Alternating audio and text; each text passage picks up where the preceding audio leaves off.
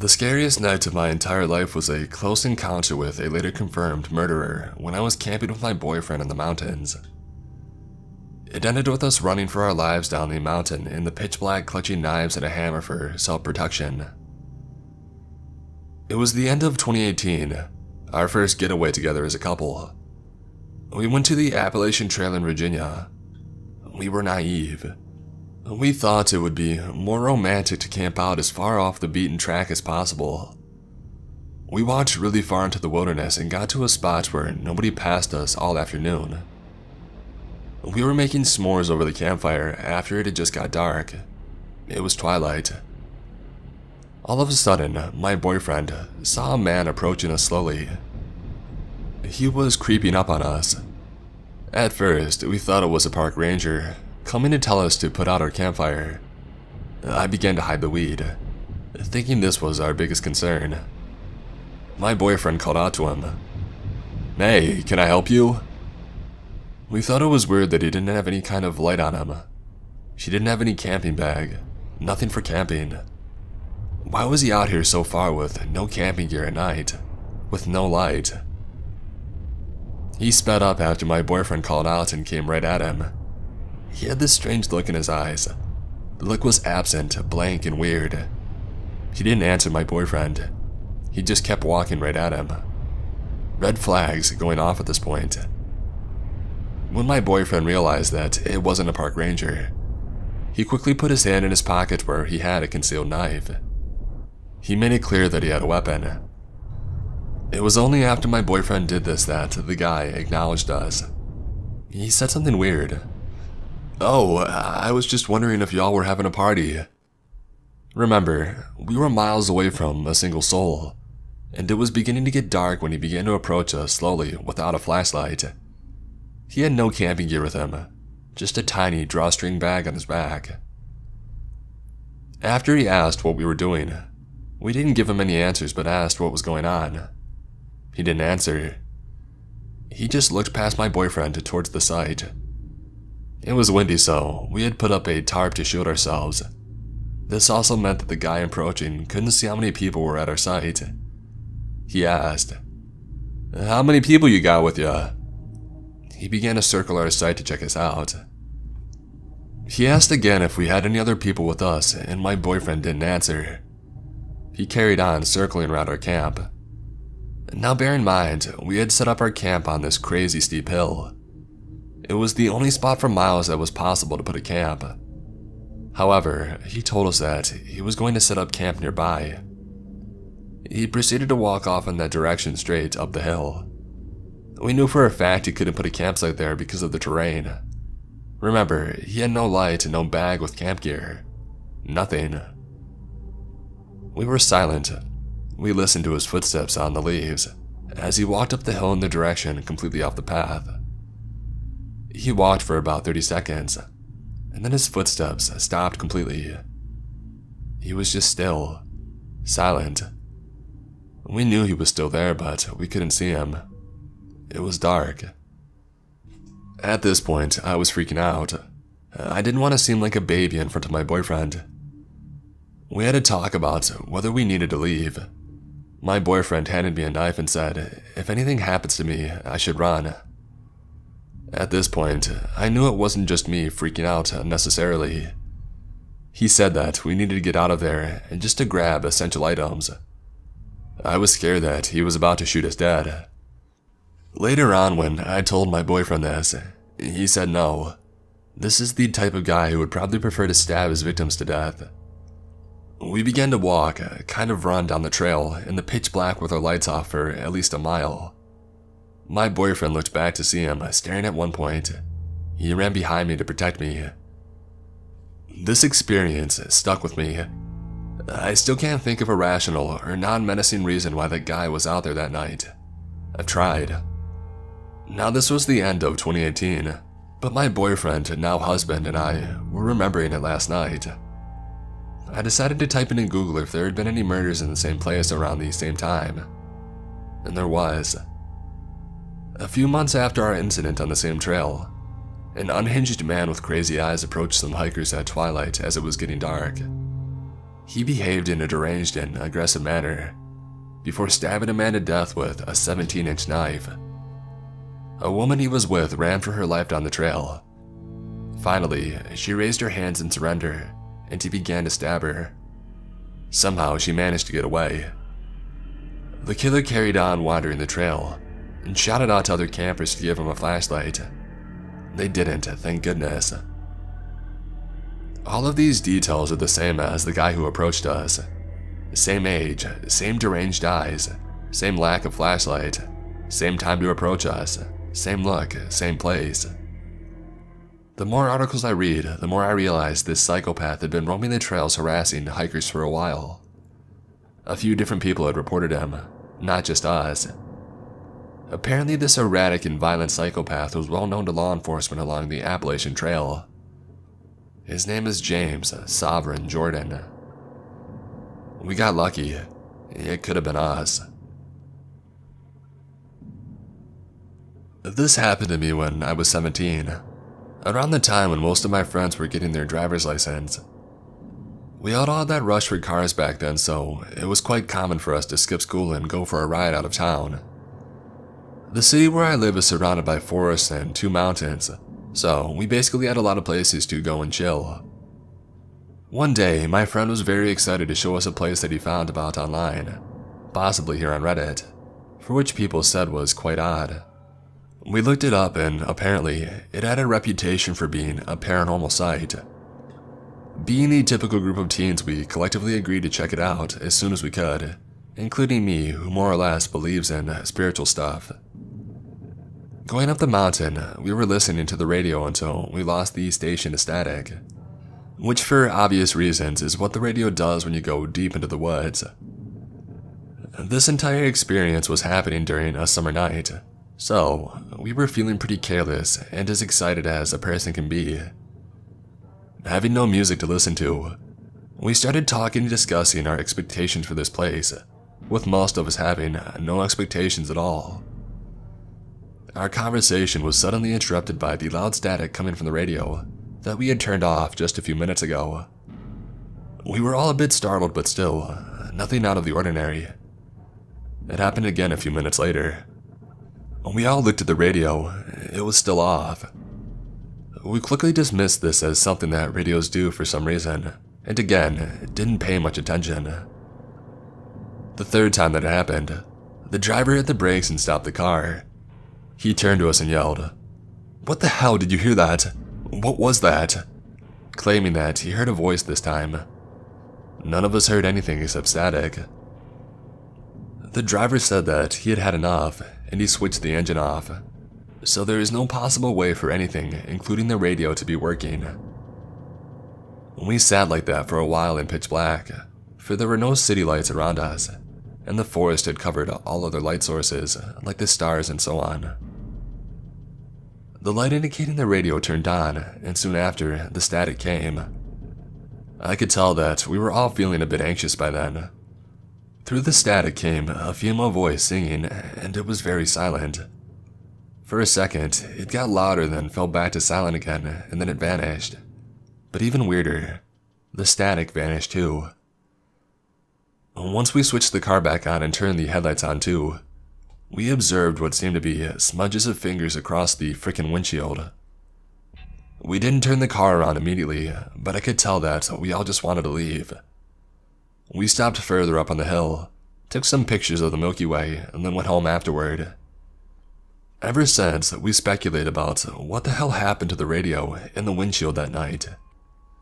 My friends went 2 more times without me to the same place, recording the same stuff, including feeling a small push once the car was off.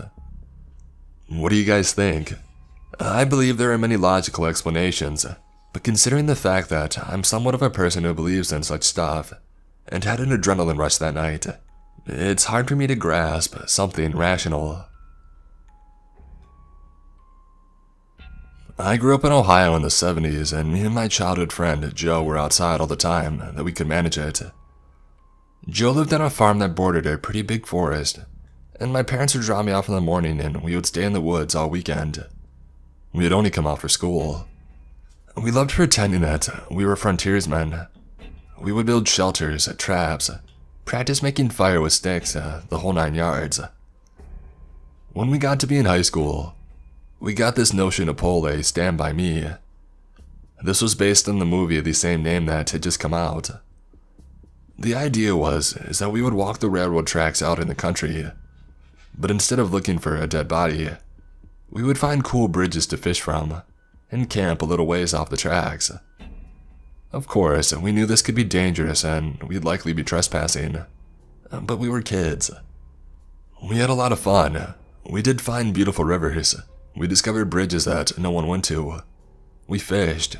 We hid from trains. At night, we camped in the woods just near the tracks and made small hidden fires. Nothing bad ever happened.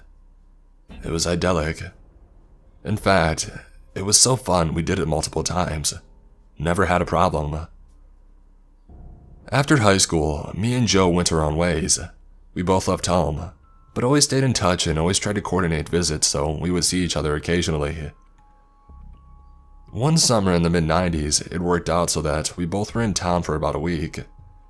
We would do stuff with family in the day, and at night, we would either catch drinks at a bar or sit outside Joe's house around a fire and talk about the old days.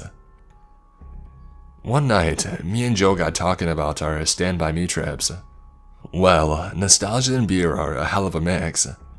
Soon, we decided to take a day, walk the rails, camp one night, and then walk home. The day came. We started out in the early morning.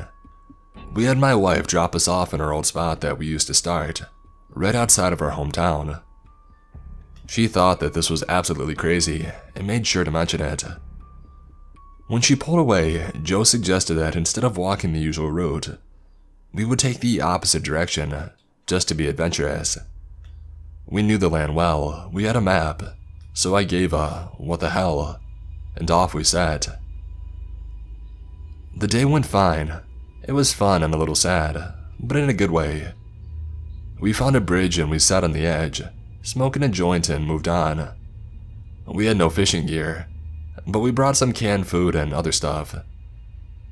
Before night started to set in, we picked a spot to camp. It was a thick, forested area, trees on every side of the train track so you felt like you were in a tunnel. We had brought hammocks to sleep in, but before we set them up, we decided to do a little scouting of the perimeter. Now, this is what we used to do in the old days too. We would walk the area around a little bit to make sure that some dude's house wasn't just over a hill, and we were actually camping in their backyard. We walked maybe 100 feet or so into the woods and up a small incline. We figured if we didn't see anything from the top of this short hill, we'd be fine.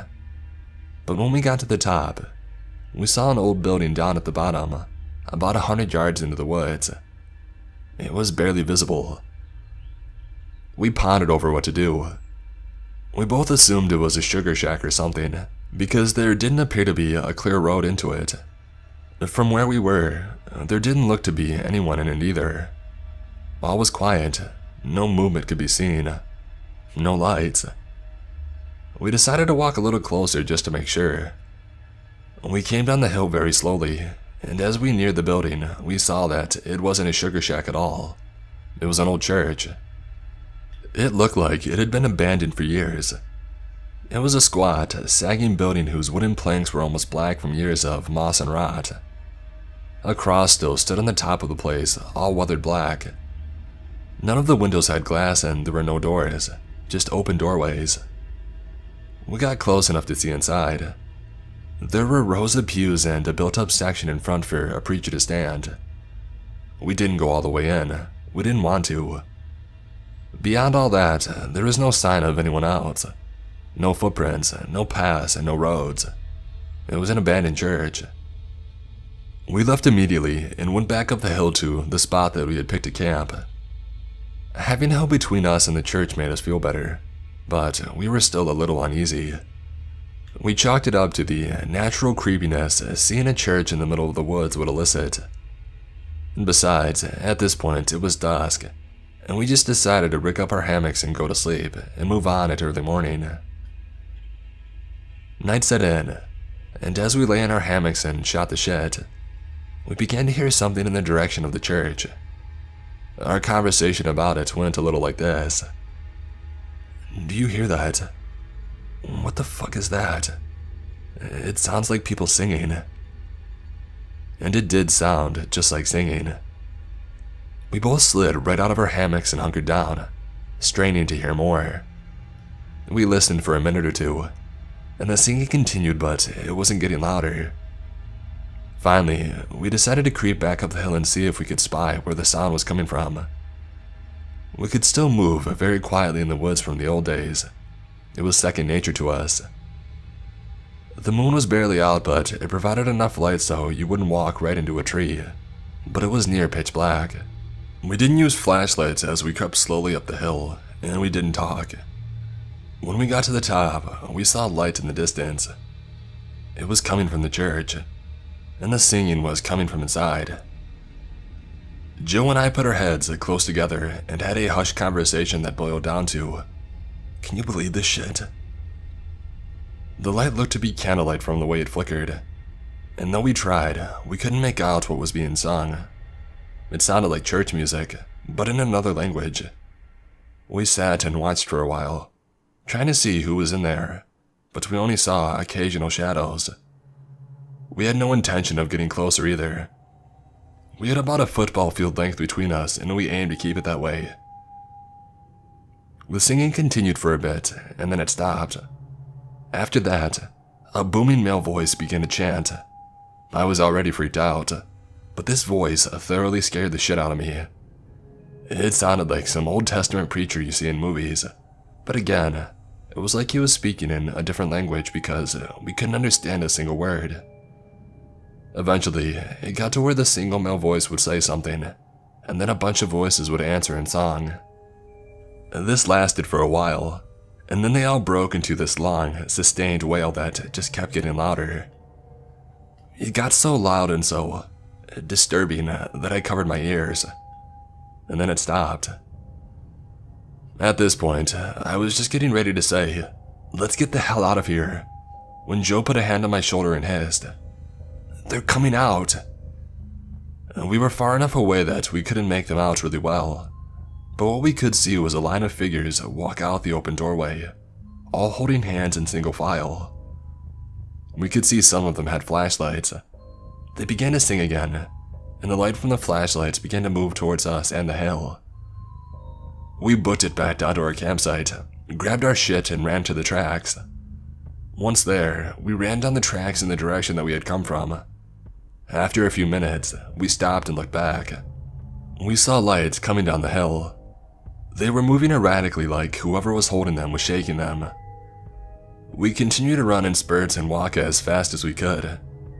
We eventually stopped seeing the lights and came to a road. By our map, we knew a small town was about 15 minutes down it, and we walked there, got to a 24-hour gas station, and called my wife to come get us. My wife and other friends all just thought it was kids messing around, but I heard those voices and they sure as hell didn't sound like kids to me. I'm not sure who those people were, but it was definitely the creepiest thing that happened to me out in the woods. This happened back in 2004 in northern Wisconsin. I was 16 at the time and out deer hunting with my dad and a friend of his, Frank. I remember this day like it was yesterday. The dialogue isn't word for word, but the idea of it is 100% accurate. As a side note, it was one day after 8 people were shot less than 2 hours away. My dad and I had a few different stands over an area of about 3/4 of a mile. He had been hunting there for at least 10 years, and I had been going with him since I was 5. Up until I was 12, the legal age to hunt with a rifle, I had just been tagging along. This particular morning, we walked to my stand first. It was about 5 a.m., so it was still dark outside. I got situated, and my dad and Frank went off to our other 2 stands over the ridge, maybe another 500 or 600 yards away. Sitting there in the dark is always a little eerie. Not long after my dad and Frank left, I see a flashlight from the general direction of where they headed, maybe 200 yards away, roughly moving my direction. I figured they had forgot something from the truck or something, so I radioed to see what they were doing. We're sitting in my stand. Frank is about to head to the other one, he says. Obviously, the flashlight is someone else. This isn't super uncommon and really isn't a big deal. Those woods get crowded sometimes, and there is a spot to park in that general direction. I turn on my light so the other hunter can see that there is someone there. He stops. I see the light turn and go in a different direction. No big deal. I end up dozing off while it's still dark out. When I wake up, the sun is up and it's around 8 a.m.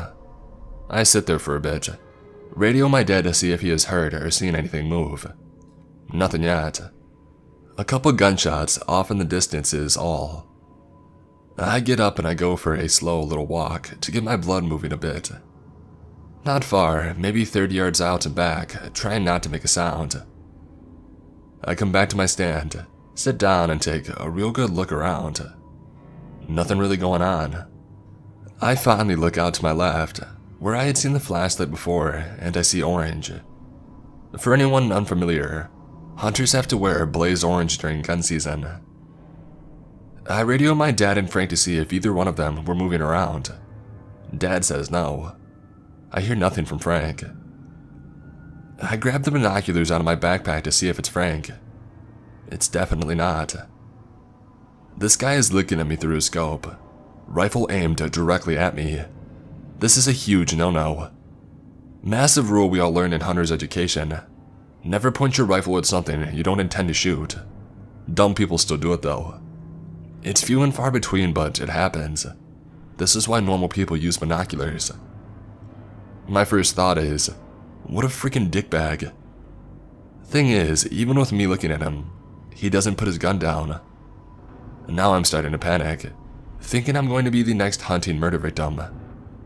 I slowly grab my rifle, get up, staying behind as many trees as I can, and walk down a little path to the side of my stand. My stand was on this kind of little knoll on the side of a much larger hill. I radio my dad and tell him what's up. He tells me to sit tight and stay out of sight. Obviously, as a 16-year-old, I couldn't do that and I had to keep looking. But every time I looked at the guy, he was still aiming in my direction, but was also standing in a different spot. Like I would look, go back to hiding, look again, and he would be 30 yards from where he was the last time. About 10 minutes of this goes by when my dad radios me. How you doing, bud? Looking back, he was very obviously trying to keep me calm. At the time, I thought he just wasn't taking me seriously. He's still there, but he keeps moving. I don't know what his problem is. Dad told me to just keep hidden and he'll figure it out. That he'll be coming up near me in a minute or two. And that's when I hear the shot. I lost my shit trying to get a hold of my dad. Did he just get shot? Where the hell is he? Did he have to shoot the guy? What is going on? I sit there for maybe 2 to 3 minutes that felt like hours. Alright, come on out and head towards my stand. I peek up over the little knoll I was behind and see my dad waving from along the ridge the random guy had been on. I make the trek on over to him to see what had happened. It turns out that Frank was feeling a little restless and took a little stroll and ended up on the other side of that particular ridge the stranger was on, not knowing that he was there. He had knocked his radio battery loose while he was getting situated earlier in the morning, and had no idea anything was even going on. The shot I heard was actually Frank shooting a deer. Dad said as soon as Frank shot, the guy walked off away from us towards the logging road. We helped Frank out with his deer and decided to call it an early day. Although I was extremely nervous, the rest of the week went on with no incidents. When my cousin and I were younger, we spent a great deal of time together. We would get into all sorts of mischief, as boys do. I was staying over at my aunt and uncle's visiting my cousin one weekend when we came across something that, at the time, we didn't think to bring up to anyone older and smarter than we were. We live in South Carolina for what it's worth, and we are around the ages of 12 and 8, me being the older of the two.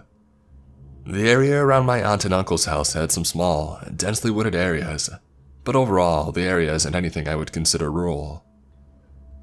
We decided to explore an area of woods across from my aunt and uncle's house, a spot that we hadn't really explored much of.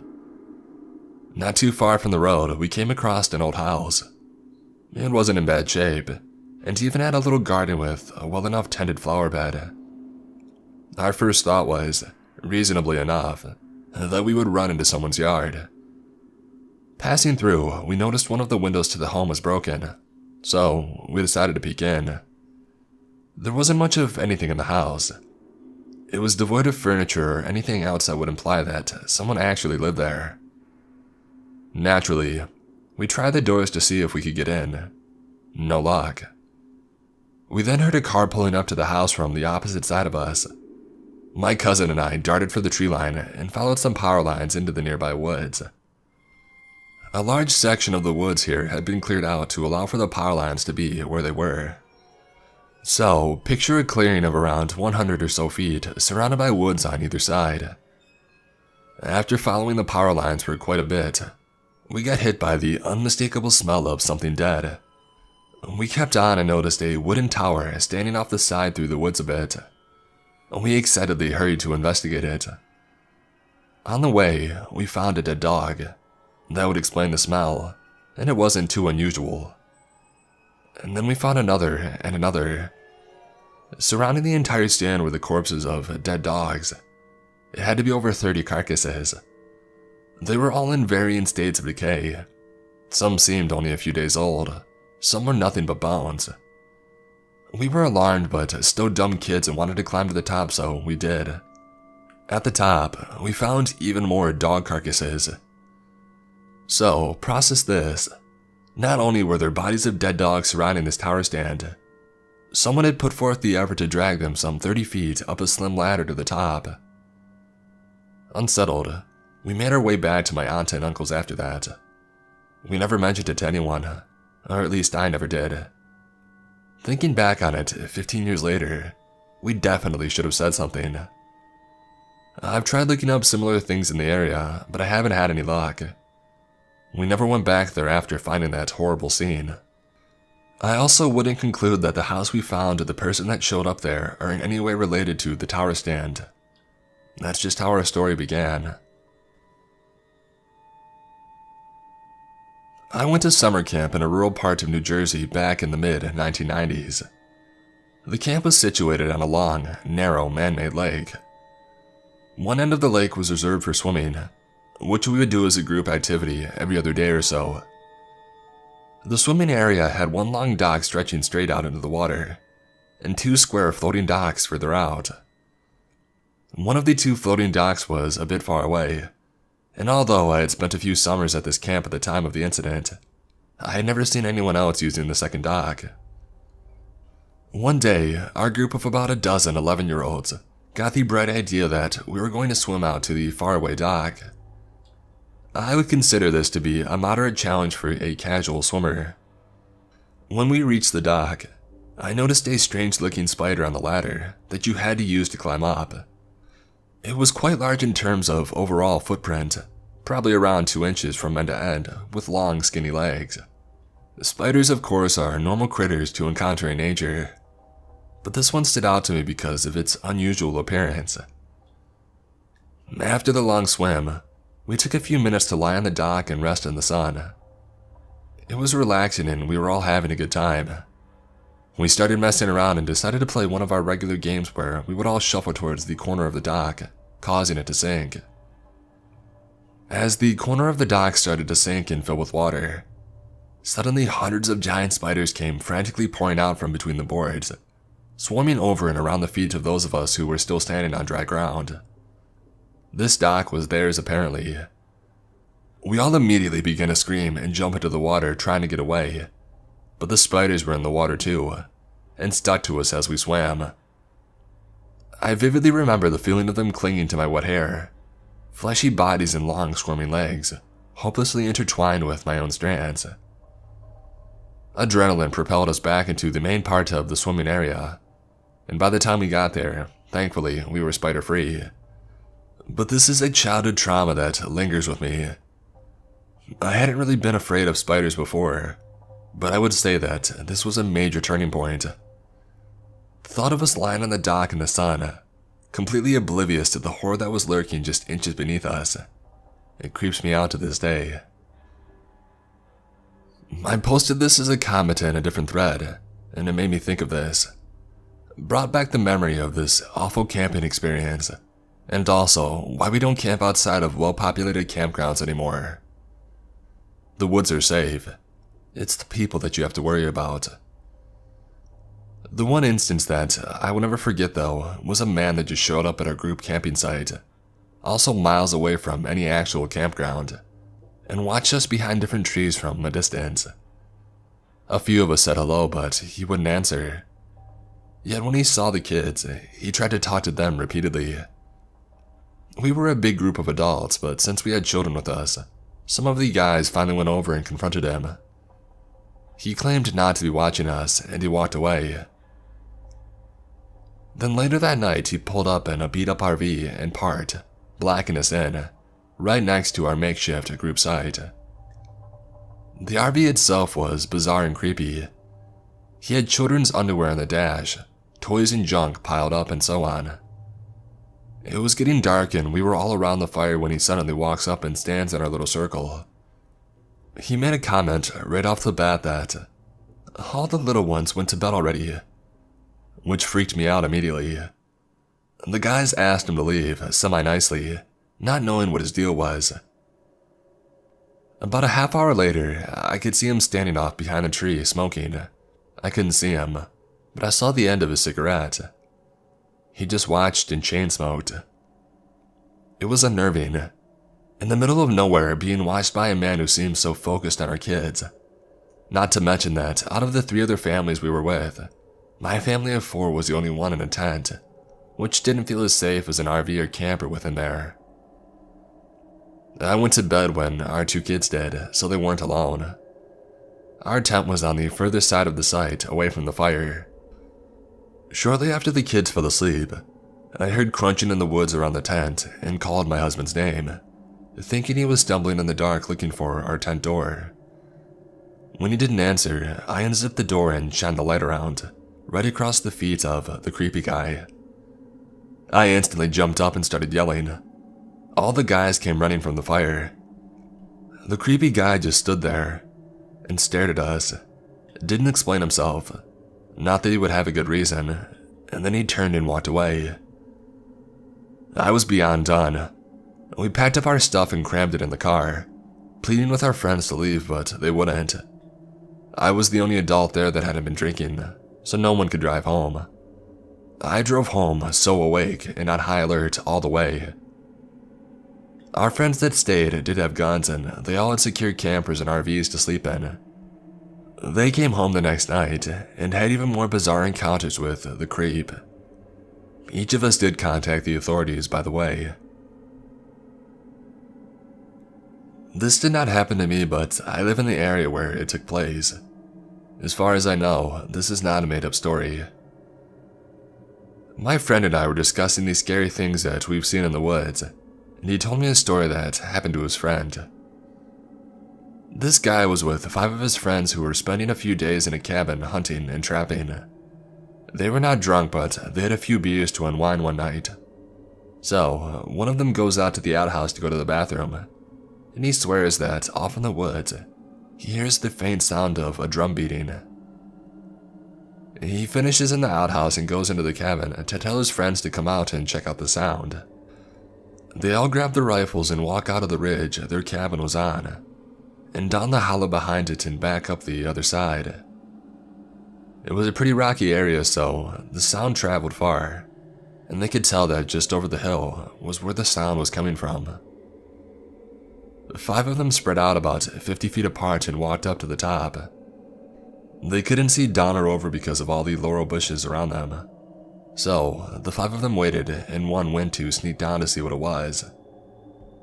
When he got there, he stood and watched for about 30 seconds to a minute, before he turned around and went to his friends as fast as he could, telling them he saw evil, and they had to get the hell out of there right then. All he would tell them is that he saw a bunch of naked men and women dancing around in a circle chanting something in a foreign language. He never told them about everything he saw. The guy who told my friend this story was one of the guys who hung back, and he didn't see what happened. Whatever it was, I'm glad we didn't stay there much longer. I went to college in Moorhead, Kentucky, and this was back in 2017, I think. There are these old mining caves called the Mushroom Mines, and they aren't in use anymore, but it was a hotspot for spooks and exploring. People always say crazy stuff goes down there like rituals and so on, but I only believe the occasional drug deal or something. Someone said the police found a goat cut in half down the center of its face, but I never saw evidence of that, so I don't believe it even today. Me, my friend Teddy, and my boyfriend at the time decided to go to the caves around 2 or 3 p.m. one afternoon after class. I can't remember who, but I think we had 1 or 2 other friends with us. Maybe Teddy's friend, because I honestly can't remember. When we got there, there was another car parked outside of the caves, and it seemed like it didn't belong to anyone crazy. It was a lime green little thing, clean as what we could see with the windows rolled down. Maybe because it was hot as hell outside at the time. No one was around that we could see though.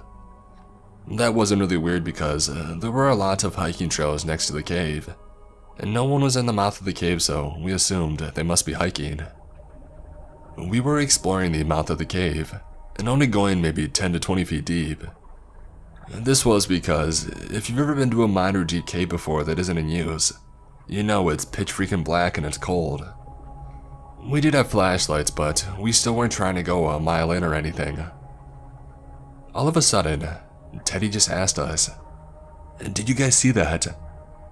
This immediately sent chills down my spine, and I think he was just trying to scare us.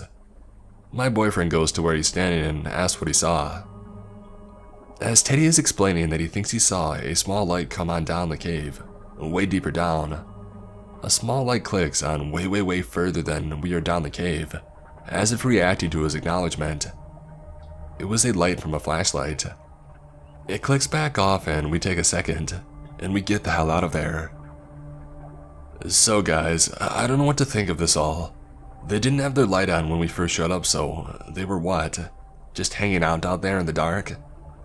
They didn't say hi to us or speak at all, and it's weird that it seems like they almost tried to get one of our attention, instead of again just calling out and greeting us all. They also had no idea we were coming, or that anyone would be coming. We had all skipped our afternoon classes, so most students wouldn't even be there until 5 or 6 to explore. Please tell me what you all think. I haven't gone back since. Obviously, I don't think it was a monster or a ghost, but if anything, people freak me out more. Especially ones who hang out in old mines alone with no light.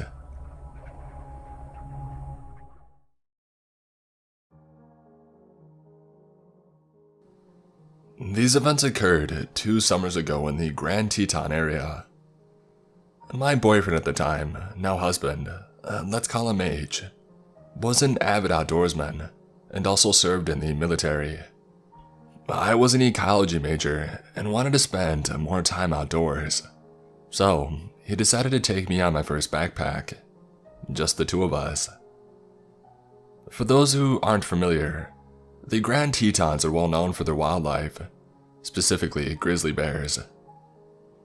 My only experience with bears up to this point was watching a little black bear cross the road from the safety of my car. Seeing grizzly country signs around every corner wasn't doing much to calm my nerves. The first incident. My boyfriend looked like Indiana Jones, machete hanging from his belt, large knives attached to each side of his pack, bear spray strapped to his waist. You get the picture. The beginning of our 25-mile journey was all uphill. When in bear country, you're supposed to make noise as to not startle the wildlife by accidentally sneaking up on it. As you can imagine, going up a steep hill while carrying a 40-pound pack makes it difficult to make conversation. We were an hour in, and almost at the top of the ascent. I noticed that the woods had gone completely silent, save for the rushing stream that was to our left of the trail. Silent woods are never a good sign. This usually indicates predators nearby. At this point, I was in front of my boyfriend, and we were about to crest the hill.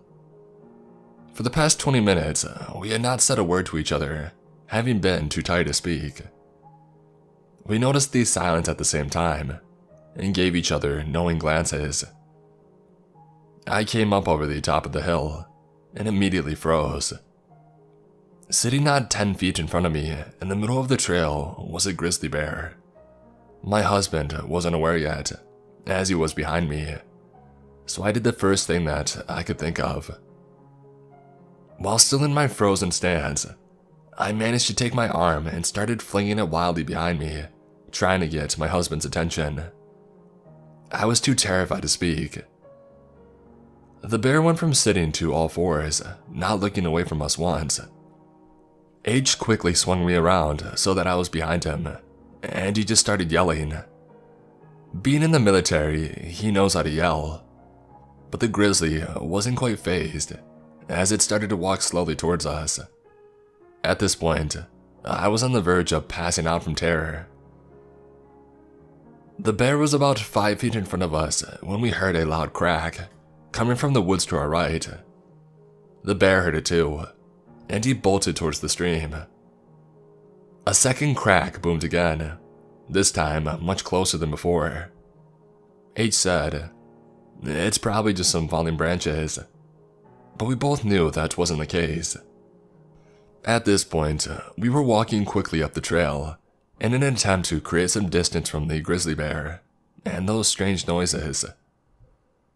I felt the hairs on the back of my neck stand straight up, and at that same moment, H stopped moving in front of me. He turned around to look at me, and I turned to look behind me. To this day, we are not sure what we saw. Back where we were standing was a large, black or brown mass. It looked to be 3 times bigger than the already large grizzly that we had just seen a few moments before. Its back was facing us, and then it stood on its back legs. It looked similar to a bear, but something about the shape was just off. At this point, it was probably stupid to run away, but that is exactly what we did. We were aware of heavy footsteps behind us, but neither of us looked back. The footsteps eventually faded. At this point, I was a mess. H was doing his best to console me. "Honey, this is extremely unusual. The bears usually stay away from humans. We're going to be okay. I'm sure that it won't happen again." That was enough to convince me to continue on the backpack. Not another hour later though, we had reached a clearing where we decided to take a rest and eat a snack. About a minute after we sat down, I noticed bushes moving in a line towards the clearing, towards us. Out of the brush comes this adolescent grizzly. He looks just as spooked as I'm sure we did, but he came straight for us. H, being the crazy nut that he is, decided to charge back at the bear while screaming, "Bear spray at the ready." That did the trick and the bear ran off. All I could think was, just my luck. But that wasn't even close to what happened the second night. Second night. Before we began our backpack, we had to let the ranger station know which trails or route we plan to take. With this information, they usually send a ranger on horseback at some point during the backpack to check on you to make sure that everything is okay. There were not many approved trails left for us to choose from, and it was just our luck that they were the most difficult. Apparently over the 3 days that we were on those trails, we had been the only hikers. We didn't see a single other person once we were en route. Anyhow, I guess we missed the ranger who came to check on us. We had been following hoof prints the entire second day, and we hadn't seen any the day before. I had some foot problems, so we spent valuable daylight trying to adjust my boot, laces, and socks to compensate for the pain. When we started on the trail again, we had maybe an hour or 2 left of daylight, and in the woods, it gets dark fast. I was exhausted, and it was now dark out, and H was the only one with a working headlamp, as mine wouldn't even turn on for some reason. We needed to find somewhere to set up camp, and we still needed to eat. It was freezing and the wind was blowing. It was creating a howling sound as it rushed through the trees, which made it difficult to hear or discern any other sounds coming from the woods. After another hour of hiking through the dark, we found a clearing. Well, it was more like a bowl. It looked to be about 200 meters in diameter, with the sides being 10 meters down from the trail to the bottom of the clearing. This place was strange and we both felt it, though he didn't tell me how freaked out he was till after we had left. There was no moonlight, so all we had was the illumination from his headlamp, our small camp stove, and the flashlight that I had fished from my pack. Half of the trees were dead or fallen, just in the bowl. The vegetation everywhere else was very dense. To help alleviate my anxiousness, he started playing Ninja Sex Party out of his portable speaker. This didn't help much, as it just echoed off the trees, creating a dissonance of sounds. He also thought that it would ward off any predators nearby. This is when we knew our anxiousness wasn't paranoia. The silence was back.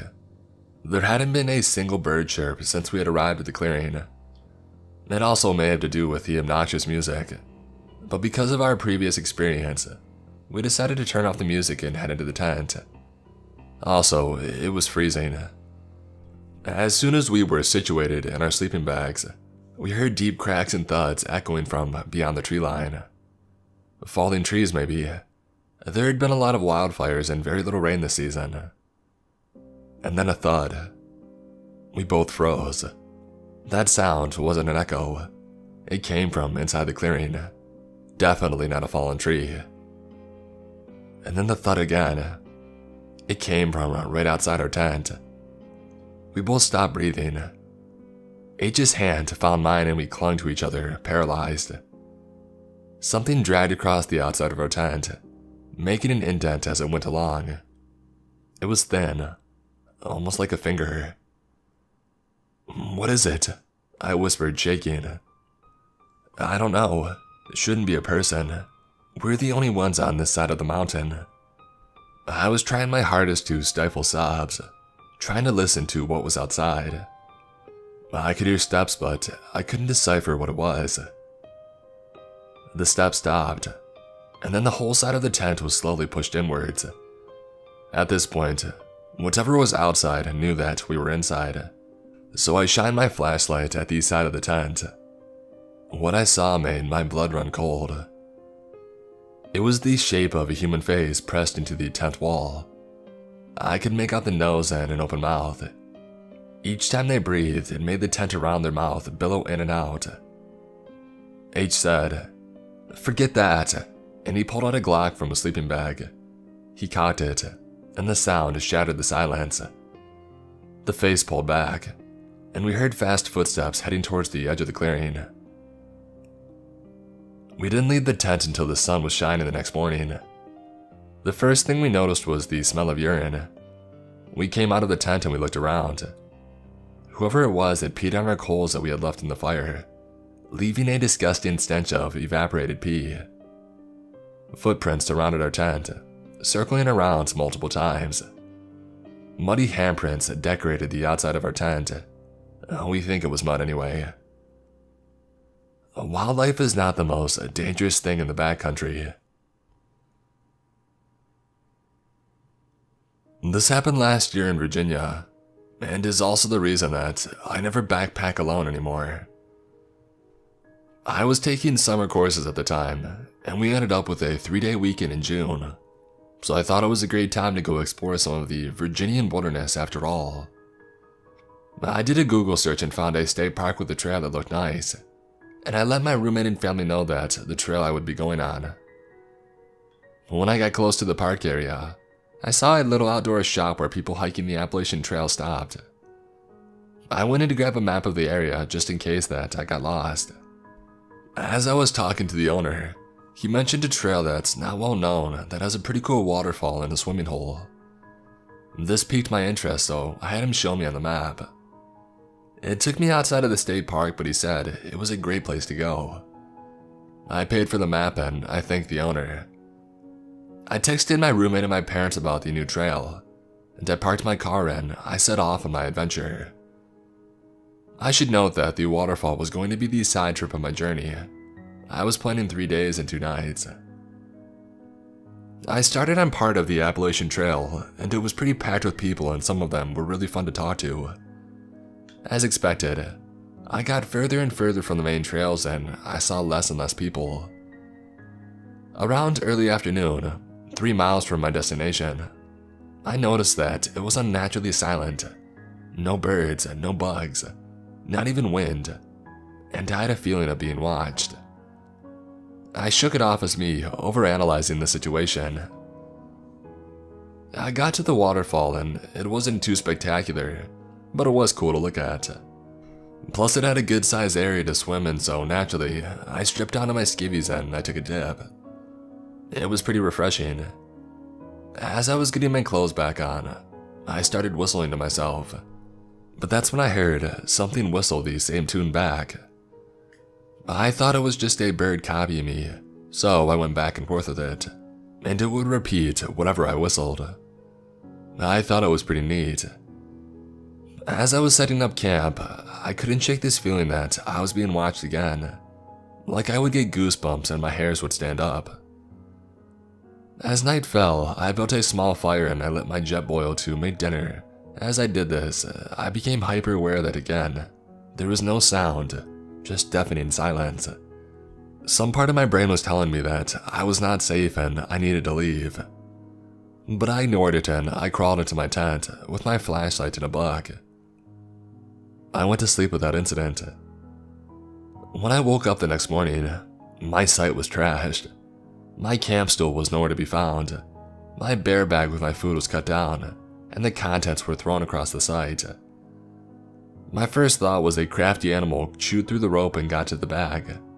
But I looked at the rope and it was cut with something very sharp. Plus, none of the food was even touched. I also noticed bear footprints all around my campsite. Keep in mind, I'm at least 6 to 8 miles from the road. As I was looking at the mess, I heard a branch snap off in the distance and I turned to look in that direction. I saw nothing, but I heard that whistling again. My whistle from yesterday. But it sounded different, more sinister. It made my hair stand up on end. And this is when I listened to my instincts and I got the heck out of there. It sounded like it was a little off in the distance, so I packed up my camp as fast as I could. The whistling got closer as I finished stuffing that tent into my bag. I didn't bother with putting anything away properly. The whistling was incessant and sounded like it was coming from all directions. I got fed up with it, so I stood up and I yelled into the woods, "Shut up, and what the heck do you want?" It stopped whistling, and it was quiet for a moment, and then it repeated what I said in my voice. It sounded just like me but distorted like it came from an old TV. After I heard this, I immediately threw my pack on and I ran the direction that I came. I heard it moving just behind me fast, switching between the whistle and my voice. It felt like it was toying with me, not coming too close but not being too far. Eventually, it sounded like it got further and further away from me, and then it stopped suddenly. When it stopped, I stopped and turned around. I wish I didn't because I heard the most bone-chilling screech ever coming from right next to me. And that's when I started running again. I didn't look, I only ran. Less than half a mile, I ran into a couple that was also backpacking. They saw the look of terror in my face and asked if that was me that screamed, and asked if I was okay. I told them about what happened and they decided not to go down where I just came from. We moved to a more populated trail as quickly as we could. As soon as I got back in my car, I drove to one of the park ranger stations and reported what had happened. Since the site was off park grounds, they told me it wasn't in their jurisdiction but they would send a ranger to investigate. The ranger station's parking lot run right up to the woods, and when I was getting into my Jeep, I heard that same tune coming from the woods just in front of me. I never drove so fast in my life. When I told my roommate why I was back after only one night, all he said was, "Bro, I'm never going camping with you."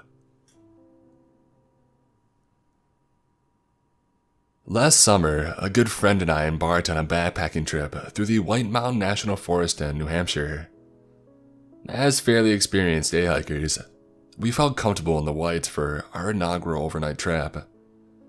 While planning, my buddy Ellis figured that we could hike to a backcountry campsite to make our first wilderness night a little more fun. I wasn't going to disagree. Beautiful views, historic trails, and protected night in the dry river wilderness. I was stoked to say the least. Before any hiking trip, I do a little internet search of the trails or shelters that we will be coming across. Throughout the mid to late 1900s, there were a series of these lean-to ups and downs to dry river wilderness, meant for backpackers or through hikers really looking to escape the crowds in more popular areas of the forest. Though as time went on and the Forest Service had other more pressing matters, many of these shelters were dismantled, except Dry River Shelter No. 3, the last remaining shelter in this wilderness zone. On the morning of our hike, I met Ellis at the trailhead and we set off. The sky was overcast, bringing with it a dense fog throughout the forest. The weather left us with nearly no visibility, so there went our stunning views. At least the trail consisted of prime, technical New England rock scrambling alongside the Ammonoosuc River. Ellis and I made it to the Presidential Ridge, stopping by the Lake of the Clouds. The hut was filled with day hikers, backpackers, and through hikers all socializing together.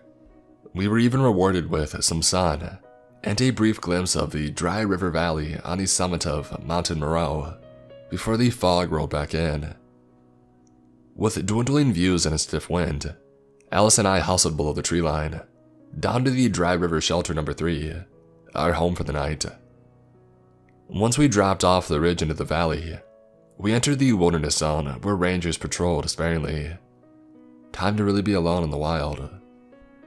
As we trekked into the wilderness, all signs of civilization disappeared, and the trail was densely overgrown. Although it had been raining all week, there were no footprints in the mud either. At least we would have some relaxing isolation, I figured. After about an hour or so of descending, Ellis spotted the lean-to just as our legs were asking for relief. A gorgeous old timber structure with a well-used fire pit alongside a cold mountain river. Pristine camping. As we settled in and explored the site, I found a small, bound notebook nestled into the corner of the structure. On the cover, someone wrote, Dry River Shelter No. 3. Out of curiosity, I opened it, but found nothing more than a lone, man name scribbled onto the first page and a date. Just your standard camping log. Oddly though, the man signed the book the previous day. We saw no footprints or signs of human or even animal disturbance in the trails or here at the shelter. Rain could wash away tracks, but not all signs of animal life. Something felt off to me. I showed it to Ellis, who found it curious, but thought nothing more of the single name. He convinced me that the man was probably a hiking veteran and a professional at L&T. I bought into Ellis's thoughts on the situation to ease my mind. As the sun set, we started a roaring fire alongside the riverbank.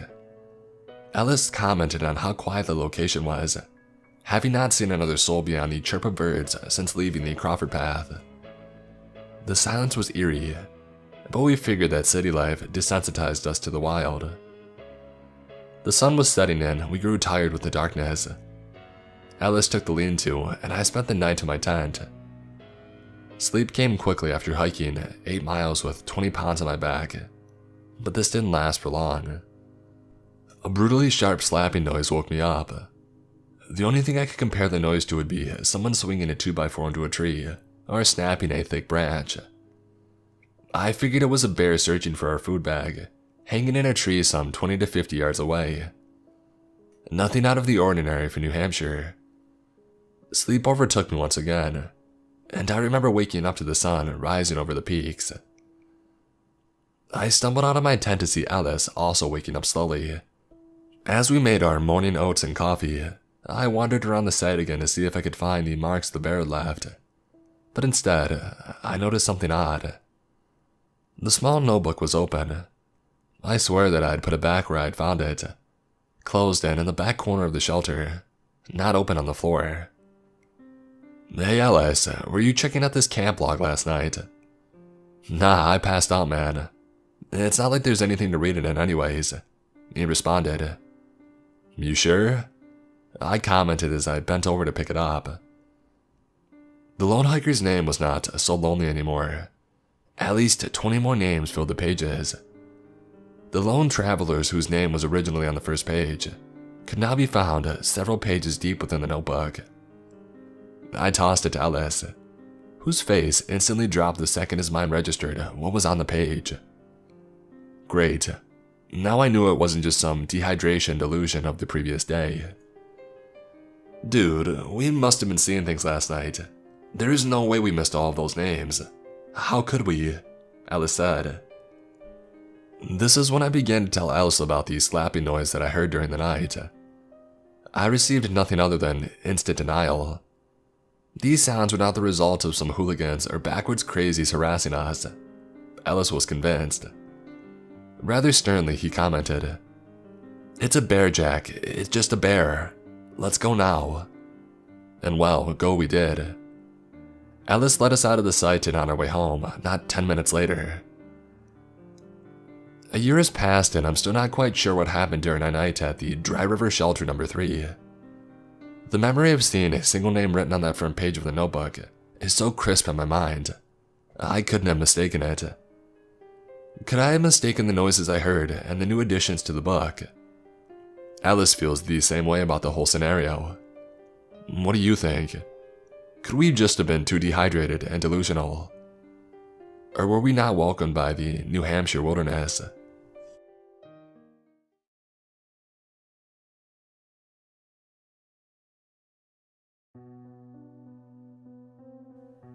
My dad grew up on forestry in Queensland, Australia, as the son of a forest ranger. My whole life, we've spent a lot of time out in that forest, camping and driving through parts of the forestry that only rangers would travel, and only occasionally. One place that Dad loved to take us was a little farm in the middle of the forest that was impossible to find if you didn't know the way. Locals knew the place as Spike's Hut. Spike was a local farmer who had lived there for decades up until the 90s, and had a reputation for being abrasive, violent, bigoted, and not concerned with the laws of men. He had a habit of approaching guys in bars who were wearing earrings and tearing them straight out, and there were a few stories about people who displeased him disappearing. Basically, Spike was not a nice guy, and his farm and hut reflected that pretty well. Dad would take us out there every time we visited the forest, and the hut would be more and more dilapidated, but the vibe was always the same. That straight up feeling of being watched, even though Spike was long gone. As I got older, I became more aware of the signs of life in the place where we went to visit. There would be 44-gallon drums full of smashed beer bottles, fire pits with reasonably fresh coals. Someone was definitely out there. God knows why, since the place was literally a snake pit at that point. But Dad didn't seem concerned. One trip when I was a teenager, it got really strange really quick. My friends and I were all piled into my dad's 4x4, and we were driving through the bush to Spike's so Dad could tell his scary Spike stories and freak us out. We drove onto the property, and something immediately caught my eye. Up on the hill opposite Spike's hut, there was what appeared to be a cowboy slumped against a log, hat over his face, taking a nap. Something about his body position looked unnatural and uncomfortable. It wasn't the way that you would be sad if you were taking a casual nap in the middle of a workday. And even if it was, there was no reason for anyone to be out there. The farm was long defunct, and there was no forest business to be taken care of on the property. I pointed it out to my dad, and instead of letting us out of the car at Spike's as he usually did, he said he wanted to keep driving through the farm to show us something. He maintained that it was nothing but that if the figure was still there when we came back through, we would stop and check it out. Of course, whatever he wanted to show us seemed totally made up, as he just drove through the forest a bit. And when we came back, I spotted the slumped over cowboy again, never having moved an inch, still in that same unnatural position. I yelled out to Dad to stop, reminding him of his promise, but instead he acted like he couldn't hear me. He locked the truck doors and drove off the farm much faster than he ever drove on those dirt, forest roads. My friends and I all looked at each other in confusion, but we knew that when it came to this area, questioning my dad was futile at best, dangerous at worst. Dad denied that any of the events of that day ever happened after that, but my friends and I were still really curious about what was going on out there. So, a few months later, we went camping on our own and set out to find Spike's hut. It took hours of driving through the forest to find the gate to Spike's property, but eventually we found it without Dad's help. Something was off once we got there, more so than usual that day though.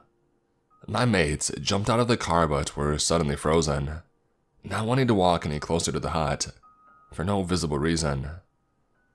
The vibe was just wrong that day, and it felt like we had walked into something that didn't belong to us. The tug in my gut to get out was strong, but I had spent 2 hours finding the place and I was going to explore it. One of my friends acted brave and walked from the car to the hut with me, quietly acknowledging more and more signs of inhabitants with knowing nods between us.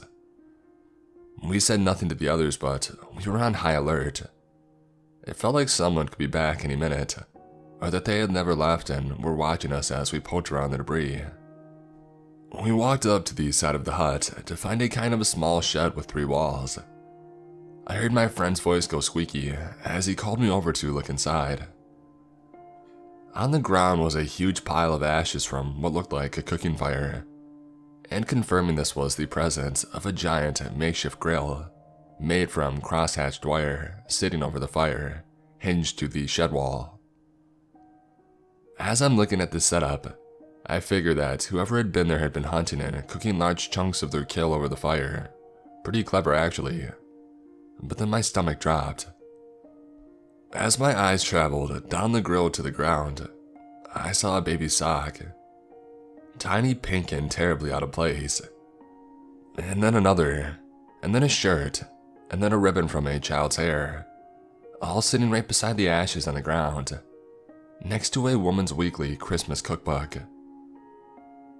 That's when the alarm bells in my head went off and I rounded up my mates to get the heck out of there. Some ranger or crazy old bushy hanging out at that trash hut was one thing, but there was absolutely no reason for a baby to be out there, and there's no way anything good had come of having a child's clothing right by a huge fire and grill. When we got back to the campground, we couldn't shake the rotten feeling of being watched, and all of us were so unsettled that we packed up our stuff and decided not to stay the night. When I got home, I told my dad about it, and he just shook it off, saying weird stuff happens out there. Being young and dumb, I never thought to look up missing persons in the area in an attempt to explain either the cowboys or the kids' clothing. But I can tell you that I will never make the mistake of going out to Spike's without my father again. Let's start with a little backstory. I'm a 24-year-old female that fell in love with national parks, so much so that I decided to work full-time on one for about 3 years. This experience allowed me to meet some great people, but it also welcomed some sketchy individuals. This particular story starts with a man that we'll call Sam. Sam was a tall man with a shaved head and glasses. He was the kind of coworker that would always linger awkwardly. He made everyone feel uncomfortable, but not enough to warrant any concern. The only issue that I really noticed was that he seemed like he had a drinking problem. He would show up to work still drunk, and he would have to be sent home somewhat regularly. He seemed innocent though, in a socially awkward way. I only worked with him for a few months before I was transferred to another location, and I was offered a pay raise. A few months after starting the new position, I was in the employee break room browsing my newsfeed when I received 5 messages within a 3-minute time span. I didn't even realize people could type that fast. The messages were from Sam. something that caught me off guard because I had never spoken to him outside of my last position. The messages consisted of vague threats regarding my friends and myself. He seemed upset to find out that I had certain friends and thought that I was tainted from association. I was less upset at his foul perception of me and more pissed that he had targeted my friends, who were truly lovely people. I am bad when it comes to taking the high road, and I decided to give this man a piece of my mind. We weren't friends, hardly acquaintances, so I didn't feel that his behavior was appropriate, and quite frankly, I was angry. Through our exchange, the original rude context of the messages became obviously threatening. He told me that I should die along with my friends, and that he would be more than happy to end our misery. I was shocked. His anger didn't make sense to me, and I realized that I wasn't going to reason with this lunatic, so I decided to get HR involved. We worked within the same company, so I thought this would be the best route to prevent any further harassment. HR advised me to block contact from him while they investigate, but to also alert authorities in case he decided to act out on his threats. Authorities were involved and didn't seem too fazed by the messages that I'd showed them. They almost seemed annoyed that I'd bothered calling them in the first place. I filled out a statement and was told to contact them if anything progressed. The next day, I woke up to find trash all over my front steps. Odd, but not too strange. I actually thought it was a raccoon since I was in a national park. And then I saw a piece of paper with the words, "Watch your back," scribbled onto it. I looked around the other neighboring cabins to see if anybody else was watching, but I didn't see anyone. I cleaned up the mess, but I saved the note. I wanted to show my sister who lived with me.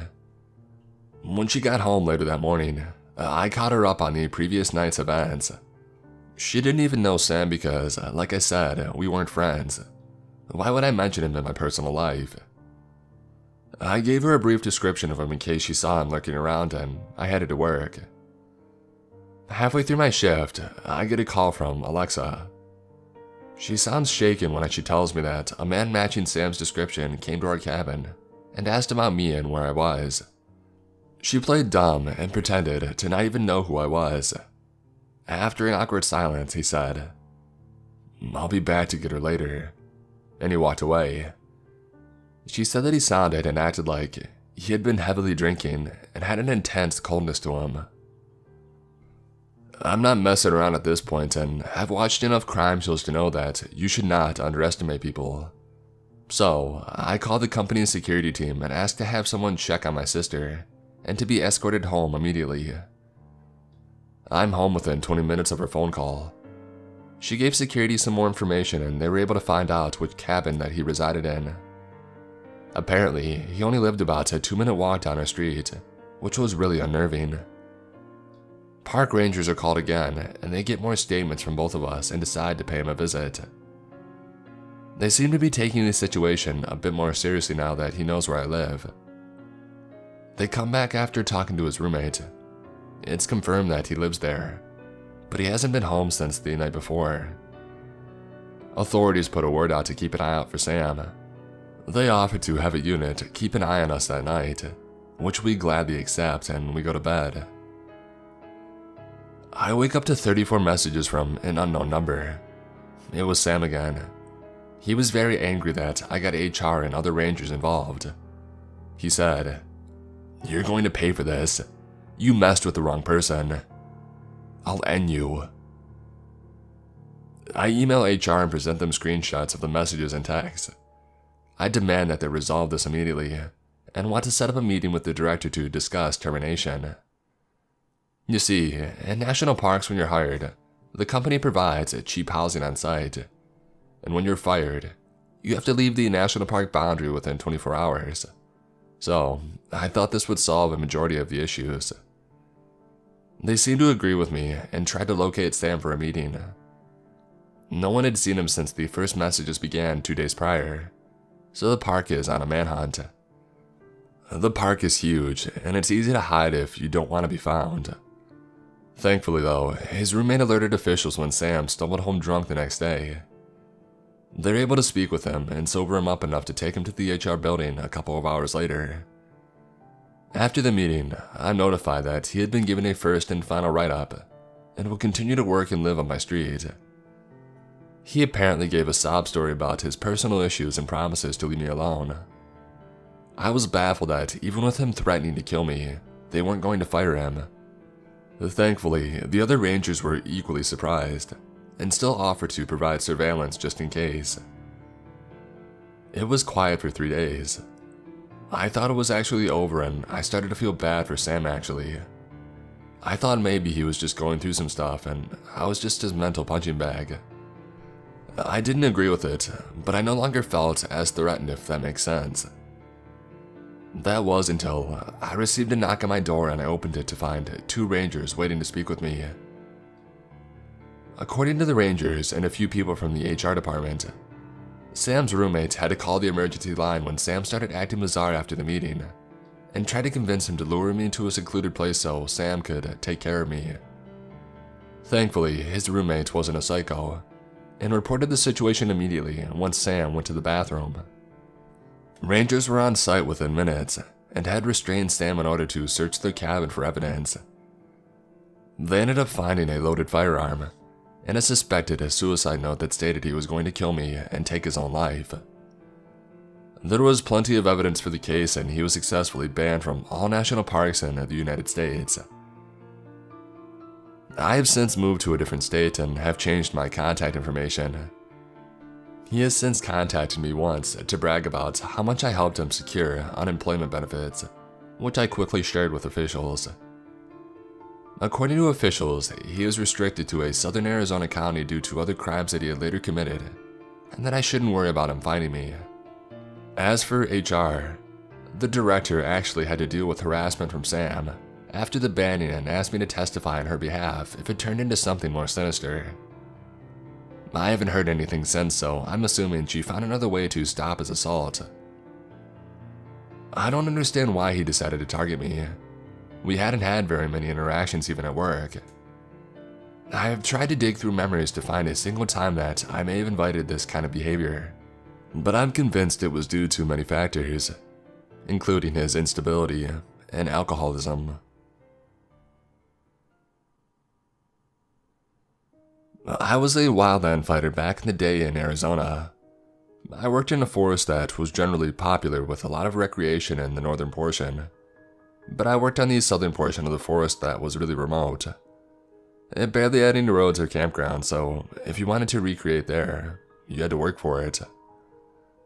The fire crew I was on had 2 duty stations, one in a small town where the rest of the forest employees worked out of, and one that was about 2.5 hours away up a really windy, mountainous road. The report duty station had an old Forest Service ranger station, and a new double-wide trailer that was recently put in. When I worked at this place, I had no cell reception. When my crew and I weren't working, we were playing horseshoes and watching movies. They did eventually add a cell phone booster, which sadly made people play on their phones, but I digress.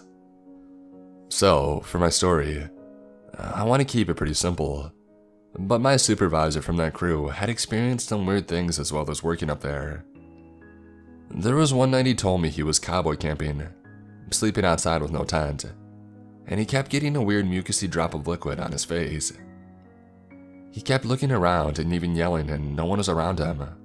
He told me that he wasn't below any trees, so it wasn't tree sap. He never slept outside there ever again, which leads me to believe that he was telling the truth. Now for my story.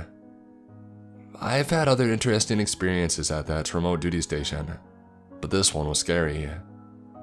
It was the night of July 4th, and we weren't on duty, so the crew was playing horseshoes and having a good time. Everyone went to bed pretty early because we were going to have a PT hike the next day. I had my own small room in the double-wide trailer, and my bed was situated next to a big window. I started dozing off, but I felt awake still, and I hear one of my coworkers outside my window asking me to come outside. I was laying on my side facing the window, and I didn't look up, but I felt their presence by the window. It felt as though something tall was looming over me from outside. They kept beckoning me, and I said no. Pretty quickly, their voice started changing to a deeper, raspier, angrier voice. They started cursing at me. "Get outside!" I just froze. It was sort of a demonic voice. I lay frozen, not moving while they yelled at me. Eventually, it finally stopped and I fell asleep. I woke up the next day and wanted to ask my coworker if he was standing outside my window, but I felt too weird. Perhaps this was just a mild form of sleep paralysis, but I'm not so sure. A little bit of background about myself. I've worked my entire adult life in the Pacific Northwest woods. Over 15 years in total, with about 7 years of that being for the Park Service at Olympic National Park. Many experiences over the years could warrant the title of creepy, but this one in particular has always stuck with me. While working for the Park Service, one of my jobs was that of a restoration carpenter. We would travel to old, backcountry historical cabins, emergency shelters, homesteads, and chalets, tasked with repairing and restoring them to their original, historic, accurate states. This was a wonderful and demanding job. I had spent 8 days at the time living off the beaten path, usually deep in the backcountry. Sometimes we would be flown in supplies. Sometimes we would use llamas or mules to pack our gear, all the while sleeping in thinly walled single tents, cooking over a fire or a whisper-light stove, using these same tools and techniques the original homesteaders had at their disposal in the late 1800s to construct and survive in this unforgiving environment. One late fall, I was assigned to work near Lake Ozette at an old homestead off the trail, near the constructed boardwalk. For those unfamiliar with the area, Lake Ozette is 8 miles long and 3 miles wide.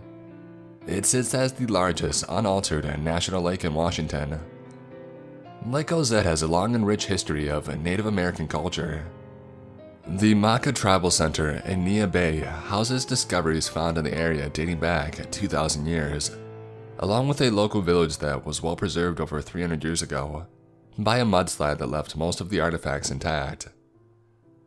The Ozette Loop Trail, which the homestead was directly adjacent to, is approximately 9.4 miles through and through. The man-made boardwalk takes you under giant cedar groves, meanders through huge patches of chest-high salal, before delivering you to Alstrom's Prairie, about 2.5 miles from the trailhead.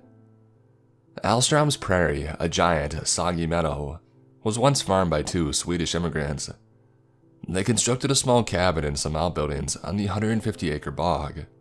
With cattle, sheep, vegetable gardens, and the help of a little Swedish ingenuity, they managed to etch out lives for themselves here for over 50 years.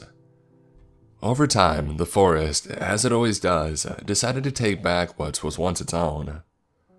The now decades-long abandoned farm was hardly recognizable.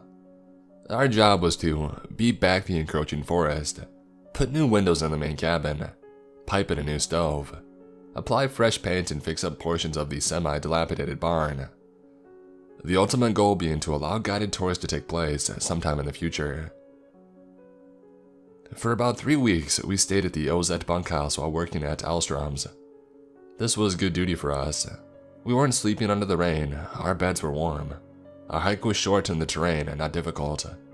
We even had a TV. The bunkhouse was located near the highway and the ranger station. We would hike the 5-mile loop every day, bringing with us boards, tools, paint, and everything else that we needed on our backs.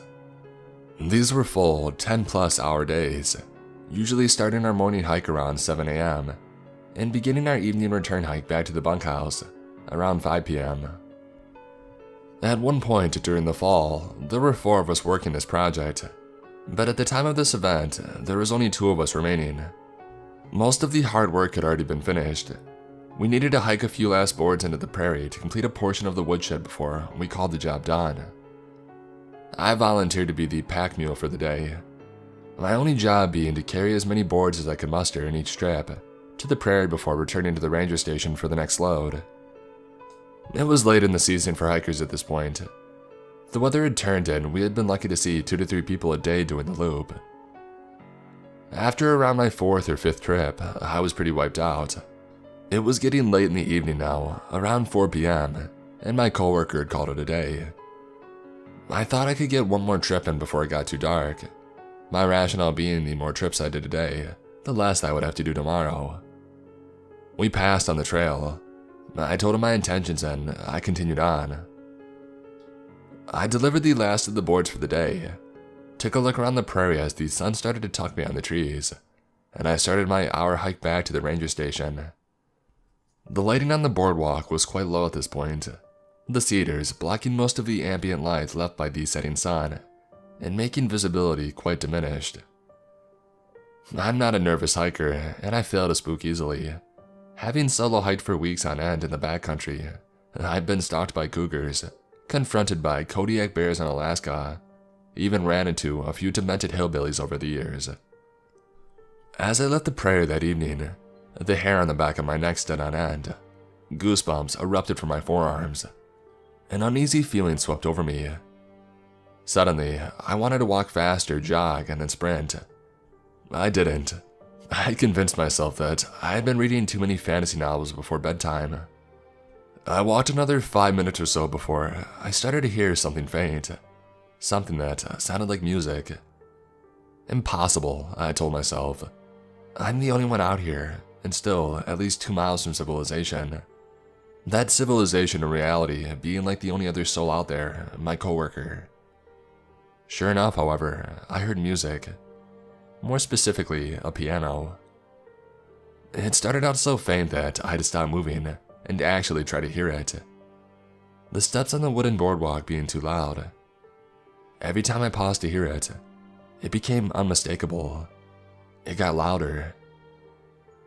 I stood there, the sun now fully hidden behind the horizon, in total silence other than this piano. I became aware that there were no longer the noise of life, no birds, no insects, no wind, no rustling of leaves or underbrush, absolutely nothing other than the piano.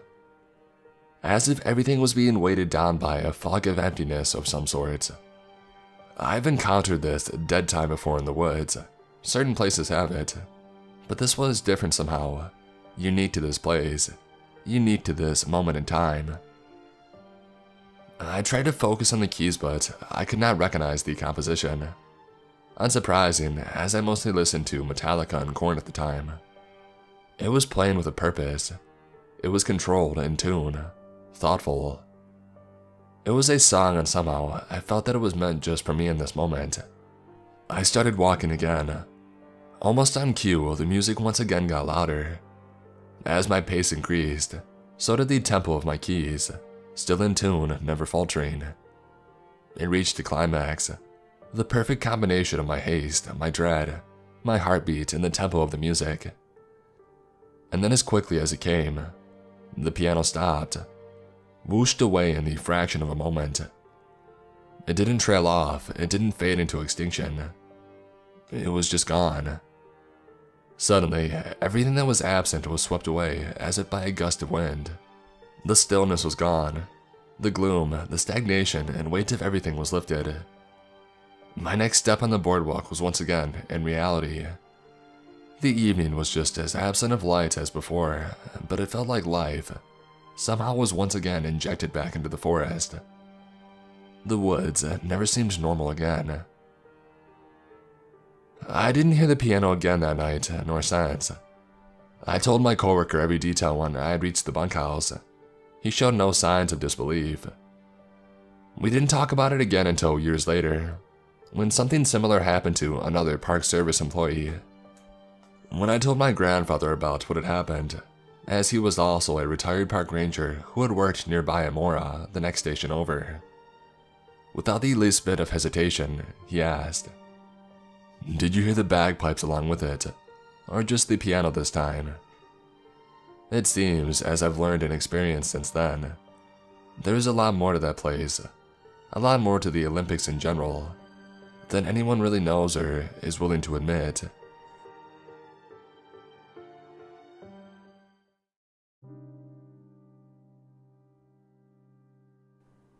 When I was a junior in college, I went camping with 4 friends in Bald Eagle State Park in Pennsylvania.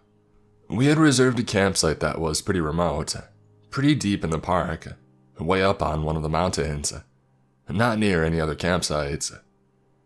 It was located at the end of a narrow dirt road, maybe about 75 feet long, which itself broke off from the main road, which I think was also dirt.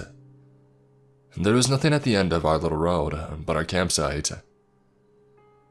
We parked at the entrance of the park and spent the day hiking up to the site, setting up camp, and then hiking around.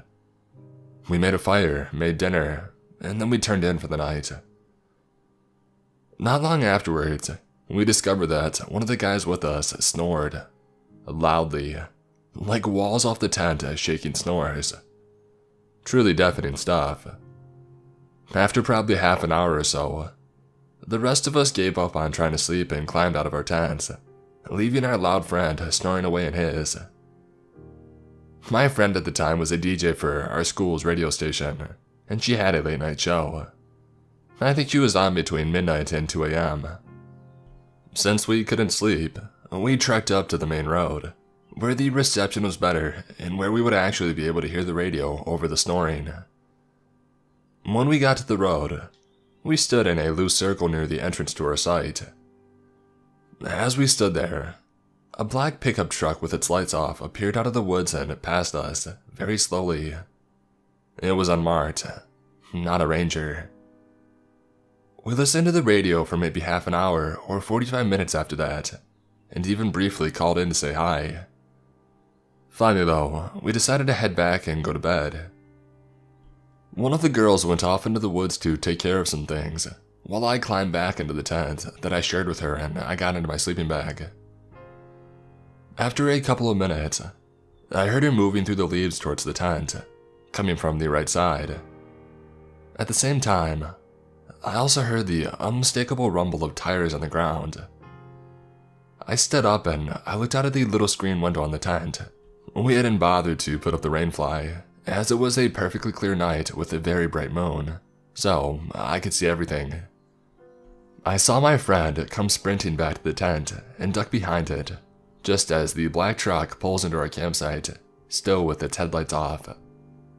And then it shuts off its engine and sits there. Our friend is still snoring too. I have a little knife in my tent and I know my other two friends have at least one in theirs, but we have no other weapons, no guns or bear spray.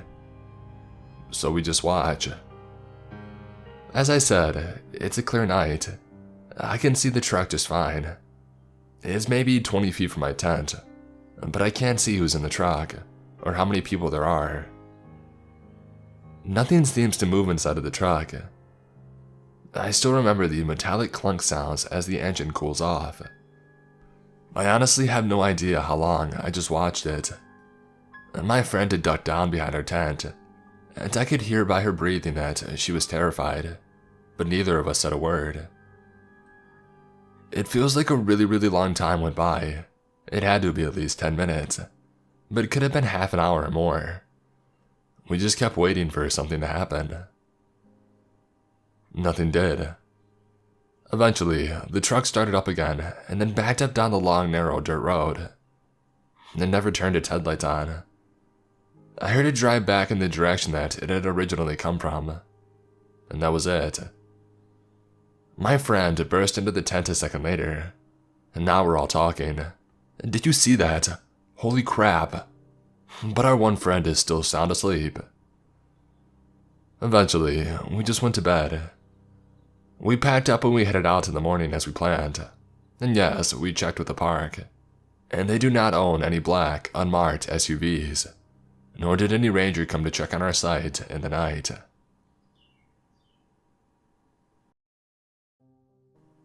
Years ago, when I was still a teenager, my friend Justin and I would often go longboarding at night while we were camping. As my friends and I were quite the night owls. We loved the freedom of almost never seeing another soul on the road to the paths that we frequented. Even when using main roads, it would be very rare to see a car out so late in such a rural area. And you could see and hear them coming from very far away due to their headlights, and the noise of the vehicle disrupting the peaceful silence of the night. We were really into it at the time, and would often ride our boards for miles and miles, sometimes not arriving home until the sun was up.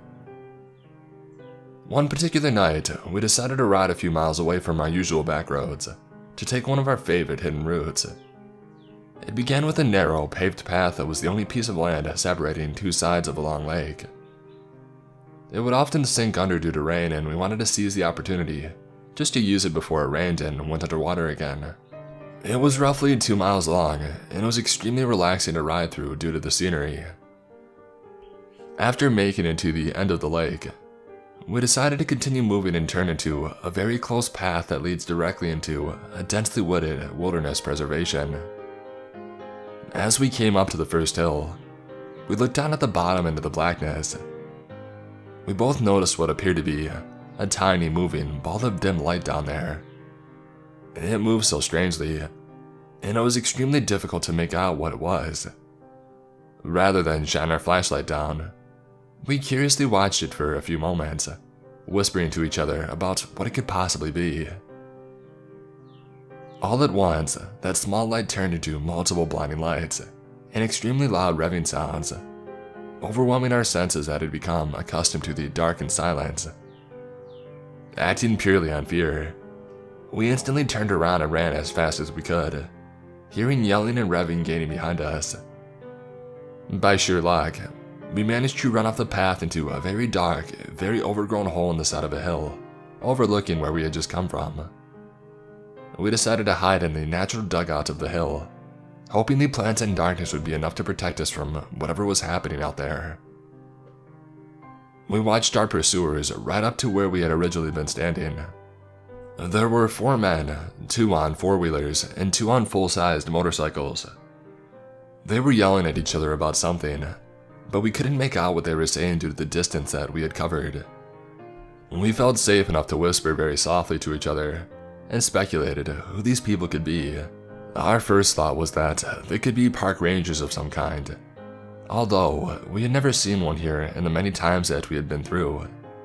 And honestly, we doubted that this county had the budget or even the desire to have any patrol the deep woods at night. Besides that, these men were on vehicles entirely inappropriate for the paved bike trails, and they were very angry about something. They called out to us for a while, yelling things like, "We know you're out there, and we can see you, come on out." We stayed silent and decided to call their bluff instead of running. Eventually, we clearly heard one of the men yell, "Find them now," and then smash a bottle. That had erased any hope that we had that these were just park rangers. We watched them split up, each of them going a different way down the series of paths on their vehicles, including the path that we came from. It took us what felt like ages to even move. We were frozen in terror inside of that dugout, watching the lights from the vehicles travel through the woods and pass, one of them already coming full circle and passing the point that he started from.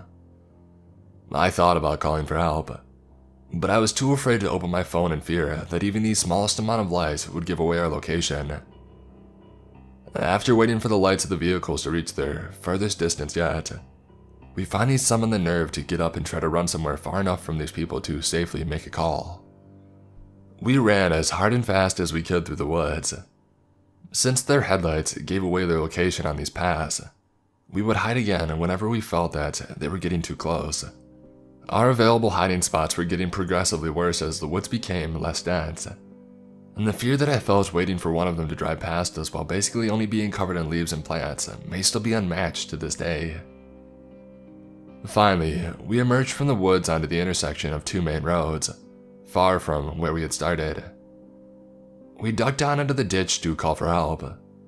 When I opened my phone, I noticed that I had recent missed calls from one of our other friends, Connor, who was supposed to meet up with us after our longboard excursion.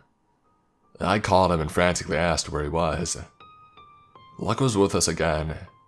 He hadn't given up on our plans despite us ignoring him, and he was only a few miles away, already heading in our direction. I gave him the names of the 2 streets that we were near the corner of, and explained that we needed to get picked up right away. He agreed to speed over to us while Justin and I waited in hiding. Thankfully, Connor arrived before any of those men did. We bolted into the back seats of his car, yelling for him to get out of there, and he took off, Relief doesn't begin to describe what I felt being safely driven back to site after everything I had just experienced. After explaining everything that had happened to Connor, we ended up just moving on with our night and decided not to call the police. We figured they would be gone by the time any officer made it out there, and that we would only be putting ourselves at risk by admitting to breaking the law by taking those paths so late at night. I still have no idea what happened or who those people were. I've been told all kinds of theories from my friends and family that have heard the story. Some think that we had walked right up to a huge drug deal. Justin and I later admitted to each other that when the revving started and we couldn't see, our minds both went straight to a chainsaw-wielding horror movie serial killer. So I suppose it could have been much worse. Frustratingly enough, whatever those men thought we saw that made them want to catch us so badly, and we never actually saw, we'll never really know, I suppose.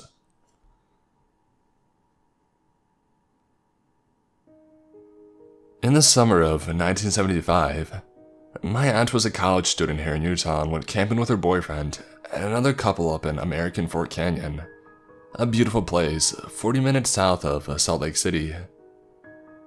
It began raining really hard earlier that evening, and so people left their campsites. When it stopped raining, my aunt and her friends made a campfire and got on with their festivities until after dark. It started raining again. The other couple decided they didn't want to camp in the rain and they left.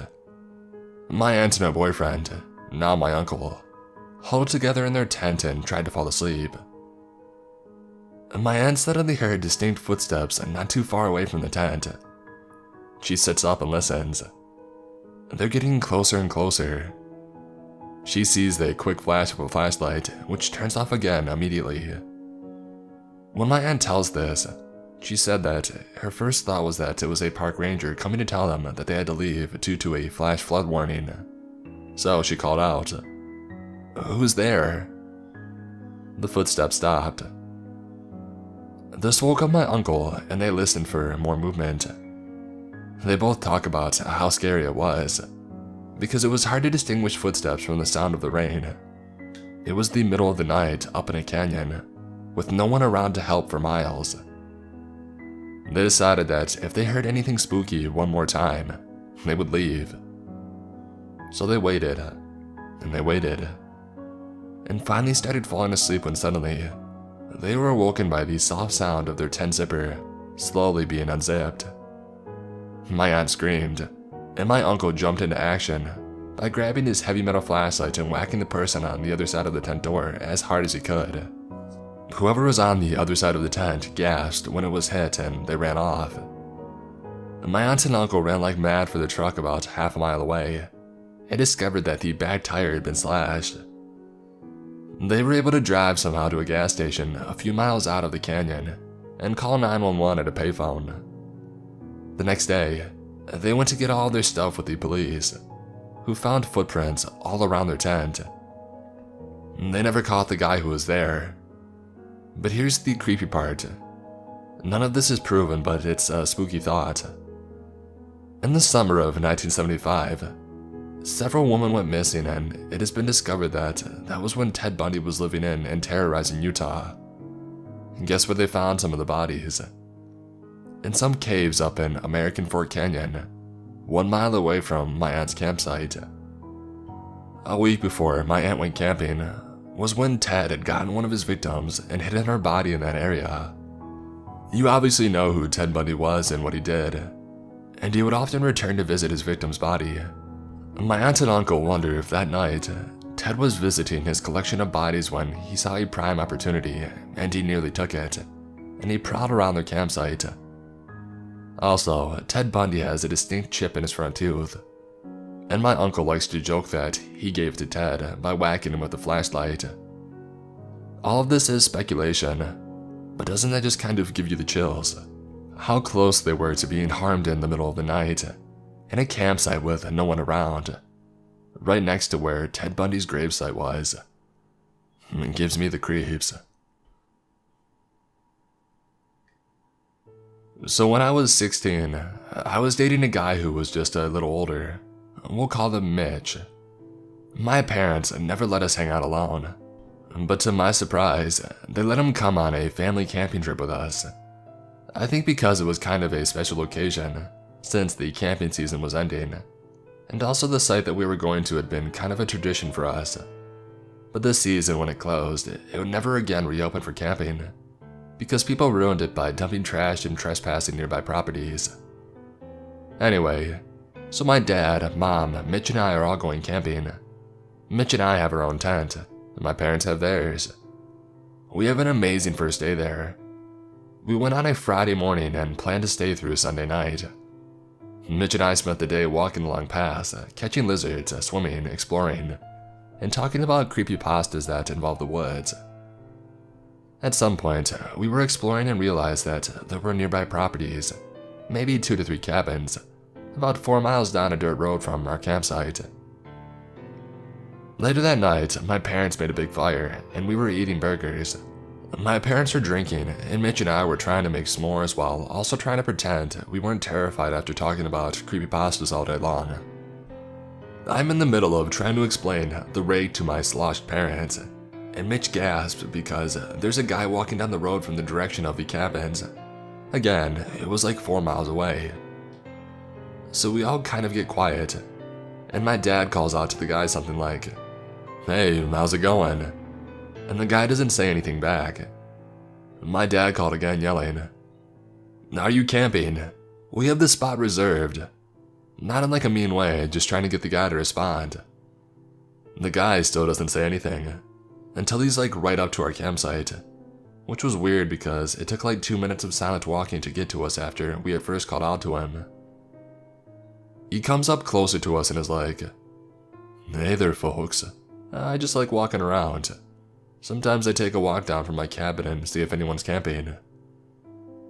So the guy sits down and he talks to my parents for a while. My parents are super drunk and I think they had been smoking pot all day. I didn't know this at the time, but when I was older they told me they were big potheads my whole childhood, because they were surprisingly chill with this strange man appearing and were very friendly. They all talked about what a shame it was that the camping season was ending, and how terrible it was that this campsite was closing. Mitch and I whispered back and forth, and we're talking about how weird the guy was. How weird it was that he walked this far, didn't talk at first, and just invited himself to our campsite. And then we started noticing other things. Mitch pointed out that the guy's zipper was down, and he had on some lengthy cargo shorts, and his boxers were poking out. And then I pointed out that in this entire interaction, the guy had been there maybe 10 to 15 minutes now, talking to my parents. He hadn't even acknowledged us with a single word, despite sitting across from the fire with us, continuously looking at us. And then we both started to notice how the guy was mimicking my parents. He went from being sober to acting like he was drunk. He started slurring his words, getting a bit wobbly, laughing, which sounded very strange, and being louder. Mitch and I were so freaked out. We had been talking about creepypastas all day and this encounter felt like a creepypasta. And the guy kept acting stranger and stranger, and there was no way to say something to my parents without him hearing. Mitch and I stood up and walked a few feet behind us over to the cooler, and pretended to get out some stuff to make hot dogs. As soon as we had backed off a few feet, the guy switched the conversation to talk about us. He asked my parents if this was a double date, and they explained that I was their kid and Mitch was my boyfriend. He asked how old we were, and they told him that I was 16 and he was 18. He asked if we were good kids, and they said yeah. Well, where are they gonna sleep tonight? I froze and looked at Mitch, who had reached out and squeezed the crap out of my forearm in fear, and was staring at me wide-eyed. To my drunk, maybe high parents, this question didn't seem weird enough to even pause. The guy was still pretending to be drunk, and he was really playing it up at this point, nearly falling off the tote that he was sitting on. My parents were like laughing. We got them their own tent. The guy said something like, "Oh, that's awful nice of you. That'll be an experience for them." I can't explain it, but the way he said it was so sexual. I think it was when my parents kind of clued into the weirdness. I looked at my mom, who looked kind of slack-jawed and uncomfortable, and was staring at me with a quizzical look. The guy kept talking, asking them, "Well, I see one tent. Where's the other one?"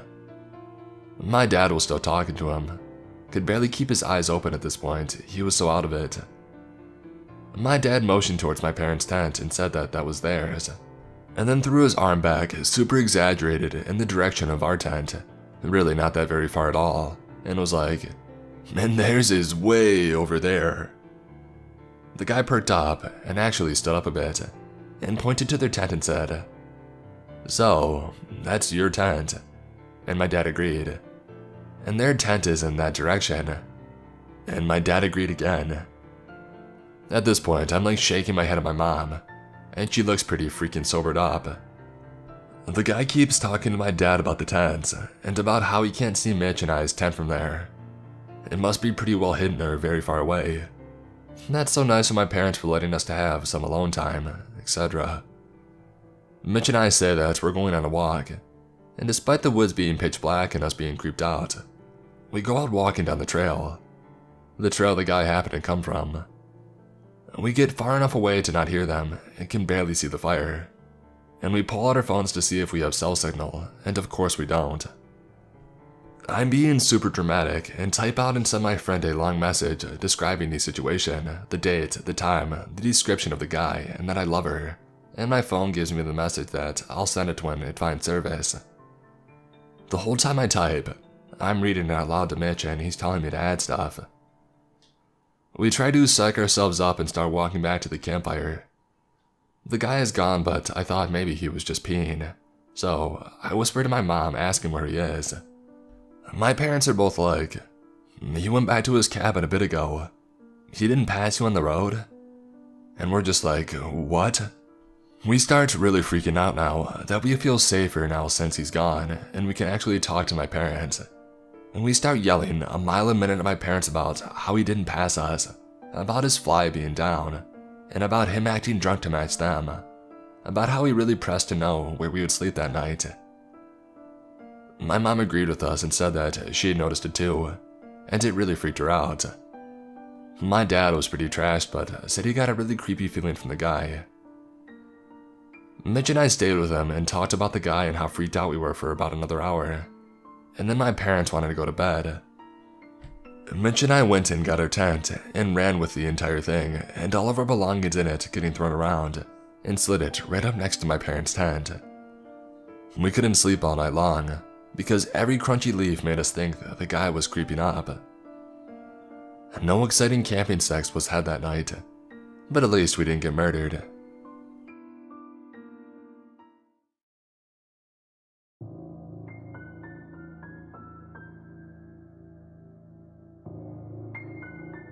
I have a reputation among my friends that, if you go out with me, it's gonna be an adventure because of the amount of strange people. It's probably why I work in the mental health field. I preface this because I might post a few more. My friend and I were both starting to get into fitness and wanted to go trail running. Part of it was the exploration too. We have many forested areas where we live, and even though we live in a city, when you get into the forest, you don't hear the sounds of the city any longer, and it's actually pretty easy to get lost. The trails that we want to run are pretty neat. It's like a big bowl in the middle of the city. So, when you enter the bowl, you run steeply down and plateau a bit with some ups and downs. When you get to a bridge, walk across the bog and start slowly climbing up. Then you have choices to keep climbing up and go left, or go right and begin a second descent and then up once more. So, we do our running. We entered the bowl and we arrived at the bridge about an hour in. We stopped and looked at the bog around us because it's pretty cool looking with petrified trees and such. Obviously we take some pictures and start our ascent upwards. It rained pretty much all day the day before, with a trickle here and there today, so the trails were muddy and we were muddy up to our shins. After about 10 minutes, we arrived at the fork in the trail that takes us up and right or down and left. Being adventurous, we really wanted to try going downwards because it looked really cool. The trail goes and zigzags down pretty steep, so when you're standing at the top, it looks otherworldly and a little ominous. My friend was reading a sign that shows us where we are, and I'm peering off into the even denser forest area that we are about to enter. As my friend walks up behind me, I suddenly just said, "Stop." I can't tell you why I said it immediately. Something compelled me to stop and stand there. I felt uneasy, so I started to stare hard at everything around the trail. My eyes settled on something very odd. A pair of clean, white running shoes. But what was so odd was that they were attached to legs, and the legs had to be attached to a body. I couldn't see over the zigzags of the trail enough to see a full person, but if it was a person, they were laying down on their side in the fetal position. It also caught my attention that these shoes were clean, like they hadn't even touched the mud on the trails. So, I'll point out here that I've taken these fancy word tests that are supposed to tell you your top 5 traits and etc. My top one is that I'm pretty prone to taking seemingly random pieces of information and finding a way to relate them. So, a million things are running through my head, and I'm thinking, is it a body? A dead body? A live one? Is it some kind of ruse to get people to come see if the person is okay, and then they murder or they kidnap the person? Is this a fake pair of shoes and the pants are stuffed? Why would someone do that? I'm coming up with all sorts of stuff in my head, and I can tell you that I am not okay by now. And I'm always calm, so my friend is now freaked out. I looked at her and said, "We gotta get out of here now." We turned the opposite direction of the dense forest towards the uphill trail that leads out. I'm always way more out of shape than her, so she has to run away ahead of me and kept waiting for me to catch up. I yell at her to go on without me, and if I get murdered, to go for help so they can catch the killers. It's very dramatic, I know. Finally, we made it to the edge of the trail.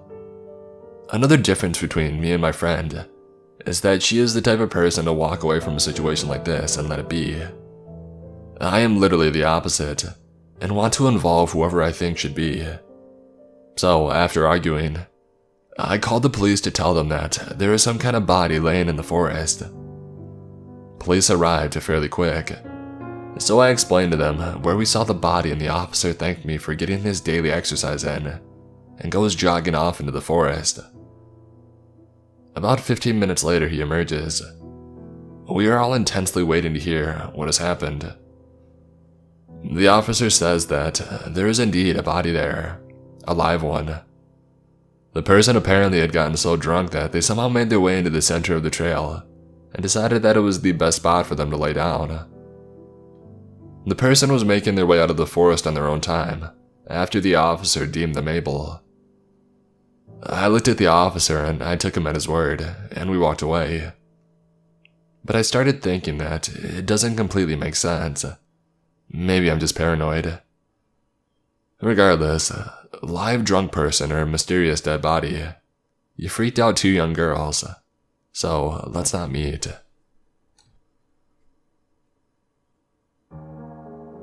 This story takes place in late 2009. As a young kid, my friend and I would spend all summer exploring the surrounding areas in our small New England town. We would spend all day just exploring anything and everything that we could find. One day, my father told us about an abandoned restaurant deep in the woods. My father told us a story about when he was our age in the early 70s. The restaurant was owned by the local mafia, and that the group was under investigation at the time for some local people that went missing. The rumor around town was that the mafia had killed the missing people and dumped the bodies in the quarry that was in the back of the restaurant. This was never proven, but it was never disproven too. After hearing this story, it made my friend and I want to find this location more than ever. By the time we went looking for the location, it had been long closed and most of the records had been lost to time. The rest of the summer, it was our goal to find this location. And then on a still September evening, we found the location. At the time, we had such a rush that we finally found the location that we had been looking for. We had about 2 hours left of the sun, so we decided to do as much exploring as we could for the day. We started to walk around the outside of the area, which had been almost fully taken by nature. And when we finally got to the main building, it was still in decent shape for being unused for 20 plus years. After a little while of exploring the outside of the building, we found a way in the inside through a broken door. We took out our old flip phones and used these screens as a small light. At this point, we had about an hour of sunlight left and it was soon to be dark. So we walked around the upper part of the restaurant, and all of a sudden, we heard a noise that broke the quiet, still air. I looked at my friend and in a low voice I asked him if he had heard that. He shook his head and mouthed the word, yes. At this point, we thought it was an animal, so we kept exploring. We finally got to the lower part of the restaurant, and as we walked down the steps, we heard another noise much like the first one that we had heard. At this point, my friend was freaking out and was pulling on my arm to head out of the building. Right as I turned my head to look at him, I caught a black object that darted from one side of the hall to the other. At that point, I was freaked out and wanted to get the heck out of that place as quickly as I could. At this point, we were hauling it up the steps and running as fast as we can to the broken door. The sun had mostly fell behind the trees as we made it out of the building. I swear we didn't stop running for what felt like miles, and when we felt like we had gotten far enough away, we stopped. And gasping for breath, we turned and looked at each other, and he had a look in his eyes that said it all. We had no idea if what we saw was real or just made up in our mind. And we walked back to my house. By the time we got back, it was around 9 p.m. We talked about what we saw and made a plan to head back the next day during the morning and see if we could find out if it was real or not. The next morning, my friend and I made the hour or so walk back to the building. The first thing we did when we got back to the building was to go and look in the area that we had been the night before. We entered the building as quietly as we could. We got to the lower part and looked in the area that I saw the black figure. We went into the room I had seen the black mass in, and on the floor, it was a mess of old bedding and nasty looking shirts and pants, but no person. After seeing this, we felt very unnerved and wanted to leave again. We left the building and decided to try and find the quarry my dad had told us about. It took about 10 minutes to find it, but we did. We wanted to walk around the outside of the huge rock face. We got about halfway around the huge circle when we heard some sounds that sounded like heavy footsteps, no more than 20 feet away from us. And before we could figure out what was happening, a huge and nasty-looking man in his late 40s with long light-colored hair jumped out and tackled my friend. I started to kick and punch the man, trying to get him off of my friend. After what felt like an eternity, the man got up and pulled out a large hunting knife from his pants. In this moment, I pulled my friend up and we ran as fast as we could to get away from the old man. We sprinted like we did the night before, but this time, we knew what we saw was real. We got back to my house in about half the time that it normally takes. When we got back, we locked the door and fell to the floor and scared in a shocked mood. My friend wanted for me to call my dad and tell him what we had just went through. At the time, I was scared and so out of it that I didn't know what to do. We waited until both of my parents got home to tell them what took place. We told them the story from the night before and what took place today. After telling them, I could tell they didn't fully think what we were telling them was true. My friend and I went to my room and got upset that my parents didn't believe us. We tried to get over it and tried to move on. Later that night, my friend and I were sitting in the living room playing a video game at about 11 p.m. We had started to move on from the events of the day, when all of a sudden, we saw the backyard light turn on, and we got scared and had a flashback to the events of the day. I built up the nerve to go to the back door and look outside. I noticed that my shed door was cracked open, and I knew for a fact that we always kept it shut. I ran to my parents' room and shook my dad to get him up and to see what was going on outside. Annoyed that I woke him up, he soon agreed and walked down, and saw what we were talking about, and wanted to take a look and see what was outside. He cracked the door and slowly walked to the shed. My dad got about 5 feet away from the shed, when an older man ran out of the shed and ran into the woods into the back of the house. My dad ran to the house and told me to call the cops. I did, and within 5 minutes, the police showed up. I had to tell my story of what took place at the abandoned building in the woods. After my testimony, they went and took a look in the shed and found a large hunting knife on the floor. The police took it and told my parents that they would have the cops in the area looking for the man. A week passes and the police had not caught the man or had any new information, so we started to move on again. Fast forward about 8 years later, my friend and I are now in college. I was calling my mom one day and she said that she had a story that she needed to send me. What she sent was a story of a local man who had gone missing a week ago while hiking in the woods that surrounded my town. The man was found dead in the same building many years ago that I had encountered with the old man. I'm not saying that he had anything to do with it, but it definitely seems like a strong connection. At the time of me writing this, they had never found the person who had killed the man in the building. To the old man in the woods, I hope I never see you again. So, to begin, this event took place in the summer of 2019 in England, more specifically the Midlands.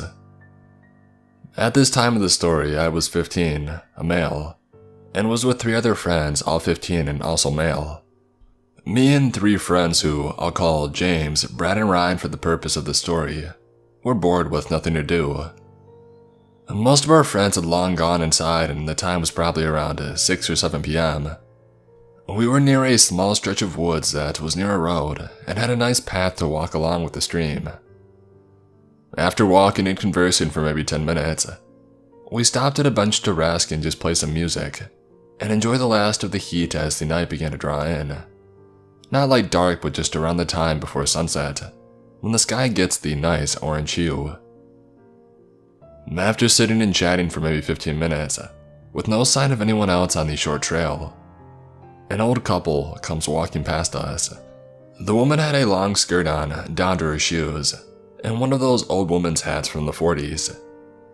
I can't remember anything distinctive about her face, except that she seemed maybe around 60 or 70 at most, and very gray and dull in looks. The man seemed slightly older than the woman, a cream shirt on, old jeans and work boots, and a cane in one hand. They had their arms interlocked and seemed at most ordinary apart from the clothing, and such which seemed quite dated.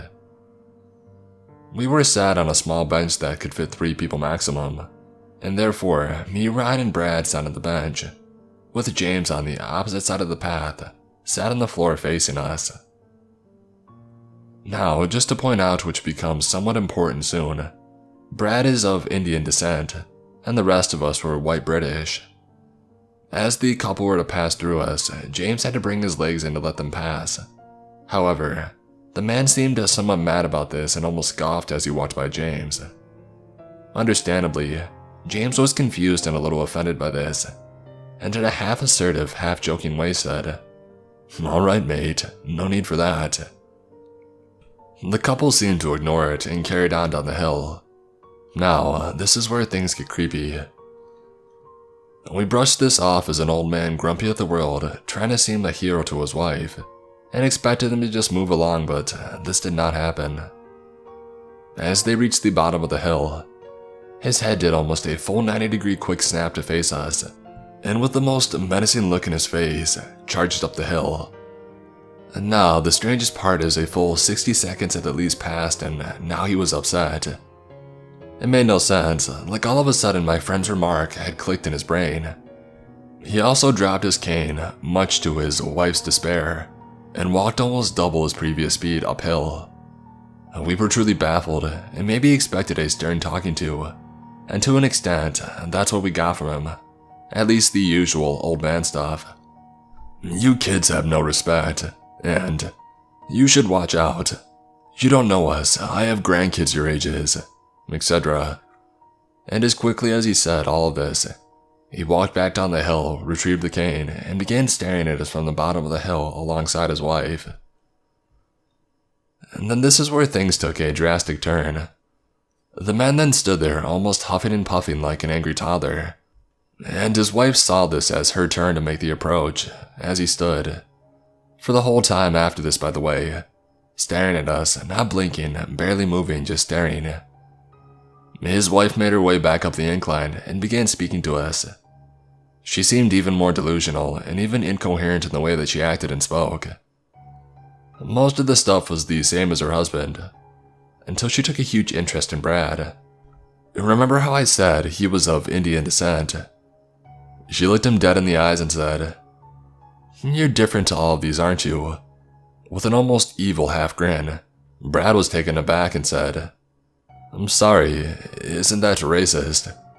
She shot back almost instantly with a, "Oh, no, no, no. I just mean you're different. You're the chosen one." I know, weird and almost cliche sounding, right? At this point, we were all shocked and began shooting each other concerned and confused half glances. And then she began waving into the trees behind the bench, where us three were sitting, her eyes frantically darting from point to point, and waving almost methodically in motion as she exclaimed loudly and almost proudly, "It's okay. You don't need to watch them anymore. It's fine. You don't need to come out now. You can stay there." At this, we all turned around rapidly to see no one or nothing behind us. And at that, she shot Brad one more deep stare and started on her walk again. The old man had been staring the whole time. They met at the bottom of the hill, interlocked arms, and turned the corner. We were all feeling all types of emotions now and really didn't know what to do. The woods on either side of the path were thick. So thick, in fact, even teens couldn't enter it alone. So, there was only one place they could have gone, which was follow the path. Ryan had the smart idea to see where they went, so no less than 20 seconds after they rounded the corner, we followed at an almost running walk speed, and got to the end of the trail, but there was no sign of them. At the end of the trail led to 3 directions left, into an alley and a shop with a dead end, right onto the start of a busy road with nothing to see, and straight into a cul-de-sac that also had a dead end right at the bottom. Me and Brad went straight, Ryan went left, and James went right, but you guessed it, they were gone. How? We met up in disbelief and shock and confusion and everything in between. The sun was now pulling in, and we needed to make our way home, and therefore, that's what we did. And on the way home, which was at least a 20 to 30 minute walk, we were half paranoid we would see them again, but not really flustered. It's now been like half a year, and we had all forgotten about these people and never seen them again. But after reading similar stories and listening to that on YouTube, it reminded me of that evening, and I thought that everybody would like to hear it.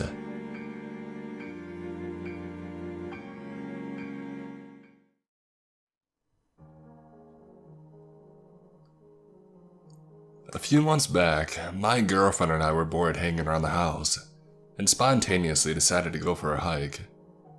We don't go hiking often, but the idea appealed to both of us. And even though there was only about an hour left of light, we figured we had enough time to enjoy a hike before it got too dark. We quickly filled up our water bottles and put on the best walking shoes that we had, and we were out the door, driving up into the mountains. Around my area, there are many hiking trails, with the variety of trails increasing as you go up into the mountains. We tended to stay around the base of the mountains in the occasional case of us hiking, where most people would still be walking, but we wanted to change things up and progressed further up the mountain road to a trail a friend of mine had mentioned. We kept in mind our time and figured that we could hike for a bit, and simply enjoy the new environment for us, and finish up before it was too late. We arrived at the trailhead and see that there are no cars left along the road where the trail commences, but didn't think much of it due to the time. We still had a good 45 minutes until dark, so we continued on. We start walking down a fairly steep hill that then recoups the elevation at the bottom, with an equally steep hill that you have to ascend, We reach the top and then it's smooth sailing from there. We see a lone coyote off the trail a ways off, and some rabbits, and I made a quip about how those rabbits might need to be careful with that coyote lurking around. She playfully hit me for that one. Approximately less than a mile into the trail, we see a large fallen tree that made a bridge over a dried riverbed, and decided to take a rest and climb around on it and take pictures. We were there for about 10 minutes and then resume hiking. We continue on the trail for a short distance until she hears a rustle in the trees behind us. We stop, mildly spooked due to the assumed size of whatever made that rustling, but continue on, only briefly before she decides she's done and that we need to head back. It's twilight now, so I agree with her and we turn around and head back to the car. When we made it back to the fallen tree, my shoe had come untied, so I used the trunk to fix my loose laces and looked behind us for the first time on the hike. Uncharacteristic of me, but hey, I was having fun, why be paranoid? I see a person that was dressed entirely in black with their hood on, that was a significant distance behind us, walking at a slow, even pace. It wasn't something out of the ordinary, so what if they're wearing black with their hood on? I wear black most of the time and it's cold out. I shouldn't make assumptions. This does trigger me to be more alert, however, and I inform my girlfriend of this person's presence. It's now dusk. We continue on at an intentionally faster pace and go through a winding section of the trail, and I lose sight of the person. When we come around the final bend of the section, I figure they are far behind us, and that there's nothing to worry about. Sooner rather than later, the person is behind us again, but much closer. Probably 50 feet in comparison to 100 feet before. And we had increased our speed, so this alarmed us. We briskly walk around another bend, and as soon as we come around it, we book it. It seemed to be a natural reaction of both of our parts, as we just started running without a word said to initiate it. We are nearing the trailhead now, with only the hills to deal with. We catch our breaths for a moment, and I turn around again. I see the person seemingly halt a sprint upon noticing me looking back, as if they were trying to uphold the illusion of simply walking. At this point, I shout, "Go!" and we sprint down the hill. What little light was left struggled to make its way through the dense trees surrounding us, and the steep hill proved challenging to run down without a clear path to be seen. We both stumbled down the hill, almost falling multiple times and slamming our feet onto rocks and loose brush, but we didn't fall and we didn't look behind us. We make it to the bottom, but must continue up the initial hill and then we will have made it out. We persevere up the incline and make it back to our car. I briefly breathe in relief as I start my car, heart pounding and adrenaline racing. As I reverse onto the road, the person emerges at the trailhead, apparently breathing heavily. We finally got a glimpse of him. His hood had fallen off his head, exposing his pale complexion and dead eyes that were only illuminated by a single lantern at the start of the trail.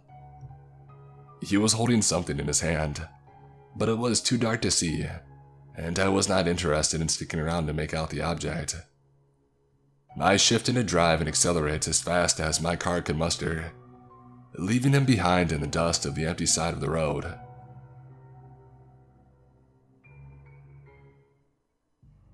Last year, I was hiking in Virginia. It was a planned 2-day hiking trip, myself and 2 friends. Late into the first day, one of my friends grew ill and decided to turn back. The second friend joined him, just in case it got worse. They told me to go on, and seeing as I had been looking forward to the trip, I did. As evening approached, I came upon a clearing in the forest. On a table surrounded by tools and several cans of spray paint was an elaborate dollhouse. It was large, perhaps 3 feet tall. Its walls and windows were open, as if it had just been built and was drying. That lingering smell of spray paint still hung in the air around it. On the back of the house, a photo had been affixed. It was a family picture, Old, perhaps taken in the 80s. Everyone in the picture looked very uncomfortable, like they didn't want to be taking the picture, or they were forced to. Not scared, just very uncomfortable. I left it and continued on so that I might reach my planned campsite by nightfall. The wind had picked up considerably. In the distance, I heard a branch give and fall, crashing to the forest floor, startling me. I found my campsite, but was a bit unnerved by the dollhouse in the middle of nowhere. I realized that I didn't want to camp out in the open where whoever was working on it might stumble upon me. I had one of those little one-person tents that stand just tall enough for a person to lay down in. I set it up behind a thick stand of brush, one side blocked off by a tall stand of rocks. I was glad for this, because not only was I now hidden, but the rocks effectively blocked the heavy winds, which had now turned cold as the frigid air tumbled down from the mountains at night. The sound of the wind churned forest was relaxing, and I think I fell asleep right away. Have you ever been awoken by a loud sound and you're unsure what it was exactly, but some remnant of it echoes in your mind for a moment after waking? That's what happened to me sometime later, in the pitch dark. I had the sensation that someone was near. I listened intently, trying to hear over the wind. I heard a man's voice of somewhere in the distance, harsh, rapid, and then becoming softer. He was too far away for me to discern what he was saying, but close enough that I could hear inflection and cadence. It sounded like a crazy person scolding himself, and then his voice becoming softer, answering. As I listened, his voice grew louder and louder, until I could hear his clumsy footfalls crashing towards me. He walked by where I was camped, just several feet away from the brush that concealed me. By now my eyes had adapted somewhat to the pale moonlight, but I still couldn't make out anything more than a large, massive shape. He was probably about 6'6", heavily built. He was carrying something long beneath his arm. A rolled-up tent, I guessed. He was angrily talking about someone's face and how it haunted him.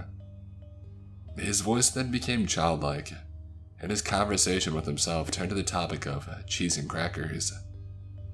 The dude was clearly off his rocker, that or high on something really good. After a moment, he continued on, his voice receding until I could no longer hear him. I slept little that night afterward. At first light, I butted back the way that I came, back to town. I noticed that the dollhouse was not in the clearing when I passed back by. Whoever the stranger was that night, I'm glad that we did not meet. So, a few months ago, I was out hiking with my friend. We live in the mountains of western Maryland, and we were about 6 miles into an 8-mile loop that we have done frequently, when we decided to take some pictures and eat a snack at a summit. This area of the trail had a park, benches and tables, and a parking lot. We were sitting and talking, and I noticed a man just walking around the parking lot alone. He was walking aimlessly and staring at his feet. What confused me is that he was in jeans and a button-down shirt, not exactly hiking attire. We decided to set off in the last 2-mile leg of the loop. This part goes down a hill to the headquarters of the park, and is cut out of the mountain bank. The end of that leg is the parking lot where our car is. You don't have a lot of visibility from the trail and you have to walk single file. I was walking in front and talking to my friend. I turn to look at her and I see the same man right behind her, following at a rudely close distance. I immediately got a gut-wrenching feeling. I noticed that he didn't have any pack or hiking gear, and he wasn't even wearing boots. Something about his eyes really spooked me. So a bit more walking and he continues to fall very close. I say to my friend that I have to tie my shoe, as a reason to step off the trail and let him pass us, in case he is only following closely because he wants to go faster than we are. She immediately catches on to what I'm doing and we pull over. He looks startled and she says hello politely. He just stares. This is when I notice that he is carrying a stick. As I'm fiddling with my shoe, she stands between us and he passes us. We wait for him to give some distance ahead of us, but he immediately slows down. We wait for a bit longer and he gets up to the furthest part of the trail that has sight lines to us, and he turns around, looking up at us.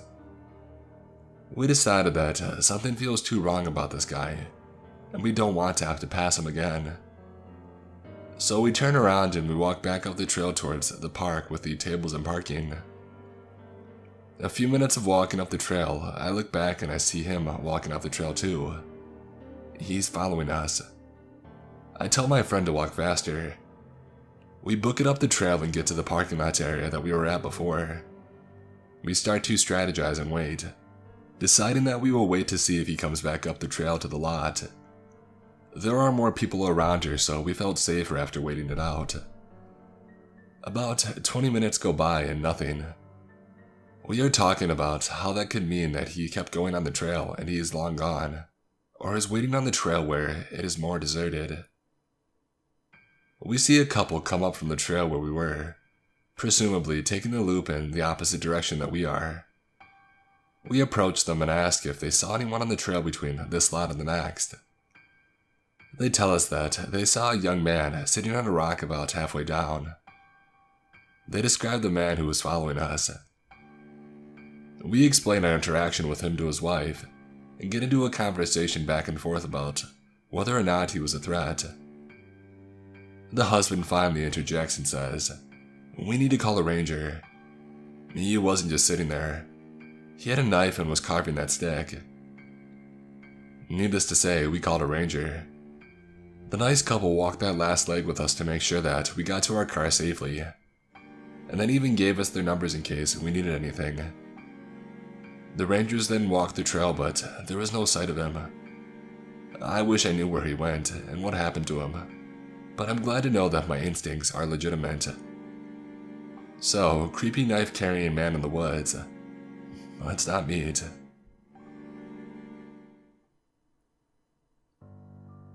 So, it's the summer of 2013. I'm 21 and I just finished my junior year in college. The second week of August, a group of my friends and I go on an 8-day camping trip. It's 7 of us in total, 4 guys and 3 girls. We're camping in a semi-remote campground in the White Mountains of New Hampshire. It was a large campground, but very few other campers were there. There were a few filled sites near the front of the campground, but we purposely requested a site off in the back corner. We were completely by ourselves.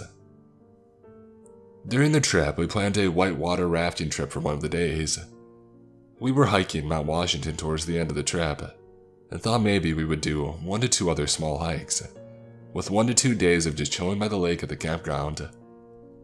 We also planned on doing plenty of drinking during the evenings. The first couple of days during the trip were fantastic. Whitewater rafting was a blast, everything is going great. And so, it's the evening of our 3rd day. We have a roaring fire going. We're all just hanging out at the campsite, drinking and messing around. It's around 9:30 when a disheveled-looking man walks past our site. His clothes are kind of torn and worn out. He had messy, tangled hair, etc. He looked maybe to be in his mid-40s. This wasn't weird though. We all just think that he's another camper doing a late evening stroll around the campground.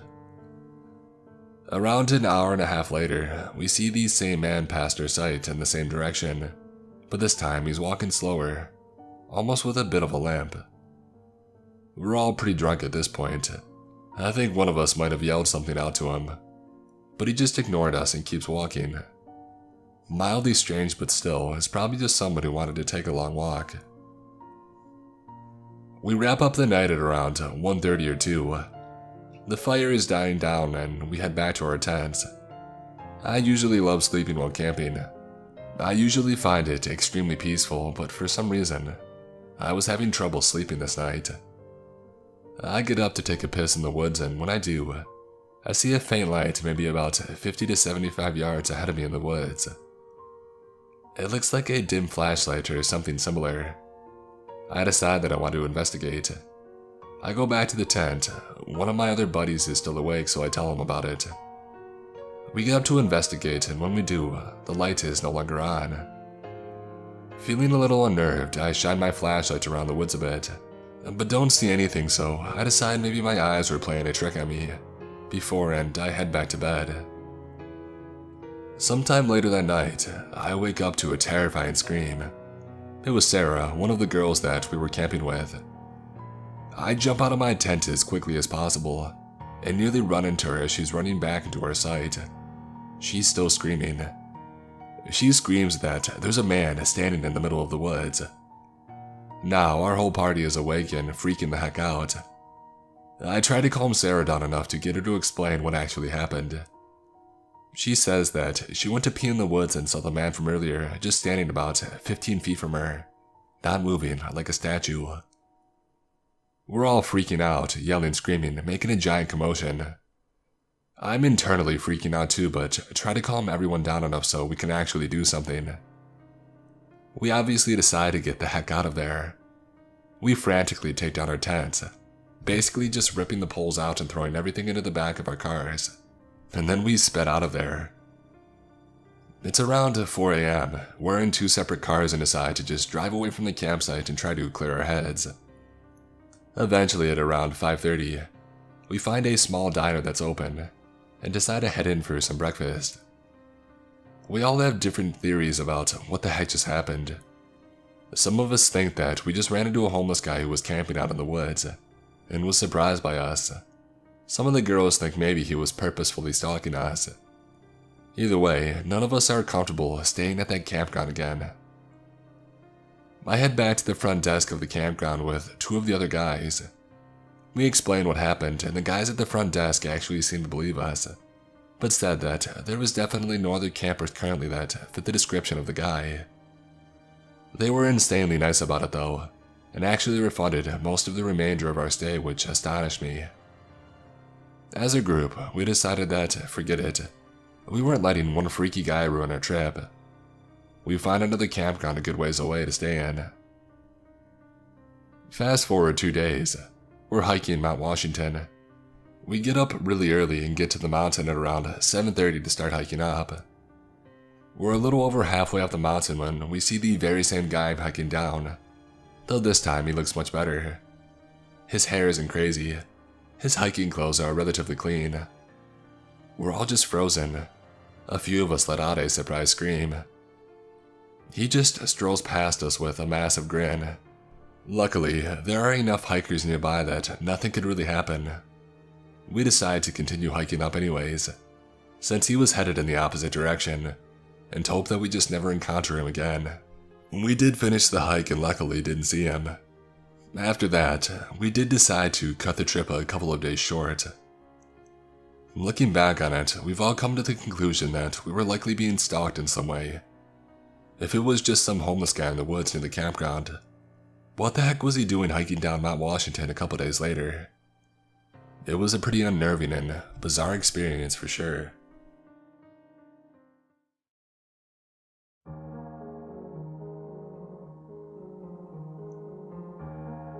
When I was a little girl, I lived in an apartment complex with my mother.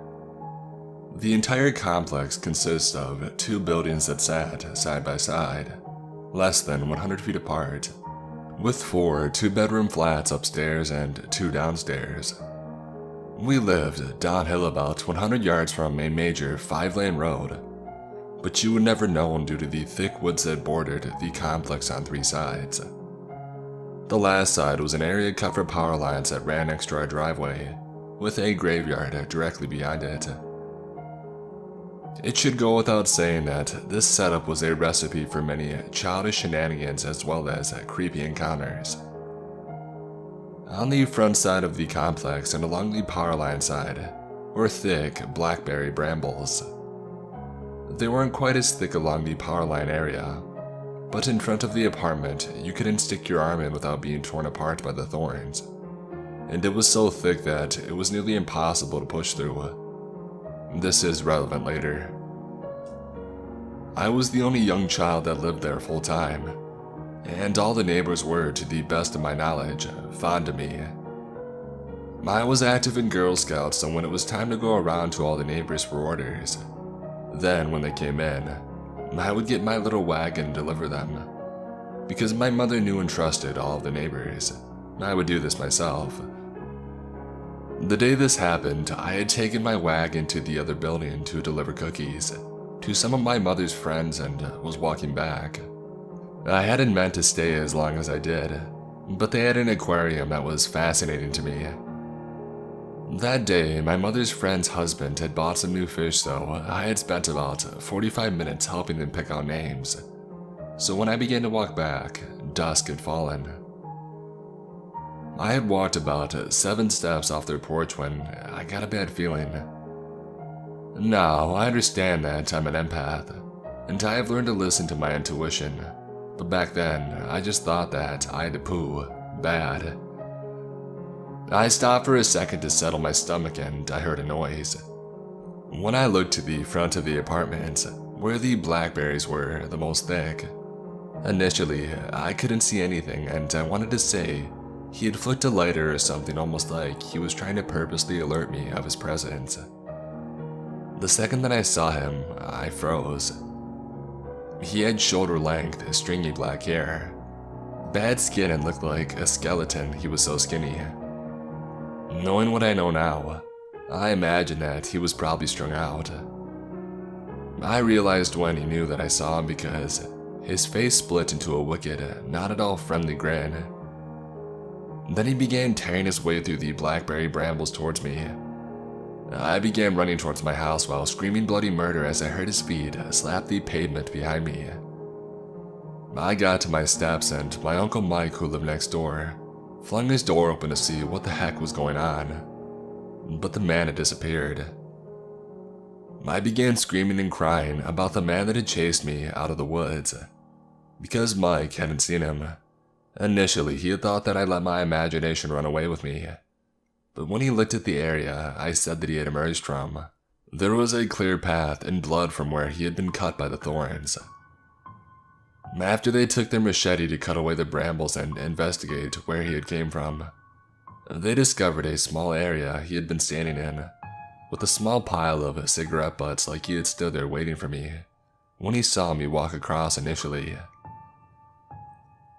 A few weeks later, deeper in the woods, my mother's boyfriend and I discovered a small tent with assorted, inappropriate paraphernalia. No one mentioned the connection, but I was very mature for my age, so when I thought about it, it disturbed me very much. So, disturbing stranger that departed your tent to watch me from the woods. Let's not meet again. I'm a university student now, but this incident happened when I was in 8th grade. When I was around 14, I studied a subject focusing on outdoor pursuits. For our final assessment, 2 teachers took my class on a one-night camp, where we would do activities like rock climbing, kayaking, trail walking, and so on. I live in Australia, around an hour from a state forest that was notorious for the backpacker murders. Several bodies had been found and several more remain missing. I'm pretty sure all of the murders were linked to the same killer. Anyway, in the morning we leave the school and drive out in a bus. When we reach the road that leads to the entrance of the forest, a police car is parked outside. He spoke to the teacher for a moment, but I didn't hear anything and no one else seemed to notice or care. Fast forward a few hours and we've tracked about 20 of us to the camping area somewhere in the middle of a state forest. Some parts are state and some parts are privately owned, I think. While kayaking that afternoon, we noticed a helicopter doing flybys, but again, my classmates never suspected anything. A couple of mates and I were the first to leave the water and helped the teacher with some equipment and started building our own rafts. I was standing off to the side when one of the national park guides walked over to one of the instructors and talked in a hushed, slightly stressed out tone. I remember hearing the instructor say stuff like, "You're kidding," and "I don't believe it." He just looked shocked and taken aback. So at this point, I started connecting the dots, but I didn't say anything to my school friends. Around dusk that night, I got to use the toilet block, which is around 100 meters from the main campsite. As I go in, I remember a guy walking around the other side of the block. I didn't see him very clearly in the diminished light, but he kept glancing around with nervous body language. I couldn't see his face clearly. He wasn't part of our party, and to me he just didn't fit. I didn't think much of it at the time though. Fast forward to the next morning when we got back to the car park. The teacher tells us that a body was found in a dam not far from where we were. They didn't want to tell us so as to not frighten us. We later found out that it was a young guy who was killed with an axe, and the guy who did it was related to the serial killer who hunted in the same area. I don't know if that guy I saw had anything at all to do with the murders, but it freaked me out a lot afterwards. I haven't been camping since.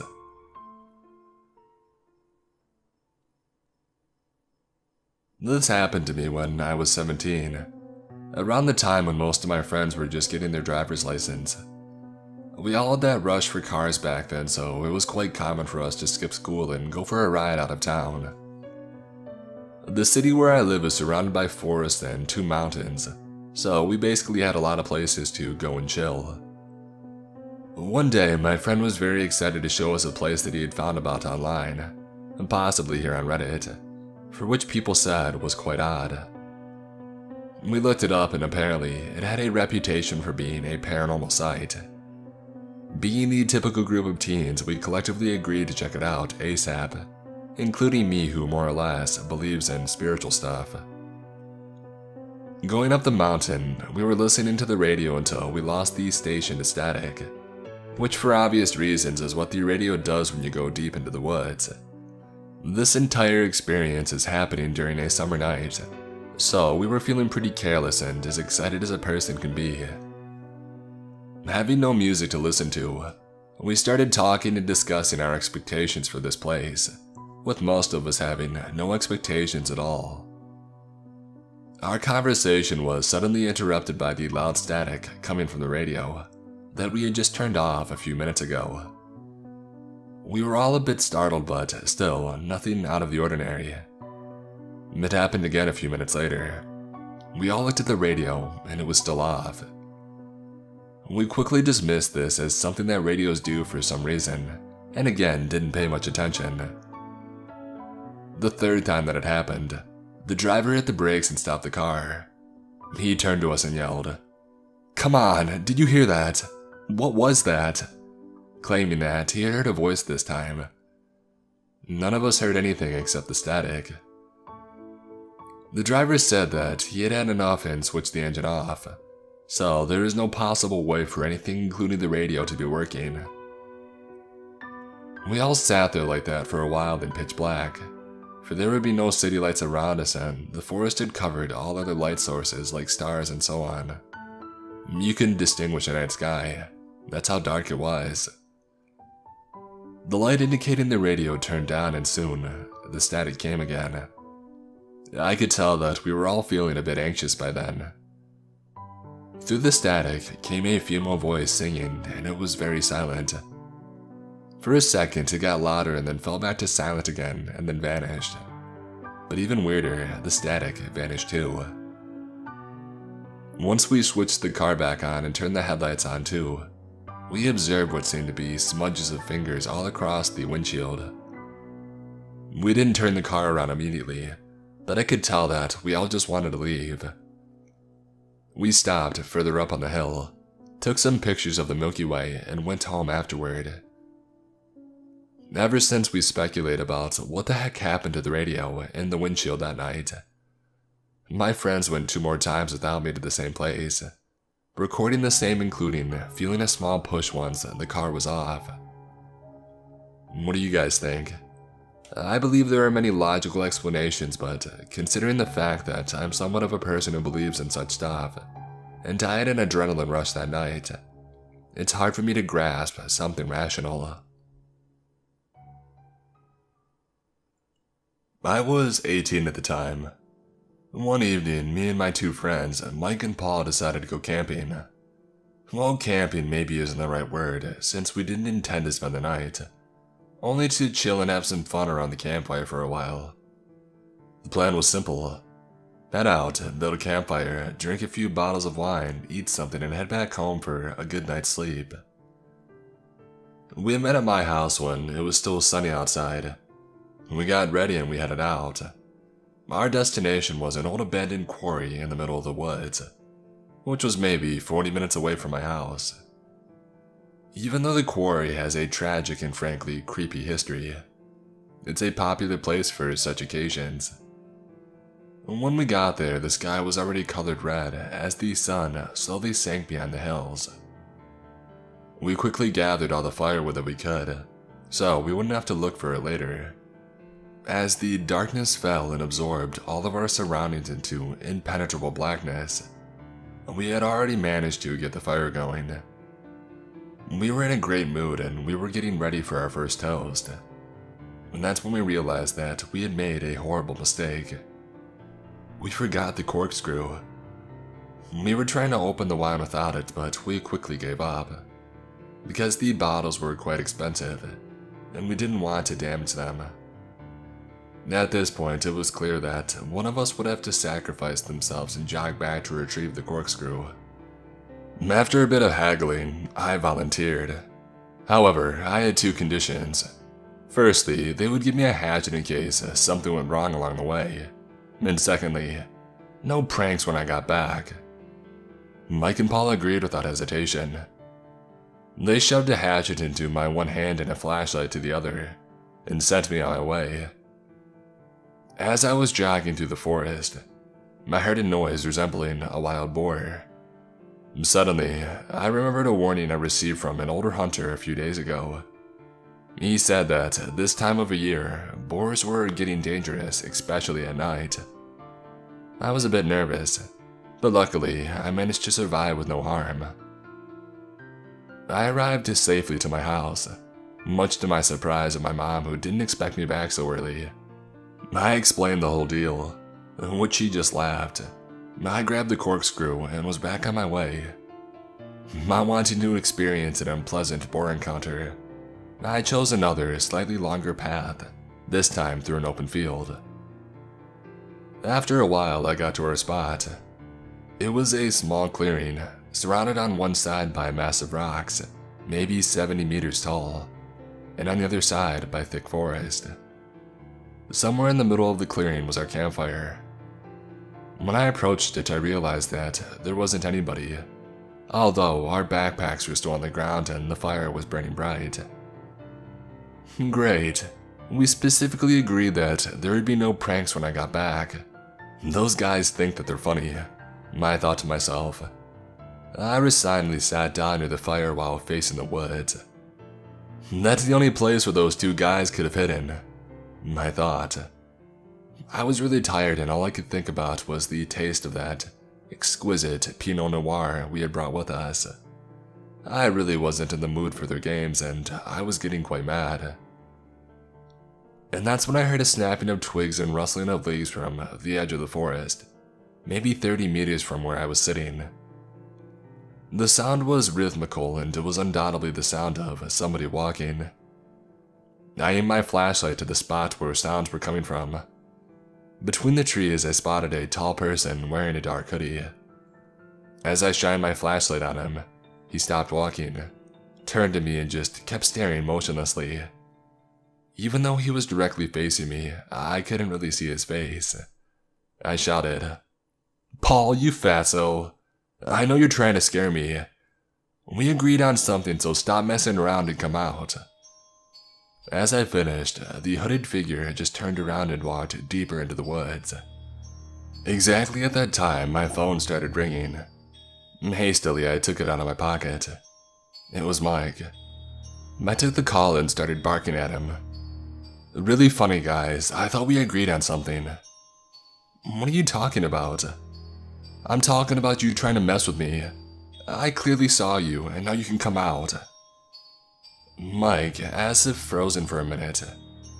For what seemed like an eternity, all I could hear was his heavy breathing and Paul mumbling something in the background. When he finally snapped back to reality, he just said, "Dude, we're at your house. We heard some footsteps, and at first we thought you were just trying to mess with us. But then we got scared and decided to look after you. I forgot the phone at your house, so we couldn't even give you a call. Just get the heck out of there and we'll come back for our stuff together.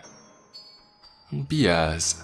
That's just another one of your funny pranks and I'm not buying it. Hold on a second. For a while, all I could hear was some incoherent mumbling. Hey, what's going on? Asked the voice of my mom coming from the phone. My head suddenly spun and my heart skipped a beat as I realized that they weren't kidding. Suddenly, a freezing wave of fear ran through my body. However, I managed to convince Mom that everything was just fine, and that she didn't need to worry. She gave the phone back to Mike. Just leave everything and come back. We're heading out now. We'll meet you halfway there. I'm not going anywhere alone again. You better get your butts here and do it quick. I'm waiting for you. But I hung up. I didn't wish to make any more noise than I already did. I quickly turned off my flashlight and started to back off from the light of the fire. I moved all the way to the huge wall of rocks. I figured that if I had my bag covered by the rocks, I could eliminate one of the possible ways that unwanted visitors could approach me. I was standing there in a complete darkness, trying not to make a sound while tightly clutching my hatchet, which would be for the next half an hour my best friend. I had to constantly convince myself not to curl into a ball in fear. Even my own body started to betray me. As my hearing got worse due to my savagely beating heart, I was trying to calm myself.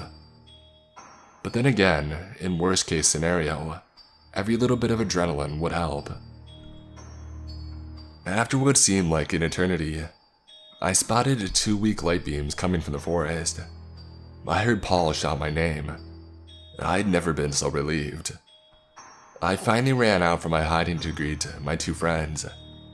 For quite some time, we were just standing there, laughing like maniacs from relief. We were even getting a bit cocky, and we thought about staying. After all, there was just one supposedly creep lurking between the trees, and there were 3 of us. It's funny. Just minutes earlier, I was crapping myself with fear, and now I was suddenly full of tough macho thinking, what could possibly happen? In the end, healthy judgment got the better of us and we decided to leave. We packed our things, put out the fire and got out. We took our bottles of wine to enjoy somewhere else, somewhere where it's nice and brightly lit.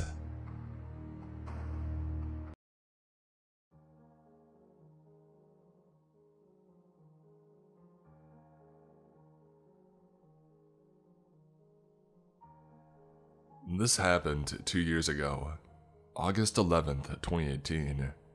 And since the anniversary just passed, I thought I should finally share this story. My fiance and I were on the second night of our 2-night camping trip at a popular campground about a half hour from where we live. On our first night, we kept hearing noises in the woods around us.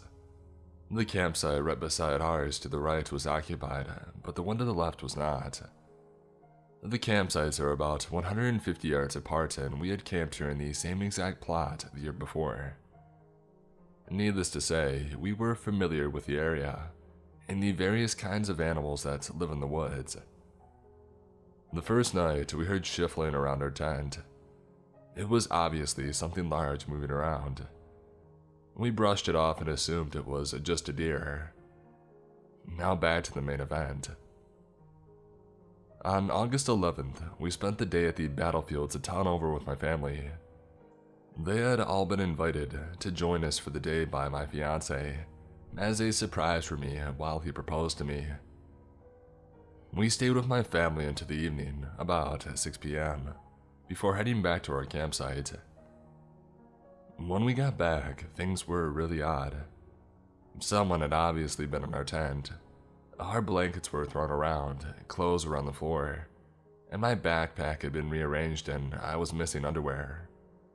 But hey, we were stupid 19-year-olds and decided that since whoever had busted in had left and hadn't taken anything important, it was fine and they wouldn't come back. So we set up a campfire and sat out until it was dark, roasting hot dogs and s'mores, smoking cigarettes and celebrating our engagement. Around 9:30 p.m., we put out our fire and decided to go into our tent for the night to celebrate a little more. Nothing too loud or obnoxious. Immediately after we finished, we started to hear the noises outside of our tent again, but this time we focused in. We heard clear footsteps and at one point, a man whispering. We looked at each other and our eyes got wide. Someone was definitely walking outside of our tent. We were still and completely silent, just listening to the footsteps, and we heard whispering again. Crap. Make that 2 men walking around our tent. As if we had the ability to read minds, my fiance said, "I have to go to the bathroom," and I agreed. The bathroom was up the hill from our site. Most people who were in lower sites like ours drove their cars up to the bathroom. Now, here's the part I still get chills thinking about. We got up and were getting dressed. My fiance had just turned on the light in our tent and put his binder on when a man spoke directly to us from right outside of the tent. "What are you doing?" I can't even describe how malicious and menacing the voice sounded. It was clearly directed at us, and he said it with a snicker. He was watching us through the walls of the tent. Again, for this part, we were stupid 19-year-olds, so we decided to just run for it to the car. My fiance grabbed his pocket knife and his keys and stepped out of the tent. He pulled me with him, and we ran like hell to the car. I heard footsteps running behind us and then turning and running up to another campsite. At the bathroom, we talked over our options. We talked about sleeping in the car or driving into the town. And then we had another idea. We drove back to our campsite and began packing everything into the car. At this point, it was around midnight. We moved faster than I think either of us thought possible, wrapping up the tent with our belongings still in it and grabbing our folding chairs. We were all packed in 5 minutes and hopped into the car to leave. I jumped out at the end of the drive and grabbed our nameplate, which had my full name on it, off of the post. As we pulled out of the campsite, I saw our assailants for the first time. Stalking through the woods onto our campsite were 2 tall white men. I realized that these were the same men who had been driving past our campsite the whole time that we were there, just glaring at us and muttering to each other. One was wearing camo hunting gear, and the other was wearing a Confederate flag tank top. Both were carrying large hunting knives, unsheathed and at the ready. They turned when I saw our car driving away, and one started to make chase while the other stopped him. I made eye contact with the man in camo, and he smiled the most terrifyingly evil smile at me and shook his head slowly. We drove the long way home, taking all the weirdest, hardest to follow roads, and called my dad so he would know that we were coming. When we got home, we told my dad everything and he shrugged it off as us being paranoid. So I never told anyone else besides all of you now. I am convinced to this day that this was going to be a racially motivated attack. The campground was not heavily populated and my fiancé was the only non-white person at any of the campsites. It was no accident that the 2 men who had been shadowing us since our arrival and wore Confederate flags and had one on their truck decided to target the interracial couple. I still get cold chills when I think about how close we were to being killed or seriously hurt that night, and just how lucky we were that our reckless plan to just make a run for it worked. So, to those 2 men who stalked our campsite with the hunting knives, let's not meet. It was the summer right after I had graduated from high school. A good friend and I decided to try our hand at camping. We grew up in the greater Los Angeles area, so our knowledge of the great outdoors was nothing beyond the couple years we had in Cub Scouts of America, back when we were in elementary school. In other words, we had almost no idea what we were doing. We packed a tent, a couple of sleeping bags, supplies, etc., and headed off in his car. Note well that I grew up in the 80s, So this is a time before the wide prevalence of cell phones and the existence of other portable digital devices. We drove north on the 395 for about 6 hours and then headed westward into the mountains in the area of Inyo Canyon. First mistake. We didn't plan on which place to camp. We played it by ear like fools. Second mistake. We left in mid-afternoon. It was pitch black darkness when we arrived in the general area. We had driven off the main road and onto a dirt road in order to find a spot to camp. The dust from driving on the dirt road overwhelmed the headlight high beams when we finally decided to pull over and set up camp. It was around 11:30 at the time, and we were exhausted and famished. Any place was a good spot to camp for us, given our only reason to do so at this point was our hunger and exhaustion. Third mistake. We didn't bring flashlights. We only had Bic lighters for our cigarettes. We tried to set up the tent using our lighters in the headlights of the car, which was parked about 10 to 15 feet away. The wind was blowing, so the lighter constantly went out after a few seconds, either directly because of the wind, or indirectly because the wind would push the flame into our thumb. Clearly, we were being camping idiots. We finished setting up the tent, but at that point I was too tired to eat. My friend managed to make some instant ramen. We smoked a cigarette in the car and then crashed out in the tent. We awoke to a very cold morning. It had to have been around 5:30. Immediately upon exiting the tent, we realized that we were camped at the entrance of a hiking trail. There were at least 2 no camping signs in visible distance from us.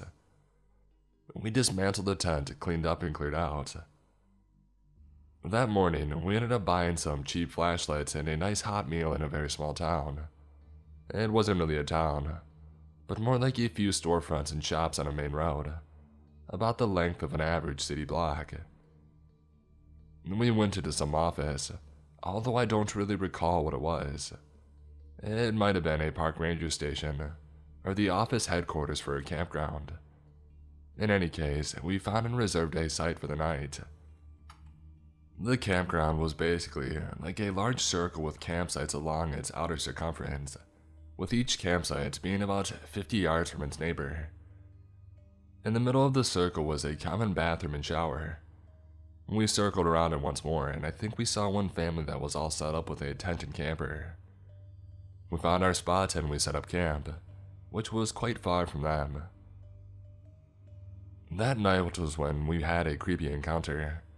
My friend and I were laying in the tent, shining our flashlights upwards and chatting. Our new flashlights eventually gave out. Yes, broken. Our fire pit was about 6 feet from the opening of our tent. It was just a glowing ember. We probably should have completely put it out, and we probably shouldn't have had the tent so close. In any case, there we were, chatting away and having a good time.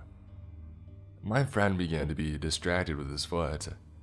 After the 3rd or 4th time he got up to check his foot, I asked him what was wrong. He told me that something is tapping his foot from the outside of the tent. His foot was against the side of the tent, so from the outside, you would have been able to see a bulge in the tent side where his foot was. It was as if pebbles were being thrown at his foot through the tent. There it is again, what the heck? Each time it happened, there is a sound, like pebbles or a light tap.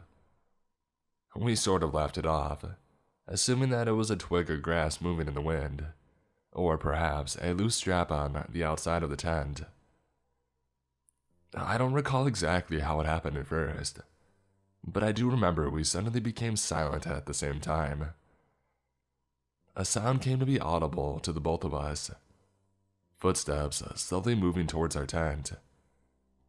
We wondered if it was a bear or other non-human animal, but it seemed distinctly bipedal. They were very slow and measured, like a step every 2 seconds. I finally said in a whisper, "Someone's coming." My friend didn't move. His face had an expression of fear.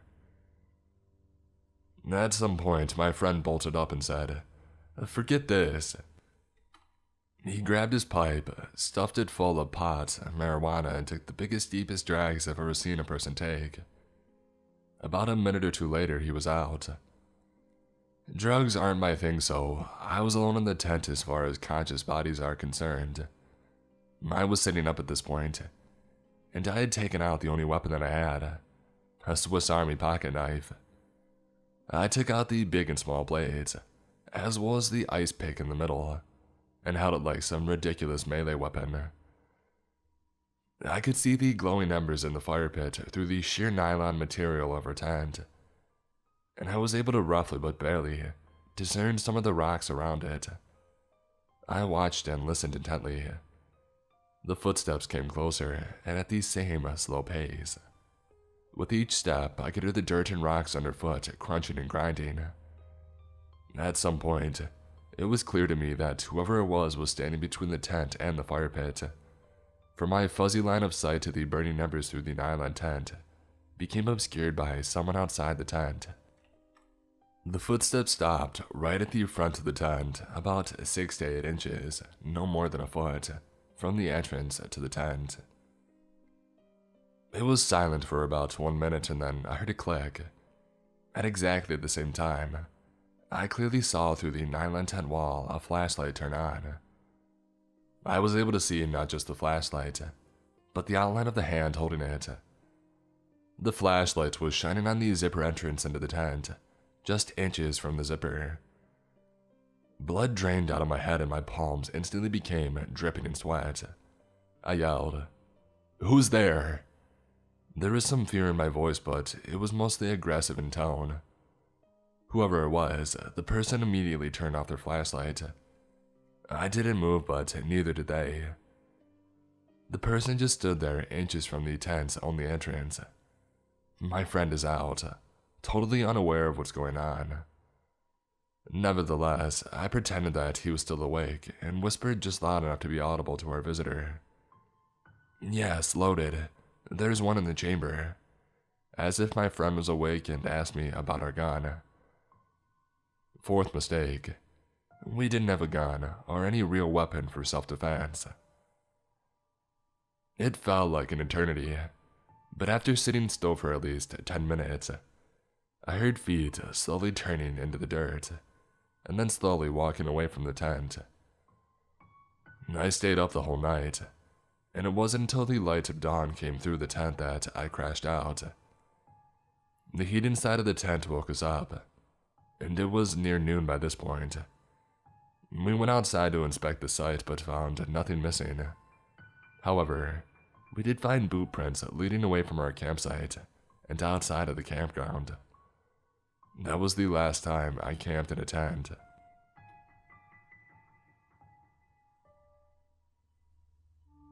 For a little background story, I am a scout since I am 8 years old, and last year I was the leader of my team, so I had to do all of the paperwork and calls for finding places to camp.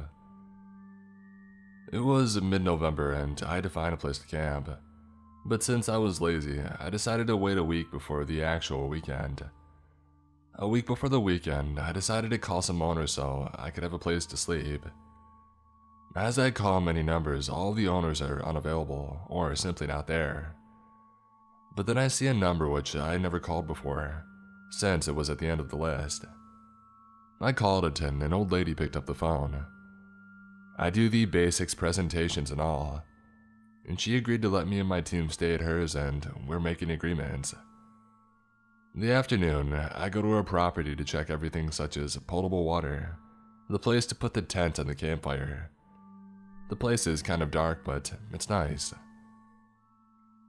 The week passes and Saturday finally arrives. The Saturday is going well and we had some great games and ate a lot, and we had a good night show. As they go to sleep in the tent, I stay awake to finish paperwork for the next day. It was now about midnight and I decided to go to sleep because we had to wake up early to go to church. As I switched off the flashlight, one of my newbies, we are 8 in total, wanted to go to the bathroom, aka a tree, and asked me to come with her. I can understand because it's better to be accompanied at night, especially in the woods. Well, she does her business and I suddenly hear some noises far away, but not that far. I tell myself that it's nothing. It must be some animals trying to find food. We go back to the tent, and that's when I hear footsteps approaching. As I hear those footsteps, I remain calm and tell myself, maybe it's the old lady just checking to see if we made a fire too close to the tent or something.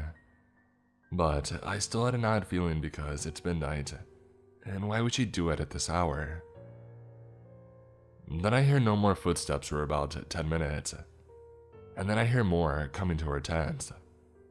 Thankfully, all of my girls are sleeping, because they would have been scared. I was the oldest and they were about 3 or 4 years younger than me. As I hear footsteps which seem to come from one person, I hear others coming from the back of the tent, and I was like, okay, this is getting weird, I need to do something. I checked the tent by the inside and thank God, one of my newbie had left some embers from the fire, so I could see what happens between the fire and the zip of my tent. A minute passes by, and a silhouette is there just between the fire and my tent.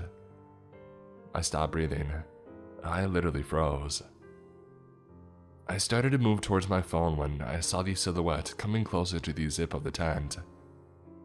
I sent a message to one of my bosses who are always camping in the near areas if something happens. But I knew that she would take too long, so I had to think of something, and to think fast. That's when I had an idea. I put my alarm on like a big siren, because sometimes we would do like night games and wake up in the middle of the night. So I put my bell on and my girls woke up. The silhouette had started to unzip. I actually saw fingers from below. But as the silhouette heard my girls waking up, she or he sprinted back to where he came from. And that's when I saw 2 other silhouettes sprinting back in the same direction. Everything ended well. 20 minutes later, my boss came and stayed the night, and I never had to deal with those silhouettes again, thankfully.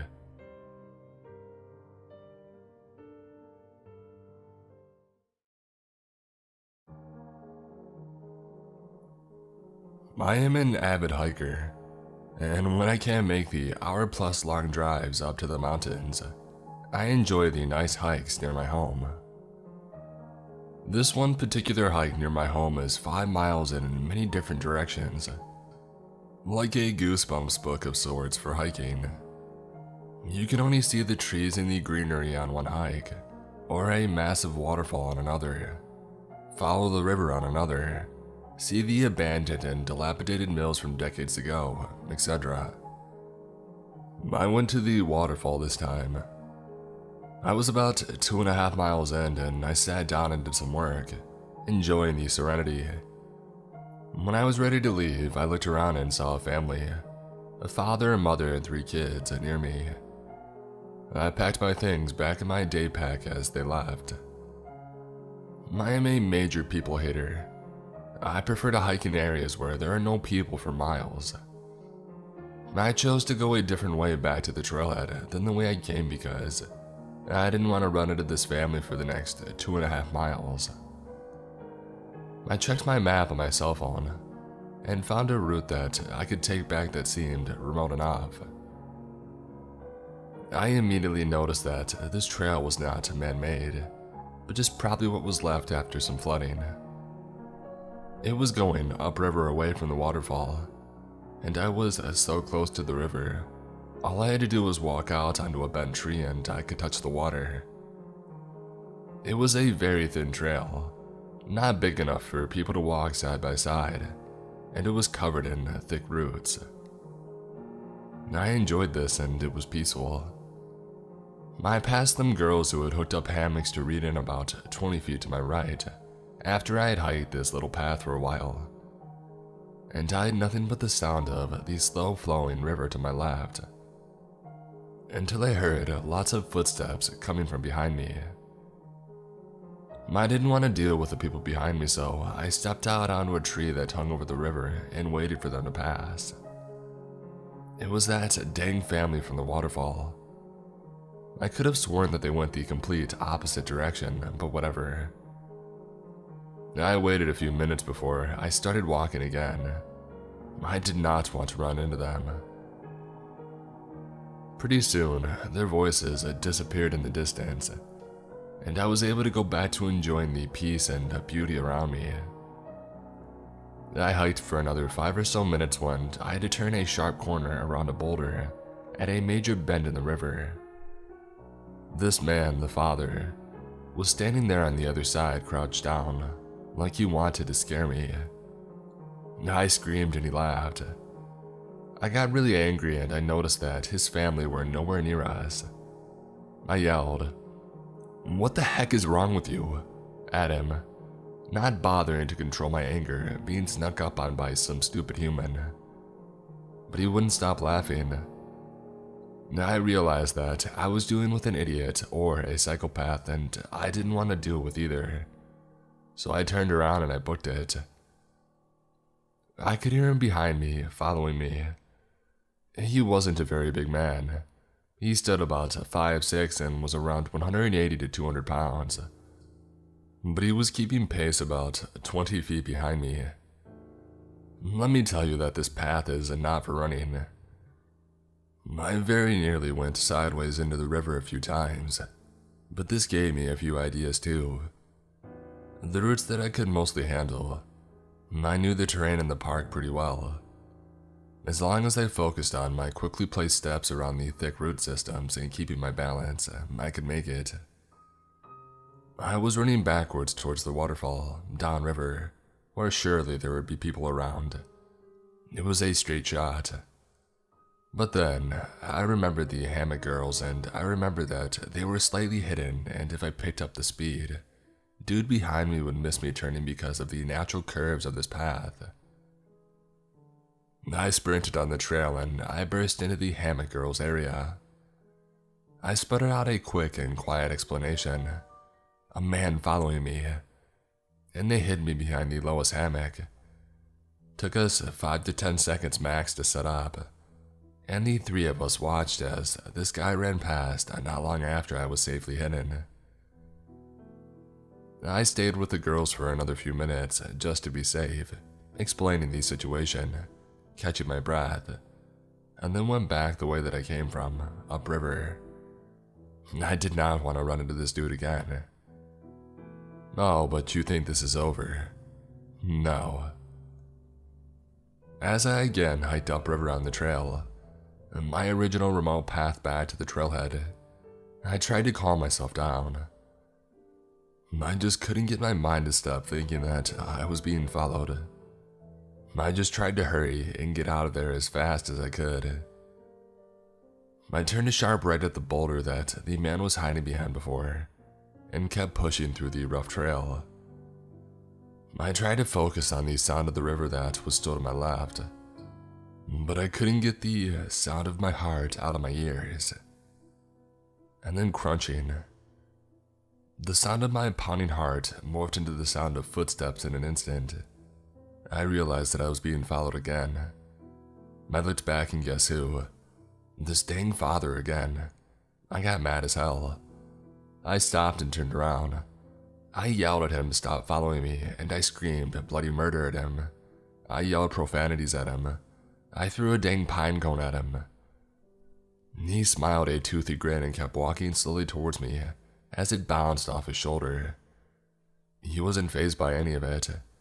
He just kept smiling as if we were an old friend. What he did not know is that I am an Army combat veteran and a domestic violence survivor. I had PTSD from both, and I have skills that many don't have. Dude chose the wrong girl to mess with that day. I had had enough. I already hate people enough, but this guy was just crossing a million lines into my freaking territory. So I charged at him. He finally wiped that stupid look off his face. I was seeing red at that point because I will not be made to feel unsafe in the only place I've felt safe since I've got divorced or went to war. Forget that dude. Seriously, F that dude. I ran directly at him and knocked him down with the full force of my body crashing into him.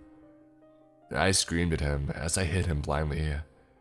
I grabbed his hair in the waistband of the back of his pants and started dragging him to the edge of the trail. He was the one yelling at me this time. Every time he fought back, I gave him a swift kick. I gave him several explanations for why his behavior was so stupid, and then I unceremoniously kick-pushed him into the river. I told him to cool off in the water and to not come out until I was long gone. I turned back in the direction that I had been walking before and decided that I needed to take another detour, just to be safe from getting away from him, and also to get the F away from people. I knew there was a trail parallelish to the one that I was on to my right, and I looked around for a clear place to climb up the steep hill, which was mostly granite and moss and ivy. I hadn't planned on impromptu rock climbing that day, but whatever. I found a spot and started climbing until I got scared of my wits again by 3 guys just sitting in the middle of this hill on a very small mossy flat spot smoking weed. They were completely hidden. Once I caught my breath again from the shock and the climbing, I asked if they had heard me screaming and they said that they did, but that they thought that I had it covered. I rolled my eyes and told them to kick anyone down the hill that tried to follow me, and I continued on. Freaking stoners, man. It took me a while to cover the 2.5 miles back to the trailhead that day, because I kept looking back, taking detours, hiding randomly. But when I did, I called the cops and alerted the park ranger about the guy. I don't know any other details on that. The cop laughed and said, "Hey, good for you," when I told him what I did. I honestly doubt they did much because I never heard back. I haven't been back to that place since, sadly. I just want to state before I post this that I don't agree with any violence, but it was getting out of hand there without it. I just wanted to hike in peace, and I would absolutely prefer if I could do it alone and safely. Also, thanks Cheez-Its for those hammock girls. Also, +1, if that man was you, F off, you creep.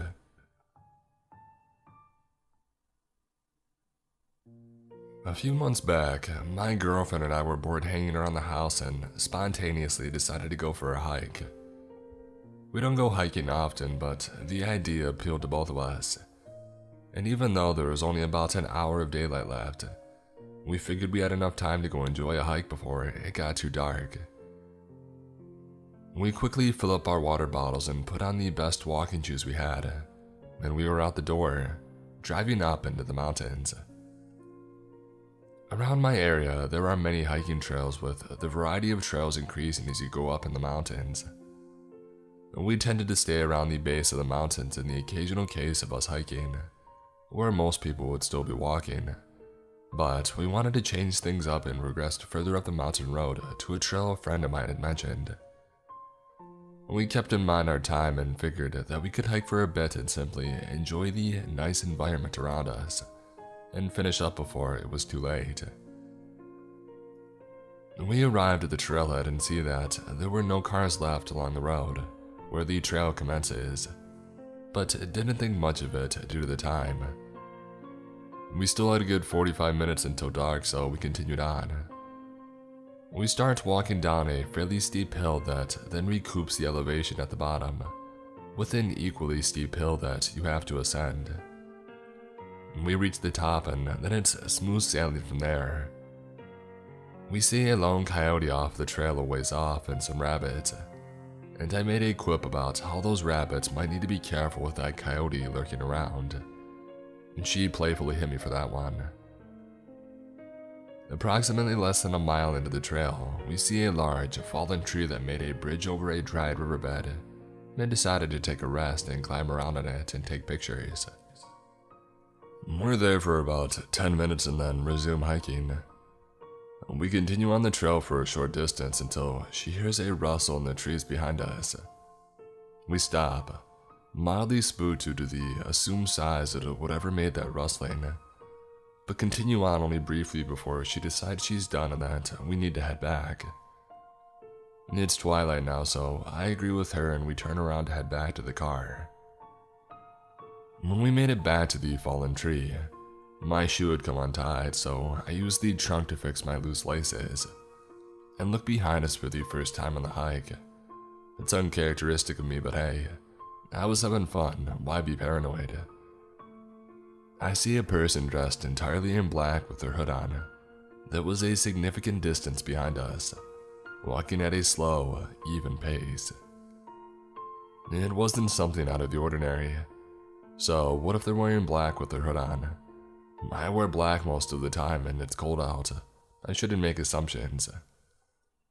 This does trigger me to be more alert, however, and I inform my girlfriend of this person's presence. It's now dusk. We continue on at an intentionally faster pace and go through a winding section of the trail, and I lose sight of the person. When we come around the final bend of the section, I figure they're far behind us and that there's nothing to worry about. Sooner than later, the person is behind us again, but much closer. Probably 50 feet in comparison to 100 feet before, and we had increased our speed, so this alarmed us. We briskly walk around another bend, and as soon as we come around it, we book it. It seemed to be a natural reaction on both of our parts as we just started running without a word said to initiate it. We are nearing the trailhead now, with only the hills to deal with. We catch our breath for a moment and I turn around again. I see the person seemingly halt a sprint upon noticing me looking back, as if they were trying to uphold the illusion of simply walking. At this point I shout, "Go!" and we sprint down the hill. What little light was left struggled to make its way through the dense trees surrounding us, and the steep hill proved challenging to run down without a clear path to be seen. We both stumbled down the hill, almost falling multiple times and slamming our feet onto rocks and loose brush. But we didn't fall and we didn't look behind us. We made it to the bottom, but must continue up the initial hill and then we will have made it out. We persevere up the incline and make it back to our car. I briefly breathe in relief as I start my car, heart pounding and adrenaline racing. As I reverse out onto the road, the person emerges at the trailhead, apparently breathing heavily. We finally get a glimpse of him. His hood had fallen off his head, exposing his pale complexion and dead eyes that were only illuminated by a single lantern at the start of the trail. He was holding something in his hand, but it was too dark to see and I was not interested in sticking around to make out the object. I shift into drive and accelerate as fast as my car could muster, leaving him behind in the dust of the empty side of the road.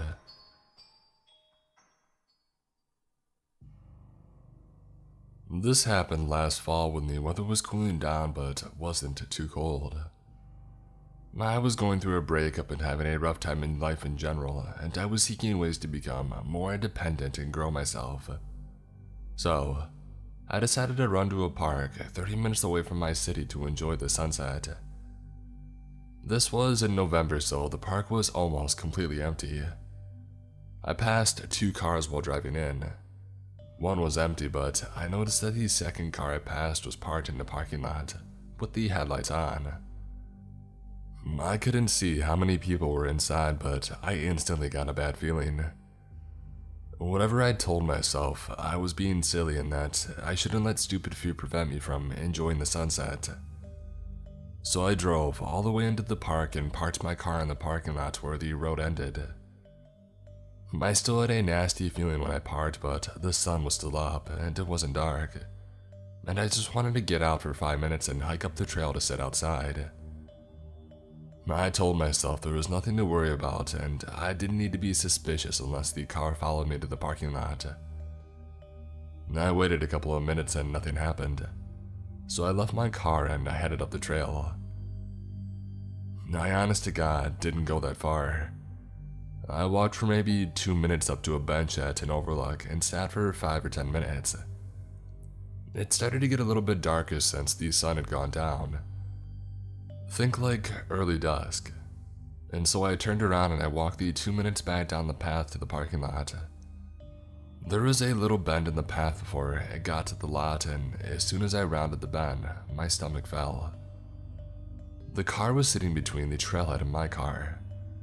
I can't even describe just how terrifying that feeling was.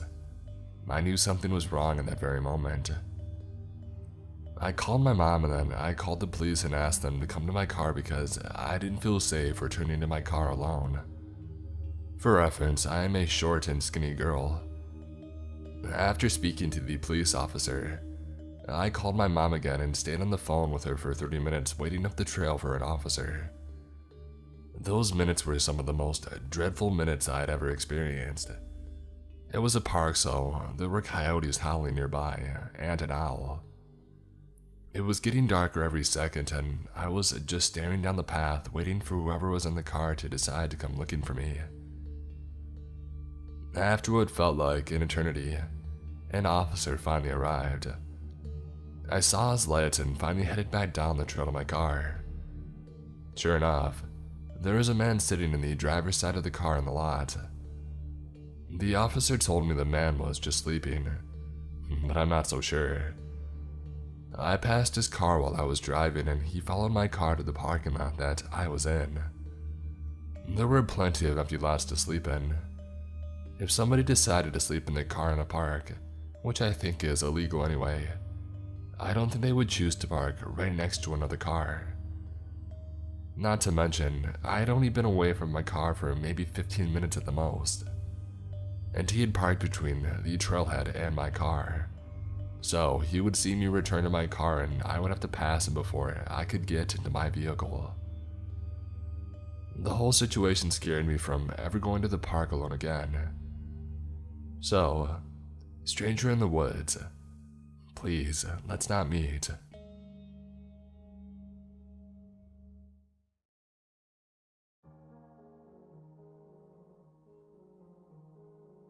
To understand my story, you sort of have to know a tiny bit about trespassing laws in our country, and that we don't have any so long as you're respectful and non-destructive.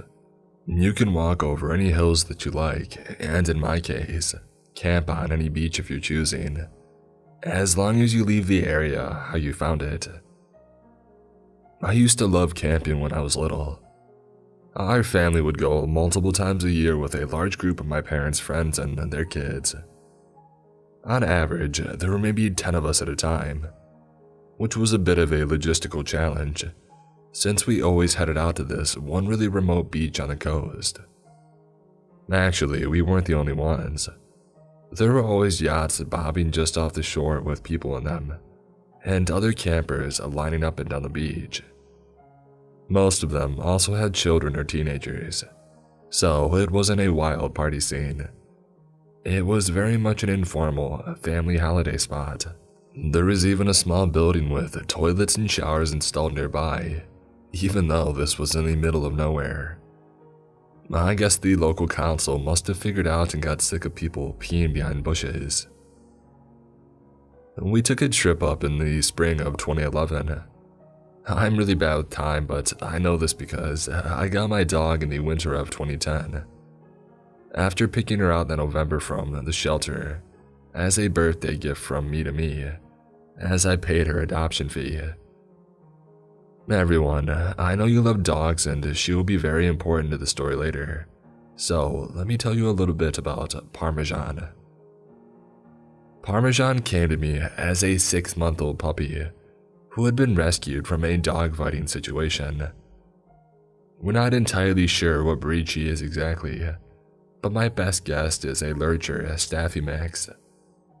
She is a wonderfully well-tempered dog, with people than most dogs, but you absolutely do not threaten her, and she'll have you. So, by the time of this camping trip, I had had Parmesan for a few months.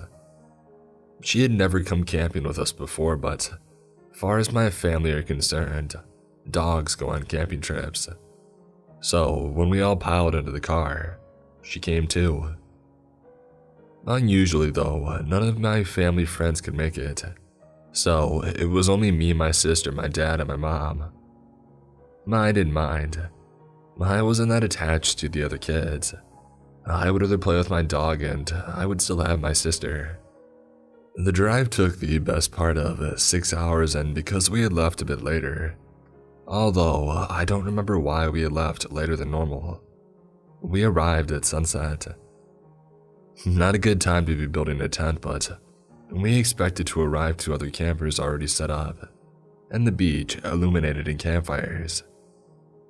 The beach was empty. In spite of this, my parents started taking stuff out and they were trying to build the tent. They asked us to fetch some of the lighter bags from the boot of the car, while they sat pointing a flashlight at the sand to see properly. I rolled down the window of the car for Parmesan before getting out. It was pretty hot for that time of year, and I wanted her to have some air. You always gotta be looking out for my little furry homie. As we're fumbling about in the dark, on a beach in the middle of nowhere, it is pretty spooky. The one road that led to this beach was circular, and had a bridge over the water, meaning you could basically circle around the beach like a big zero shape if you felt like it. I wasn't really paying any attention to the road. I was complaining that I was tired, as kids usually are.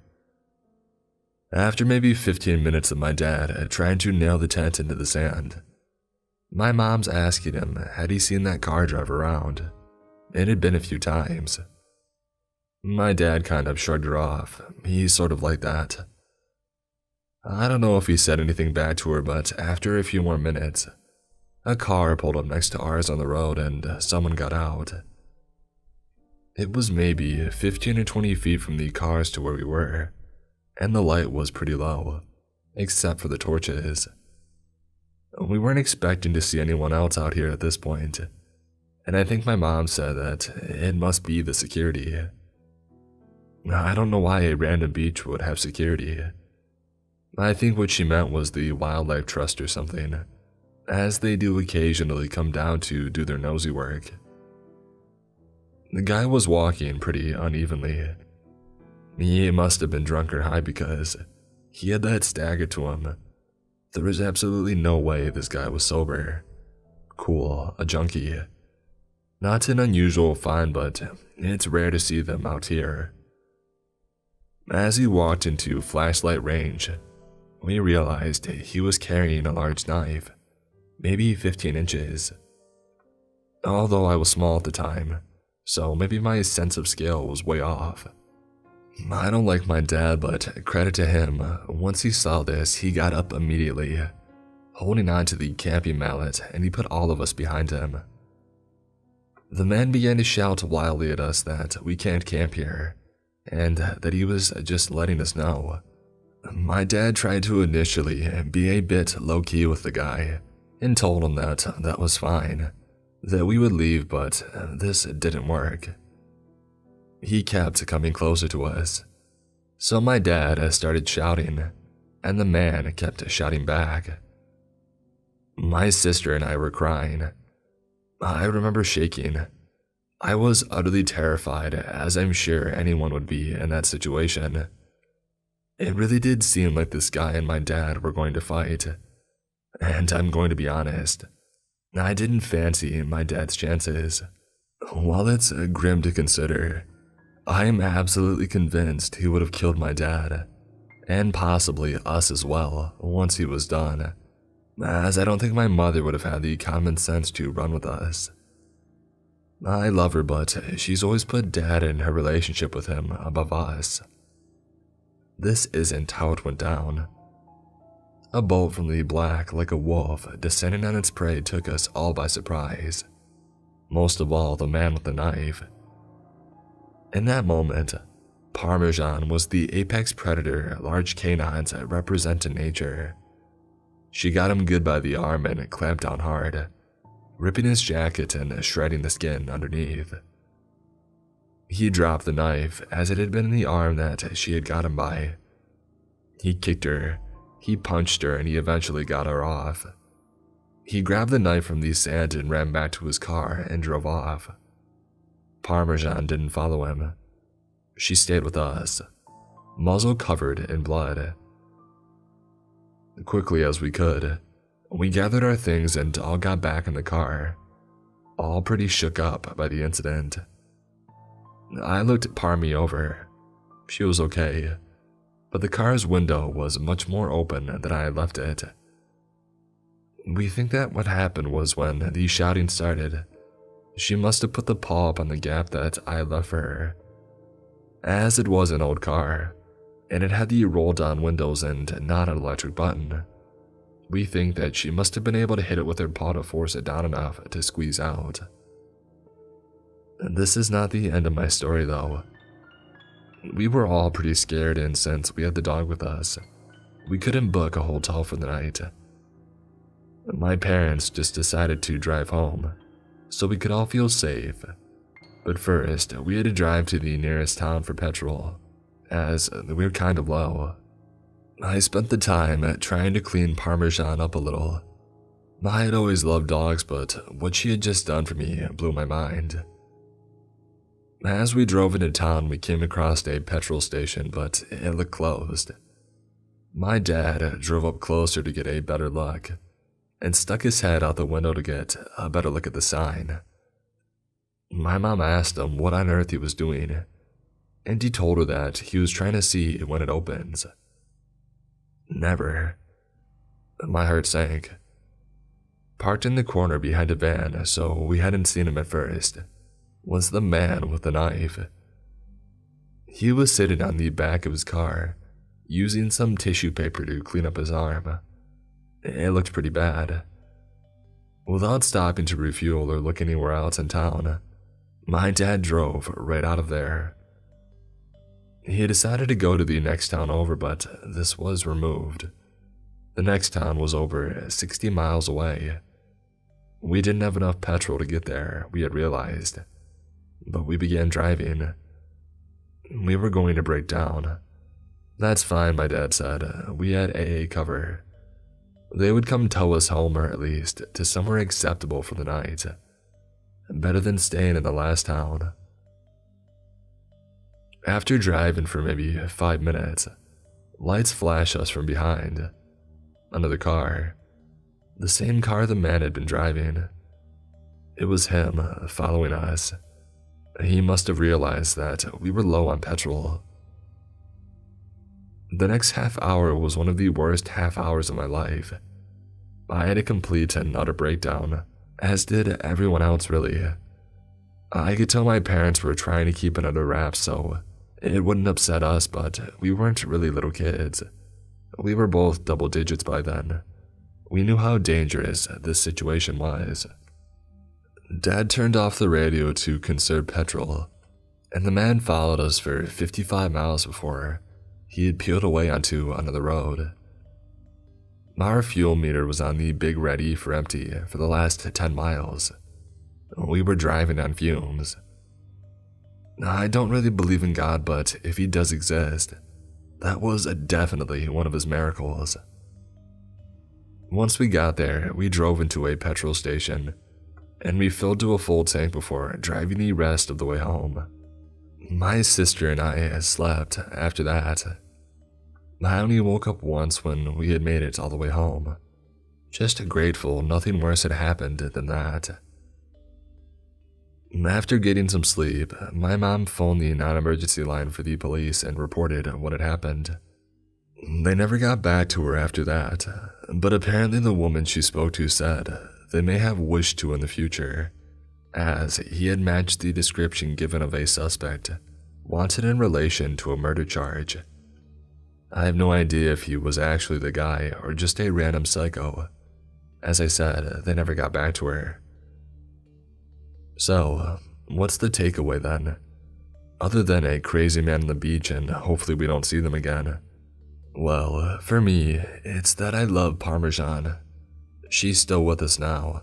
Old as the hills and twice as grizzled as one of my mom's friends likes to joke. I don't know why she did what she did that day. I couldn't tell you what her thought process was. What I do know is that this poor puppy was born into an environment where they had abused and neglected her, only to be rescued and taken to a shelter where her mother and siblings all found homes before her. Despite how badly people had treated her, when I took her home, she forgave but never forgot. I think the saying is, I never trust a person who doesn't like a dog, but I always trust a dog when they don't like a person. They have a very good understanding of human body language, and I think she must have understood how much danger we were in. If you're able to, please adopt. You might find yourself in a situation like mine one day.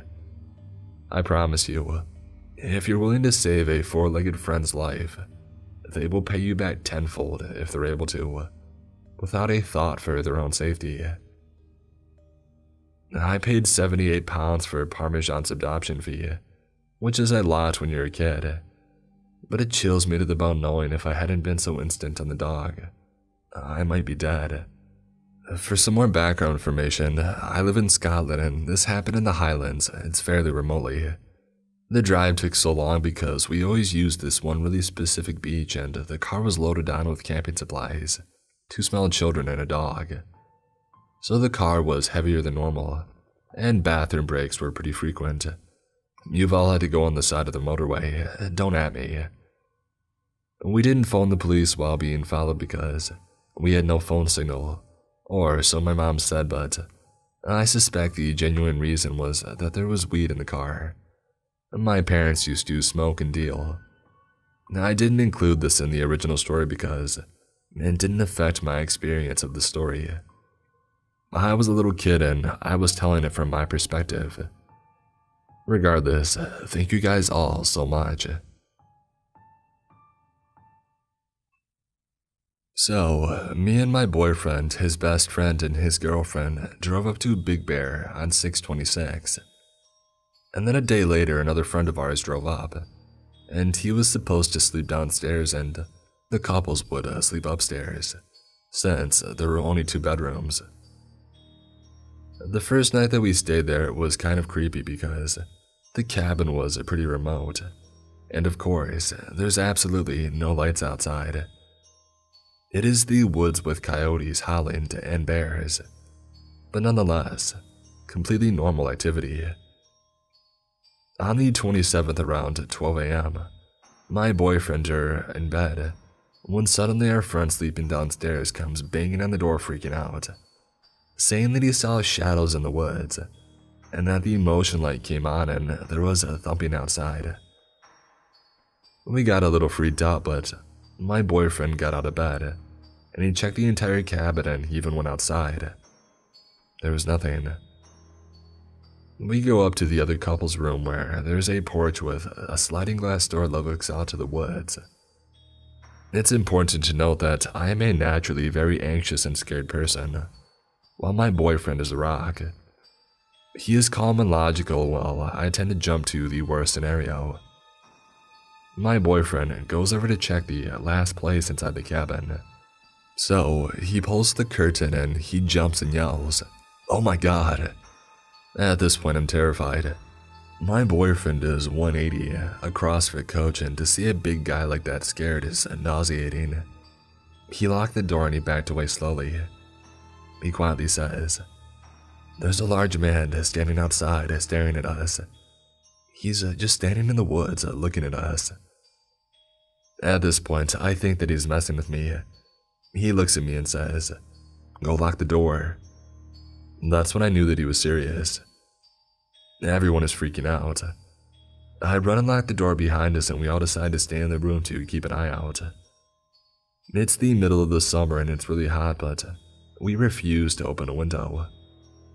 I'm so scared but try not to show it, as everyone else seemed to have calmed down.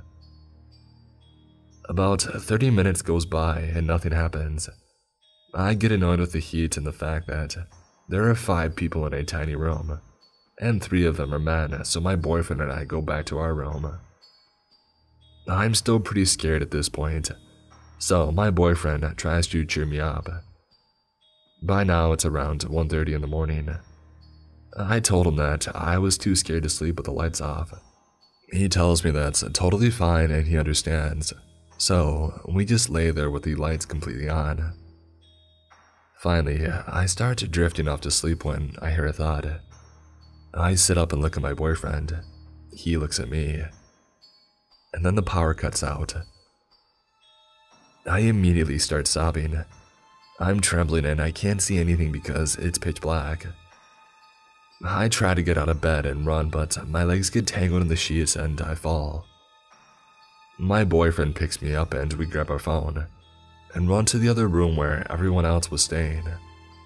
I'm hysterical at this point. I try to contact our host, but nothing will go through. I try to call my dad, but all of our phones say no service. We're alone out there. Thank God the friend who drove up after us had a different carrier because his phone had one bar, so he called the local sheriff.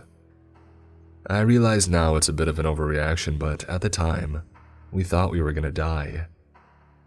He's on the phone with the sheriff and they transfer us to the utilities company. We give the address and they tell us that we are too far into the woods and that they don't cover our area. At this point, we are wondering if the entire area has no power, or if the man outside had just cut the power. I cry more and we call 911 to report suspicious activity and a power outage. They send the fire department. A few hours go by and it's 3 a.m., and suddenly the power comes back on. We all fall asleep and the next day, we talk to some of the locals of the area. We told them that our power had went out and he said that was strange and it shouldn't have happened. He told us the only reason that happens out here is because of a snowstorm. He said that he couldn't explain it.